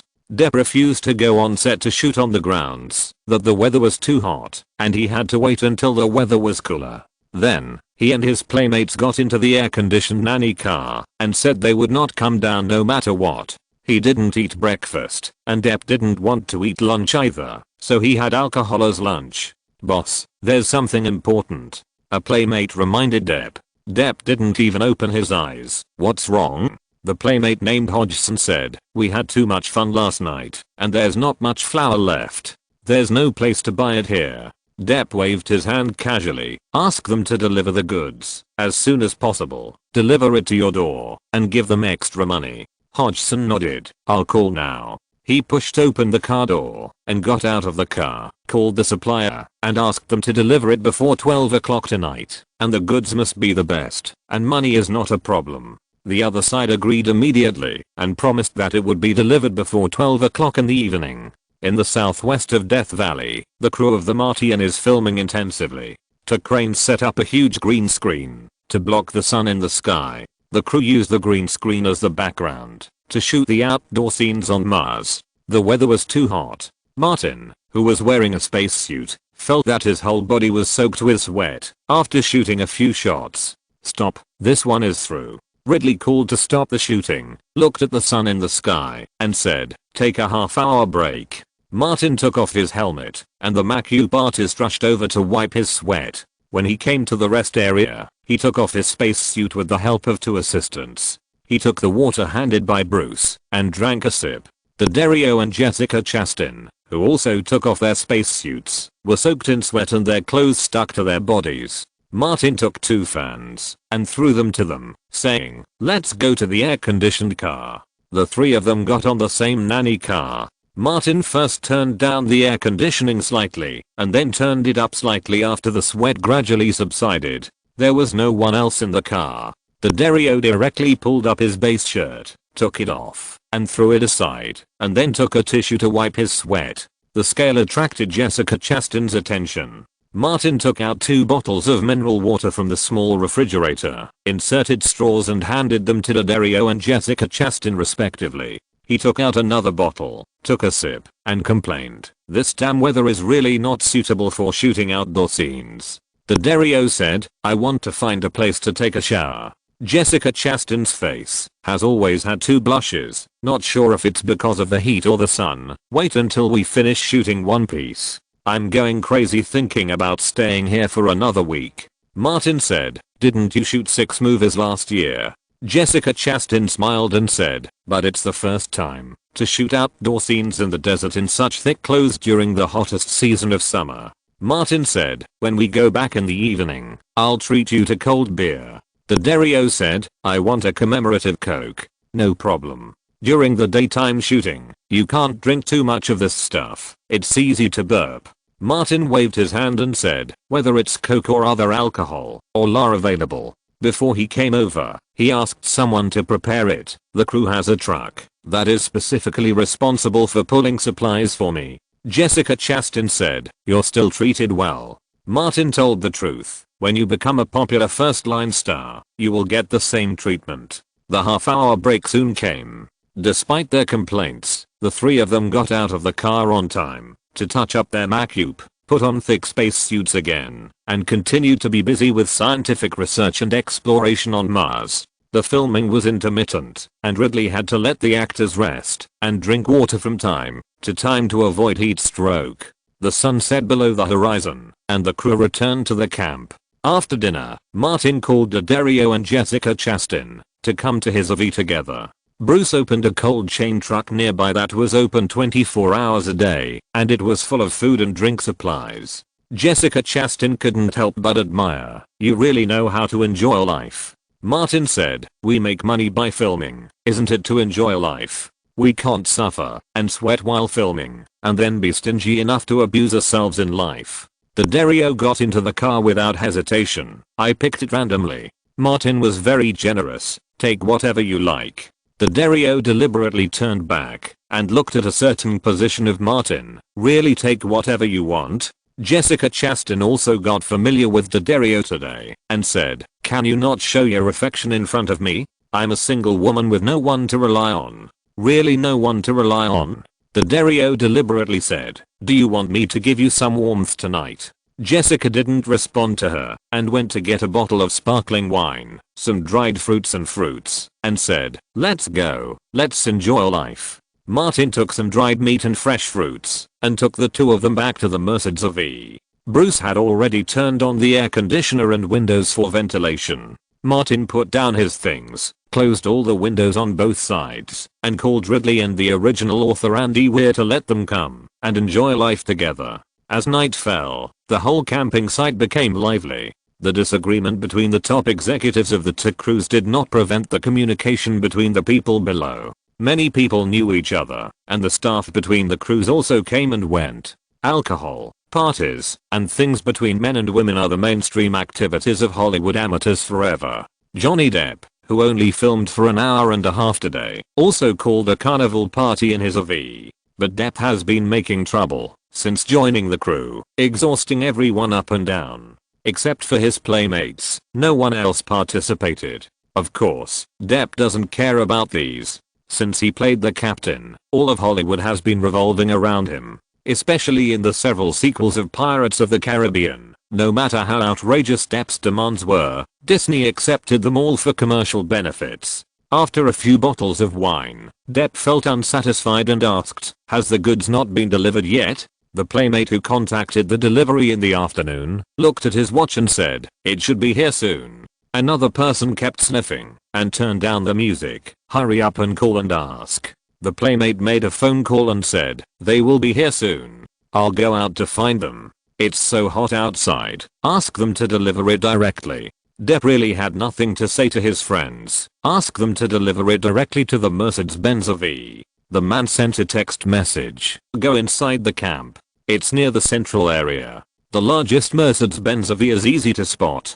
Chapter 672 Blackmail and Shooting Incident. A dark-colored Dodge pickup truck drove into the open-air camp. Pedro, who was in the driver's seat, asked, "Boss, there are too many cars here. Where can we find that idiot Hodgson?" Sanchez, who was in the passenger seat, said, "Watch out for a particularly large Mercedes V. There should be only one." Sergio, who was in the back seat, had been staring out the window and suddenly pointed to a tall car not far away. "Boss, look in front of the left. Is that the one?" Sanchez and Pedro looked over there at the same time. It was a huge lift-type RV. It was estimated to be more than 15 meters long.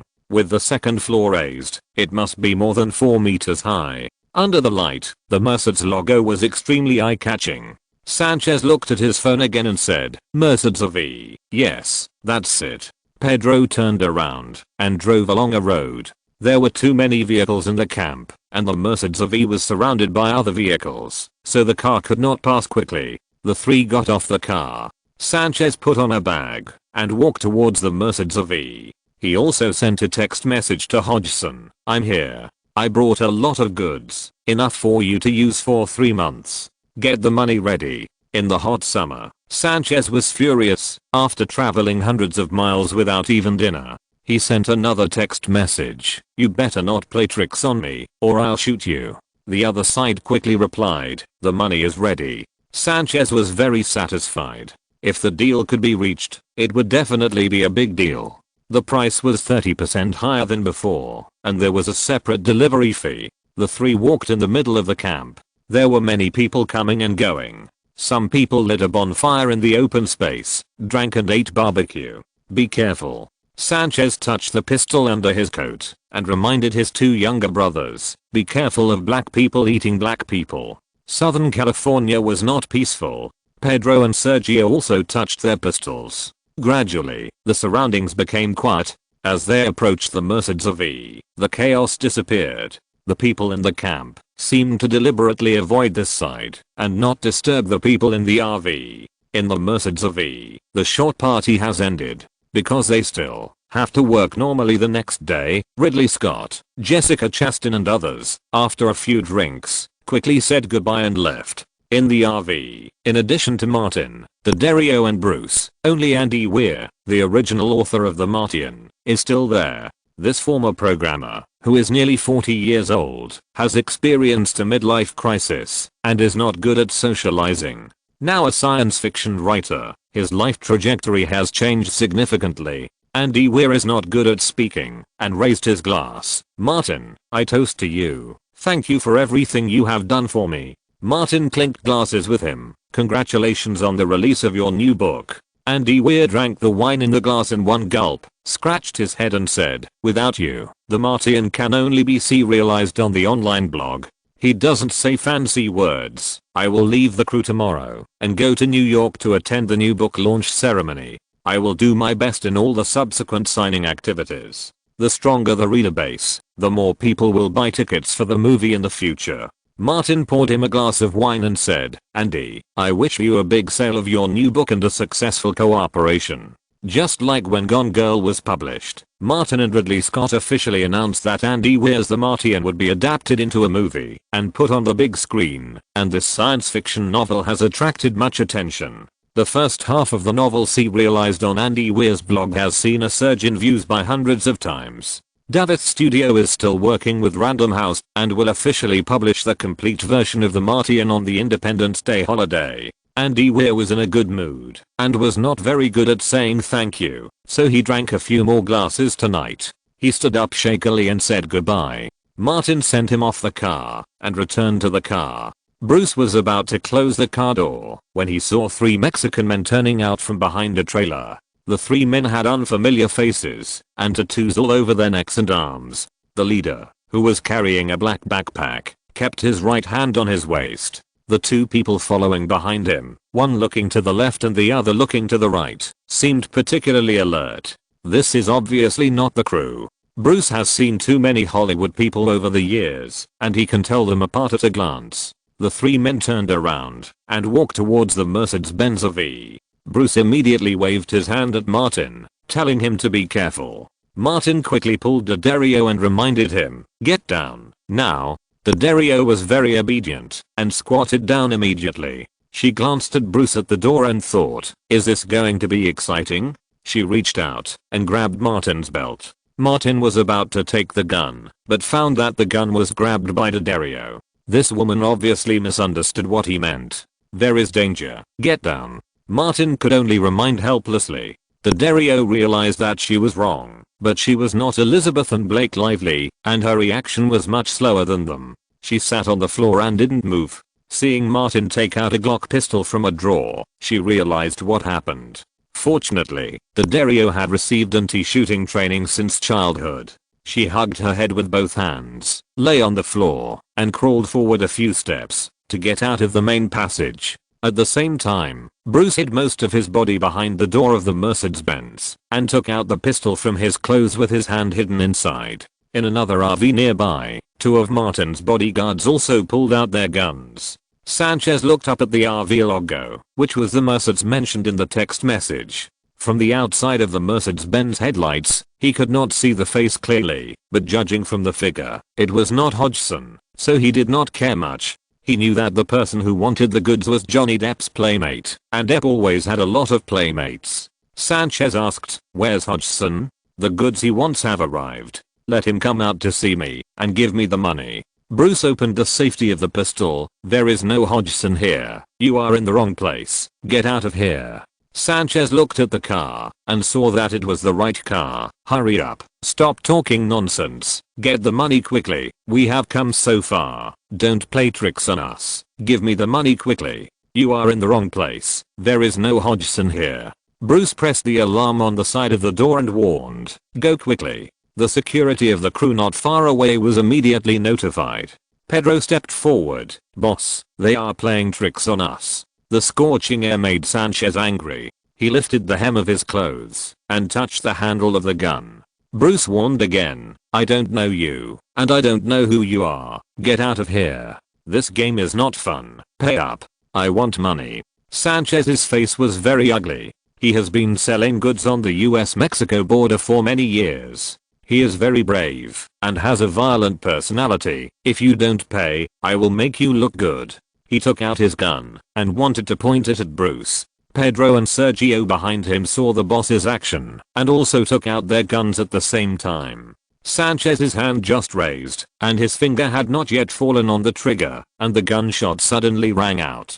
The window of the Mercedes-Benz V was opened and the muzzle flame flashed. Martin pulled the trigger repeatedly. Bang, bang. Sanchez was shot in both arms at the same time. His pistol fell to the ground, blood spurted out of his arm, and he fell to the ground with a plop, screaming. Martin did not hesitate at all, and aimed the gun at the 2 bastards who took out guns behind him. Gunshots rang out from Bruce's side. Gunshots also rang out in another trailer. Although Martin's 2 bodyguards are better at finding pursuers, it is not difficult for them to shoot at fixed targets. Gunshots rang out one after another. Since Bruce had taken action, he would not give the enemy any chance to fight back.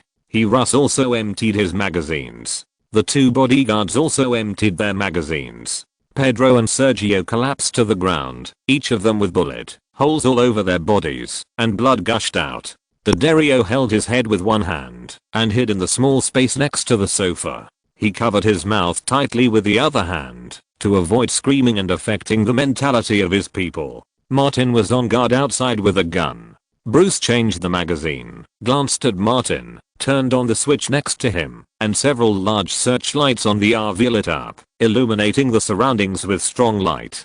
Pedro and Sergio were already silent. Sanchez lay on the ground, trying to crawl out. Bruce fired a shot, and the bullet flew past Sanchez's head. Sanchez didn't dare to move, and held back the severe pain and shouted, "Don't shoot. Don't shoot, I won't move." He was wondering, what was Johnny Depp doing? He made so much money, and he wanted to rob the gang. "Don't let me live." Sanchez lay on the ground and didn't move, but he hated Johnny Depp in his heart. "So what if I'm the captain of the Pirates of the Caribbean? As long as I'm alive, I will definitely let you eat bullets." The gunshots broke the peace of the camp and gradually became chaotic. The security personnel of the crew ran over and shouted from a distance, "I'm Harrington, what's the situation?" Bruce replied, "3 gunmen broke in and wanted to extort money." Harrington gave an order, "Be alert, no one else is allowed to break in." More than a dozen security personnel rushed to a favorable position, and Harrington personally led people to check the situation of the 3 gunmen, and found that 2 of them had been killed, and another was shot in both hands and arms, lying on the ground pretending to be dead. Harrington ordered his men, "Control him and call the police." Then, many subordinates reported, "Safe. Safe." Bruce got out of the car and stopped Harrington from touching the black backpack on Sanchez, saying, "Wait for the police or FBI to come." In the car, Martin directly called Neves, an old acquaintance of the FBI, and the FBI here will rush over as quickly as possible. When Bruce returned to the car, Martin said, "Bandage the injured, don't let him die." Bruce nodded. Harrington asked someone to do simple hemostasis and lock the man up. "The crew doctor will be here soon." Martin went to check the external surveillance of the RV and said, "The surveillance should have captured it." He checked the onboard computer and the onboard surveillance captured the whole process. Ridley Scott called, and Martin told him that he was fine, so he had time to comfort D'Addario. "I'm fine." D'Addario pretended to be calm. "Don't worry, it's okay." Martin saw Ridley through the car window. "Drink some coke, dessert can relieve tension. I'll go to see the director." Chapter 673 The Captain and the Abyss. With Martin's reputation, the FBI helicopter arrived soon. A dozen agents in blue coats, led by a middle-aged supervisor, took over the scene. "I'm Brent, and I used to work under Chief Neves." The middle-aged supervisor came over to greet Martin first. "Mr. Davis, are you not injured?" Martin understood that this man was from Neves's line, and said, "I'm fine. I'll go to work first." Brent got out of the car to dispatch and command his men. The relevant news soon reached Martin. As expected, the guns held by the 3 people were all black guns. A large amount of drugs and several detonators were found in the backpack of the leading Mexican. Other explosives were also found in the pickup truck they drove. Hearing this, even Martin was scared for a while, and then angry. Life safety is seriously threatened.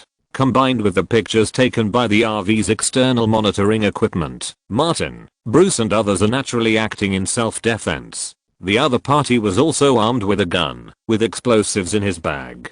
He repeatedly threatened with words, and was the first to pull out a gun. There was no problem of excessive self-defense. Ridley Scott asked his assistant to report to many organizations including the Directors Guild and the Actors Guild in accordance with the relevant regulations tacitly accepted within Hollywood, and the crew would be temporarily shut down. At least there would be no filming tomorrow. This incident not only posed a threat to Martin's personal safety, but also caused the crew to stop working, which meant economic losses of up to millions of dollars. The crew had already notified producer Louise, who rushed over by helicopter overnight. The 3 giants of the crew gathered in Martin's RV. Louise looked at Martin carefully, confirmed that he was not injured, and breathed a sigh of relief. Ridley said directly to Louise, "If we stop production for 2 days, the expenses for location, vehicle rental and staff salaries alone will be an extra $1 million.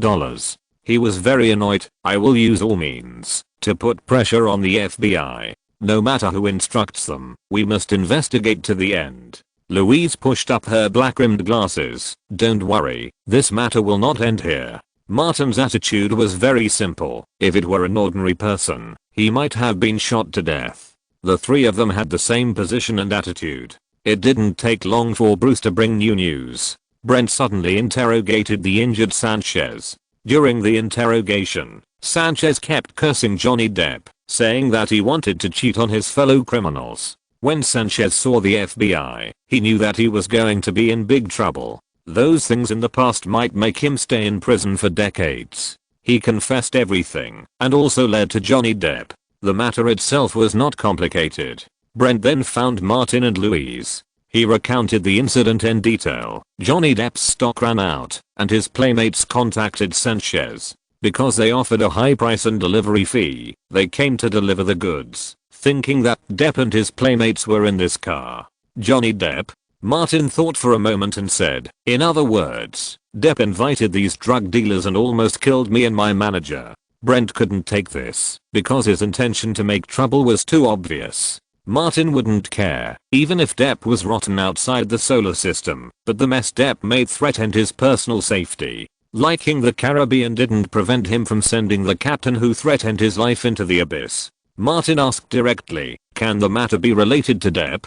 Brent told the truth. It's difficult. All the evidence we have now is limited to one of Depp's playmates. Martin thought of the detonator in Sanchez's backpack, and his heart automatically turned black. If he and Bruce hadn't been careful, the consequences would be disastrous. Ridley said, Inspector Brent, I have informed the Producers Guild, the Actors Guild, and the Directors Guild of Hollywood about the situation. I hope you can investigate it to the end. Brent said solemnly, we will definitely investigate it to the end, and not let any criminal go. Louise, who had been thinking about it, suddenly said, I'm reporting a case. Johnny Depp, the male lead of the Lone Ranger crew across the street, is hiding and transporting drugs. The traffickers recruited by Depp almost took away her spiritual and physical food and cut off her future financial path. Louise's family background was not ordinary. She didn't care about Depp and Megan Ellison at all. Besides, the other party was pressing her head.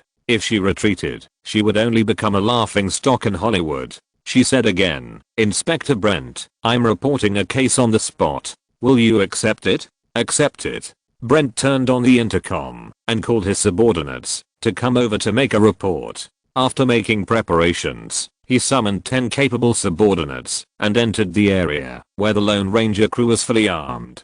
Seeing the FBI people leaving, Ridley said, I'll call the union and communicate with them. Martin said, go back and rest early. It won't be too late tomorrow. After Ridley left, Louise asked, what were you thinking about just now? Martin said, as long as Depp's brain is not completely rotten, this matter will hardly involve him.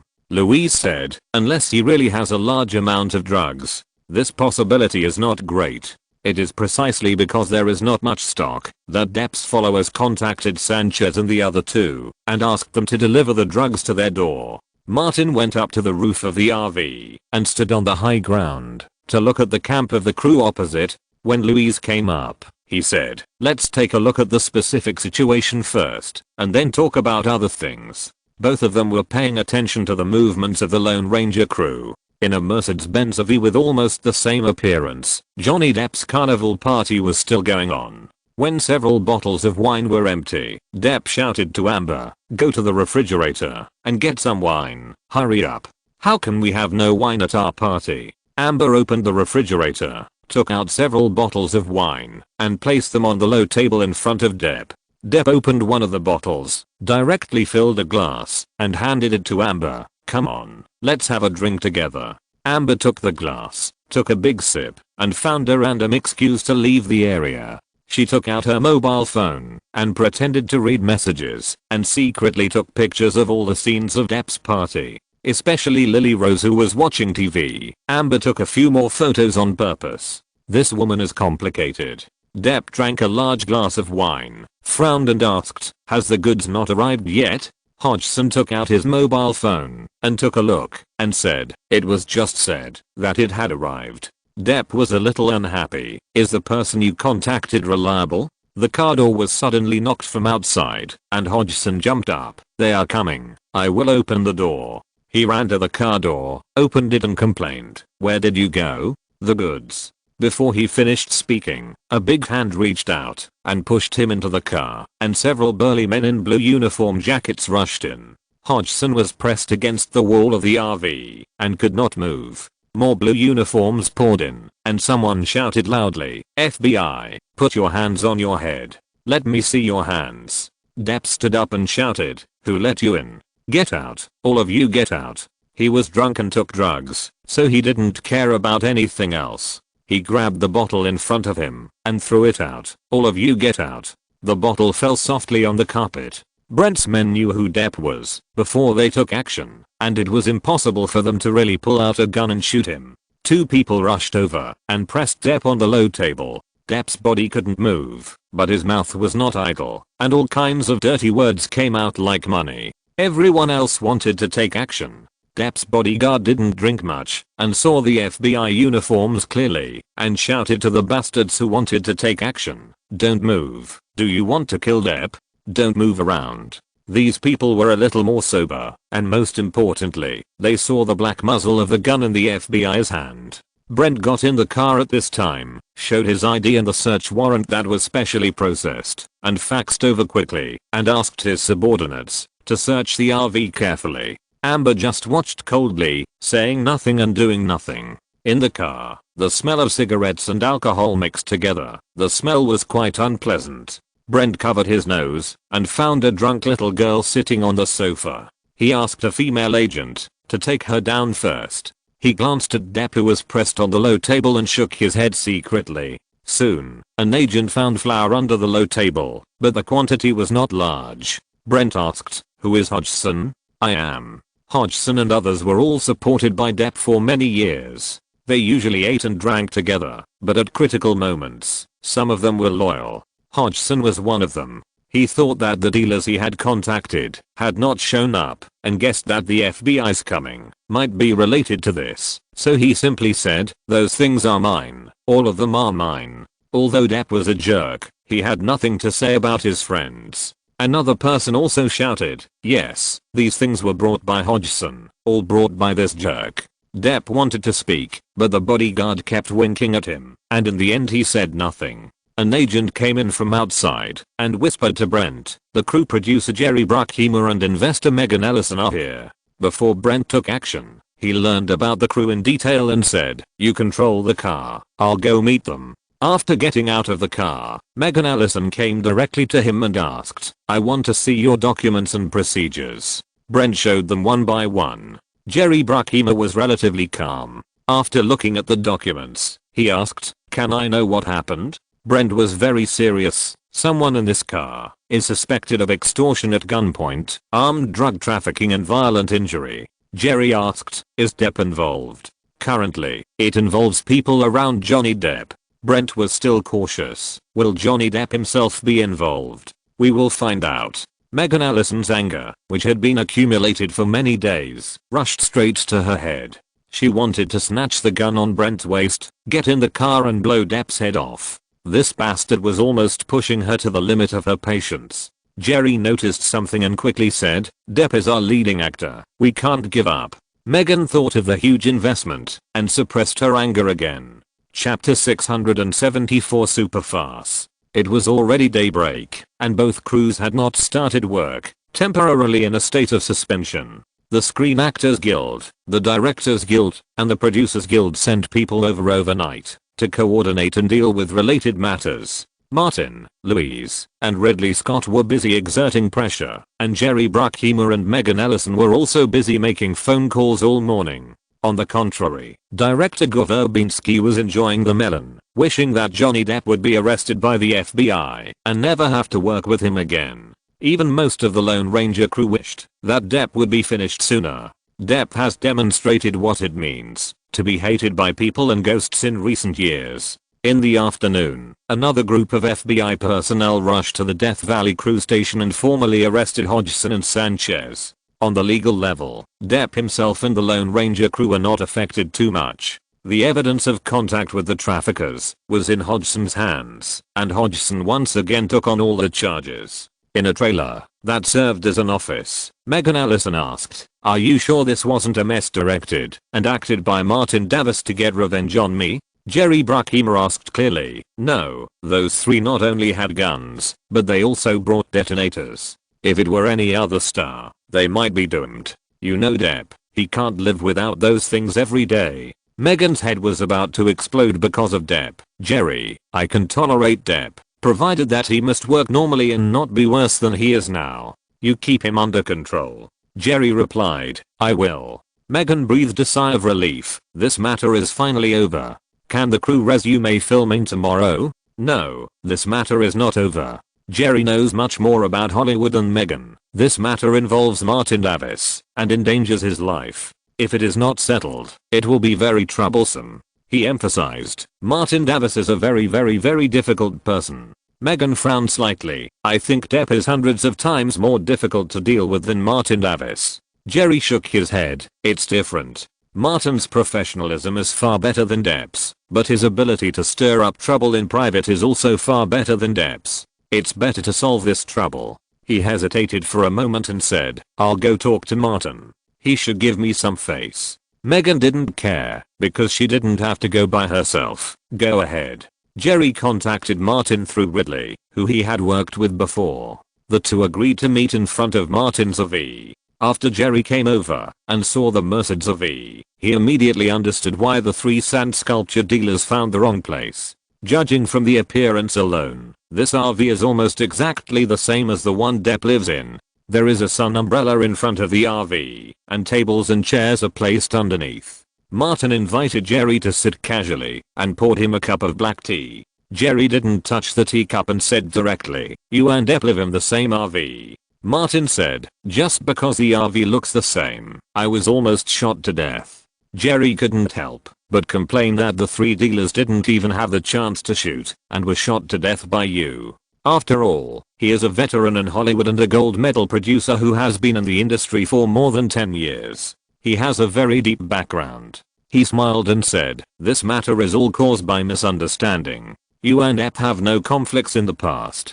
Can this matter end here? Martin did not speak. The initial budget of the Lone Ranger project was as high as $230 million US. After the filming started, Depp was tossed back and forth. The actual production cost was as high as $250 million US, part of which came from Jerry Bruckheimer Pictures. Even if Jerry was flattered and coaxed, he wanted Depp to finish the film. He thought of Brad Pitt and Ben Affleck, hardened his heart, and said, I owe you a favor for this matter. Such a golden producer said such a thing. No matter what Martin did, he had to give some face on the surface. Jerry, I'm sure you have heard that those people not only had guns, but also explosives. If I hadn't been vigilant enough, maybe the whole United States would have been mourning Martin Davis. He laughed at himself and said, because of the traffickers recruited by Depp, my crew had to stop, including Ridley. Many people were affected, and I'm not the only victim of this incident. My request is very simple. As long as Depp apologizes to my crew as soon as possible and says sorry, this matter will be over. Okay. Jerry stood up and shook hands with Martin. Wait for my call. Martin watched him leave. Bruce asked, are you really going to let it go? Martin answered irrelevantly, Jerry Bruckheimer personally came out, so I have to give him some face. Bruce always felt that things would not be so simple. 10 minutes later, Jerry appeared in Depp's RV. Depp had a bottle of wine and a glass in front of him and was drinking by himself. Jerry waved his hand and asked others to leave temporarily. He took a glass, poured a glass of wine, and drank a glass with Depp. Then he said, there is one thing, please do me a favor. Depp burped. Old friend, just tell me what you want, as long as I can do it. Jerry said, for our crew, for this film, for everything that happened last night, say sorry to Martin Davis and the crew of the Martian. Depp shook his head. I didn't do anything. Jerry asked, there are only two of us here. Tell me, did you call those traffickers? Depp was silent at first, then nodded. Yes, I hurt Hodgson. Thinking of Hodgson and his brother, Depp felt heartbroken. His alcohol-tested brain couldn't help but have some thoughts. He said, okay, Jerry, for you, I'll go and apologize to them. Jerry said, I'll contact the people over there right away. You come with me later. Depp waved his hand, filled the glass again, and drank it all. When Jerry went out to make a phone call, several playmates came in from outside the car and asked, boss, do you really want to apologize to Martin Davis? Hodgson was taken away by the FBI. Apologize. Haha. Depp laughed sinisterly and said in a low voice, Hodgson is my brother. I apologize to the culprit for being taken away by the FBI. He said, give me beer. The henchman brought another bottle of beer, and Depp opened it and blew it directly into his mouth. After a while, Jerry entered the RV and said, Johnny, stop drinking, follow me. Depp got out of the car and followed Jerry to the Martian crew. Soon they approached the edge of the cruise. Martin, Louise, Ridley Scott and others stood by a rock, waiting for Depp and others to come. There were dozens of people from the Martian crew. Although no one was notified from the Lone Ranger crew, there were still 20 to 30 people who spontaneously followed to watch the fun. Louise saw Depp and his followers and whispered to Martin, are you really going to accept Depp's apology? Martin did not comment if he is willing to apologize sincerely. Jerry walked closer and closer and walked straight towards Martin. Depp, who was following him, suddenly stopped about 20 meters away from Martin and his men. Depp knew the condition of his small body and did not dare to get closer. Jerry noticed something, stopped and looked back at Depp, not understanding what he wanted to do. Martin nodded at Addario, and Addario moved the TV he carried with him and pointed the camera at Depp. Depp stopped, untied his belt, took out his big brother, and urinated towards the crew of the Martian. The urine was smelly and long, and everyone was stunned for a moment. Depp fired a sniper at the other side. Arseholes from the crew of the Martian, this is Uncle Depp's apology and gift to you. In his eyes, all the arseholes from the crew of the Martian, including Martin Davis, were the murderers of his brother Hodgson. Depp would never apologize to the person who harmed his brother, and he would humiliate them completely. Jerry turned his head and looked at Depp, stunned for a moment. This arsehole. At this moment, Jerry wanted to kill someone. Want to kill Depp. Martin was like a volcano about to erupt, and he was about to rush towards Depp. He really wanted to hit someone. Ridley was also very angry, but the old man rushed over and grabbed Martin's arm regardless of his old legs and arms. He was afraid that Martin would punch Depp to death. Louise was holding Martin's arm, and now she was hanging on him to prevent him from rushing out. Martin's eyes drifted from Bruce, and old Bruce understood instantly. Bruce was the first to rush towards Depp. Martin's 2 bodyguards and Louise's 2 female bodyguards followed. There were many hot-blooded young people in the crew, and one of them shouted, fuck him. Fuck this sissy who was raised by his niece. Dozens of people followed Bruce and his bodyguards. Depp just fired a map cannon and used an extremely insulting way. On the contrary, not only did no one from the Lone Ranger crew come forward to help Depp, but those who were watching the excitement also stepped back, indicating that they were just spectators and had nothing to do with that rotten poisonous sissy. When Depp's group saw that the situation was not good, they turned around and wanted to run. But Bruce was prepared. He took the most powerful bodyguards and bypassed them to block the way. Depp and his followers were immersed in alcohol and drugs all day long, so how could they outrun Bruce and his people? Dozens of people from the Martian rescue crew surrounded him, and screams were heard. Those followers and playmates were beaten up. Depp was pushed crookedly. Bruce did not join the fight, but muttered a few words to Martin's bodyguards and Louise's female bodyguards. The 2 female bodyguards burst into laughter and rushed in immediately. Bruce shouted loudly, Depp leaked his penis in front of so many women. He is insulting women. He molested women. A female bodyguard shouted, throw this bastard who disrespects women to where he peed. Another female bodyguard rushed into the crowd and kicked Depp in the butt. Depp fell flat on his face where he peed. One of Martin's bodyguards shouted, Depp not only insulted women with his penis, but also insulted our gay community. Another bodyguard roared, he is discriminating against our transgender community. This bastard took out his penis in public and molested women.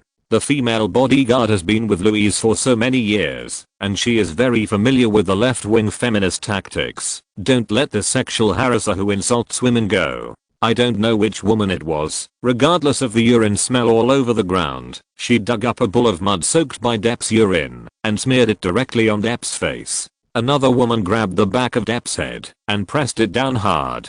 Depp's face fell on the wet ground, and the mud broke, and urine flew everywhere. Various remarks that Depp molested and harassed women and other special groups were heard. The scene was in chaos. With Jerry Bruckheimer's reputation, if he stood up and yelled, it would be very likely to stop the dispute.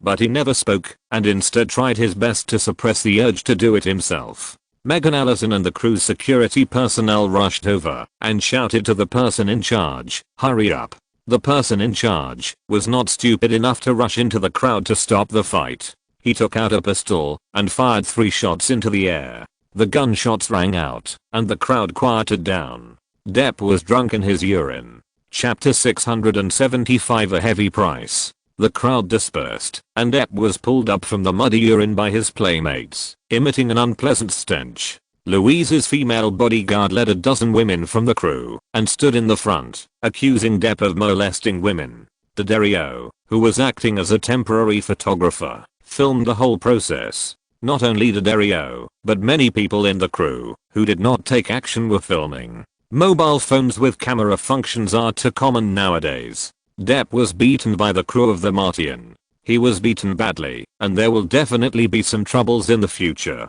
Louise, a leftist, has a keen sense of smell. She had already let go of Martin's arm and talked to the famous women in the crew one by one, and soon reached an agreement. Depp's urine offended everyone in the crew of the Martian. Most of them were willing to accuse Depp of molesting women in public. Louise found Martin and Ridley and said, "There will be some trouble later."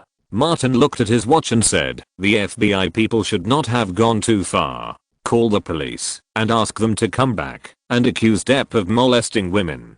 Take the initiative." Ridley was also very angry. In the eyes of an old school director like him, Depp's urine was not on the ground, but on the face of Ridley Scott. Although he didn't quite understand what this new trick was, he said, "I can also testify." Louise went to make a phone call. Martin found Bruce and said a few words. "These things can't really do anything to Depp, but just let the crew avoid trouble later." A few dozen meters away, Depp sat on a dry stone, took the water handed by his playmate, and spit out mud with the smell of his own urine. Pop pop. He spit out a few mouthfuls of mud, took the water bottle, drank a sip, and spit it out, shouting angrily, "Wine, I want wine." One of the beaten light followers hurried to get the wine. Megan Allison had already learned from Jerry Bruckheimer what happened, and she was so tired that she didn't want to say a word.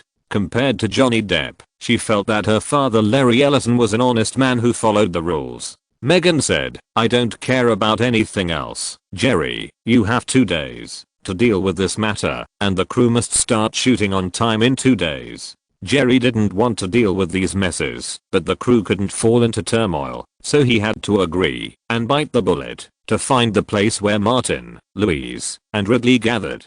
Martin asked bluntly, "Jerry, is this the apology you promised to give us?" Even though Jerry was thick-skinned enough, he felt a little ashamed at this moment. "Sorry, I didn't expect things to turn out like this, but we will solve this matter internally." Martin interrupted him. "Depp humiliated not only me, but the entire crew of the Martian. If I can't give an explanation to the crew, I won't be able to work in Hollywood in the future."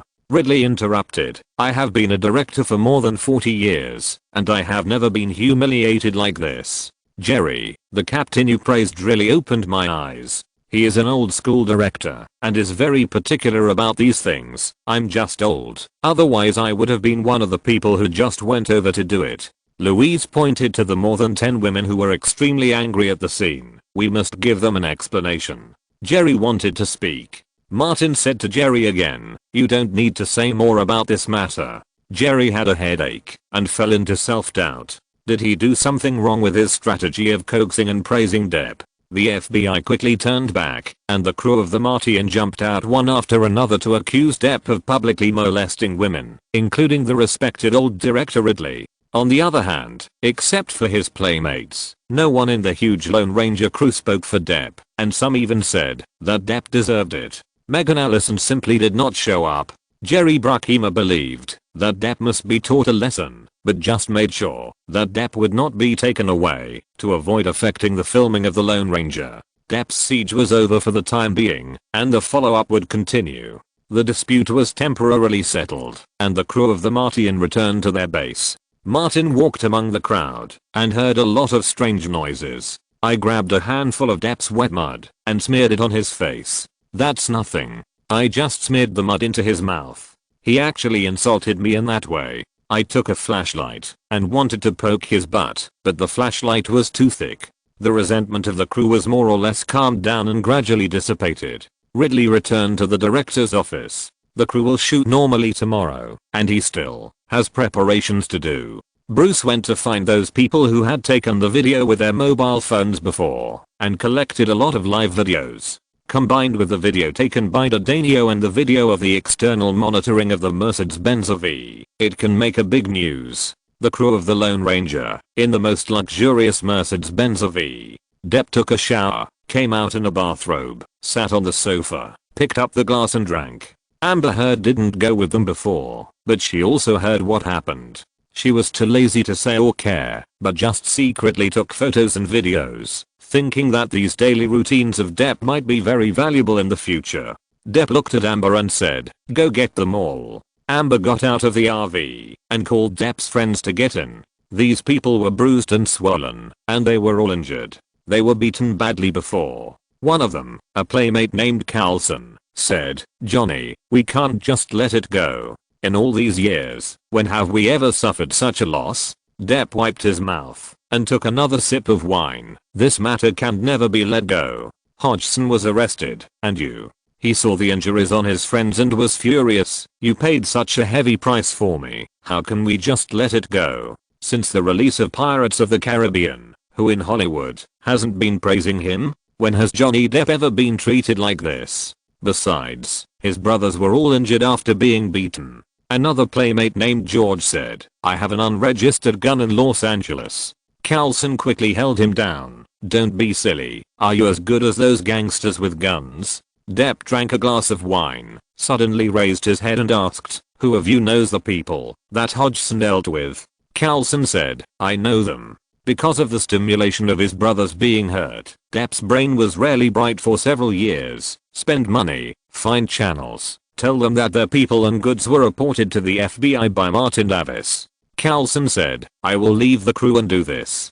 Depp wrote him a check. Carlson took the money, got out of the Mercedes V, and drove an off-road vehicle to leave Death Valley. In the Mercedes V of the Mars crew, Bruce sorted out the video recordings on the computer. Louise looked behind him and asked Martin, "Do you want to expose it? Not only expose it, but also make Depp's reputation even worse." Martin was like the villain in the movie. "The people on the crew have grievances, and so do I," he said sinisterly. "You know what? It's been a long time since I wanted to personally hit someone's head like today." Louise couldn't help shaking her head. "I didn't expect that a simple apology would turn into such a farce." There were only Bruce and Louise here, no outsiders, and Martin said directly, "Whoever threatens my safety, I will kill him first." Originally, I wanted to give Jerry Bruckheimer a face. He turned to look at Bruce, "Call your old lover, and ask her to come over to get the news." Bruce didn't want to see Jodie. "I can send it to her."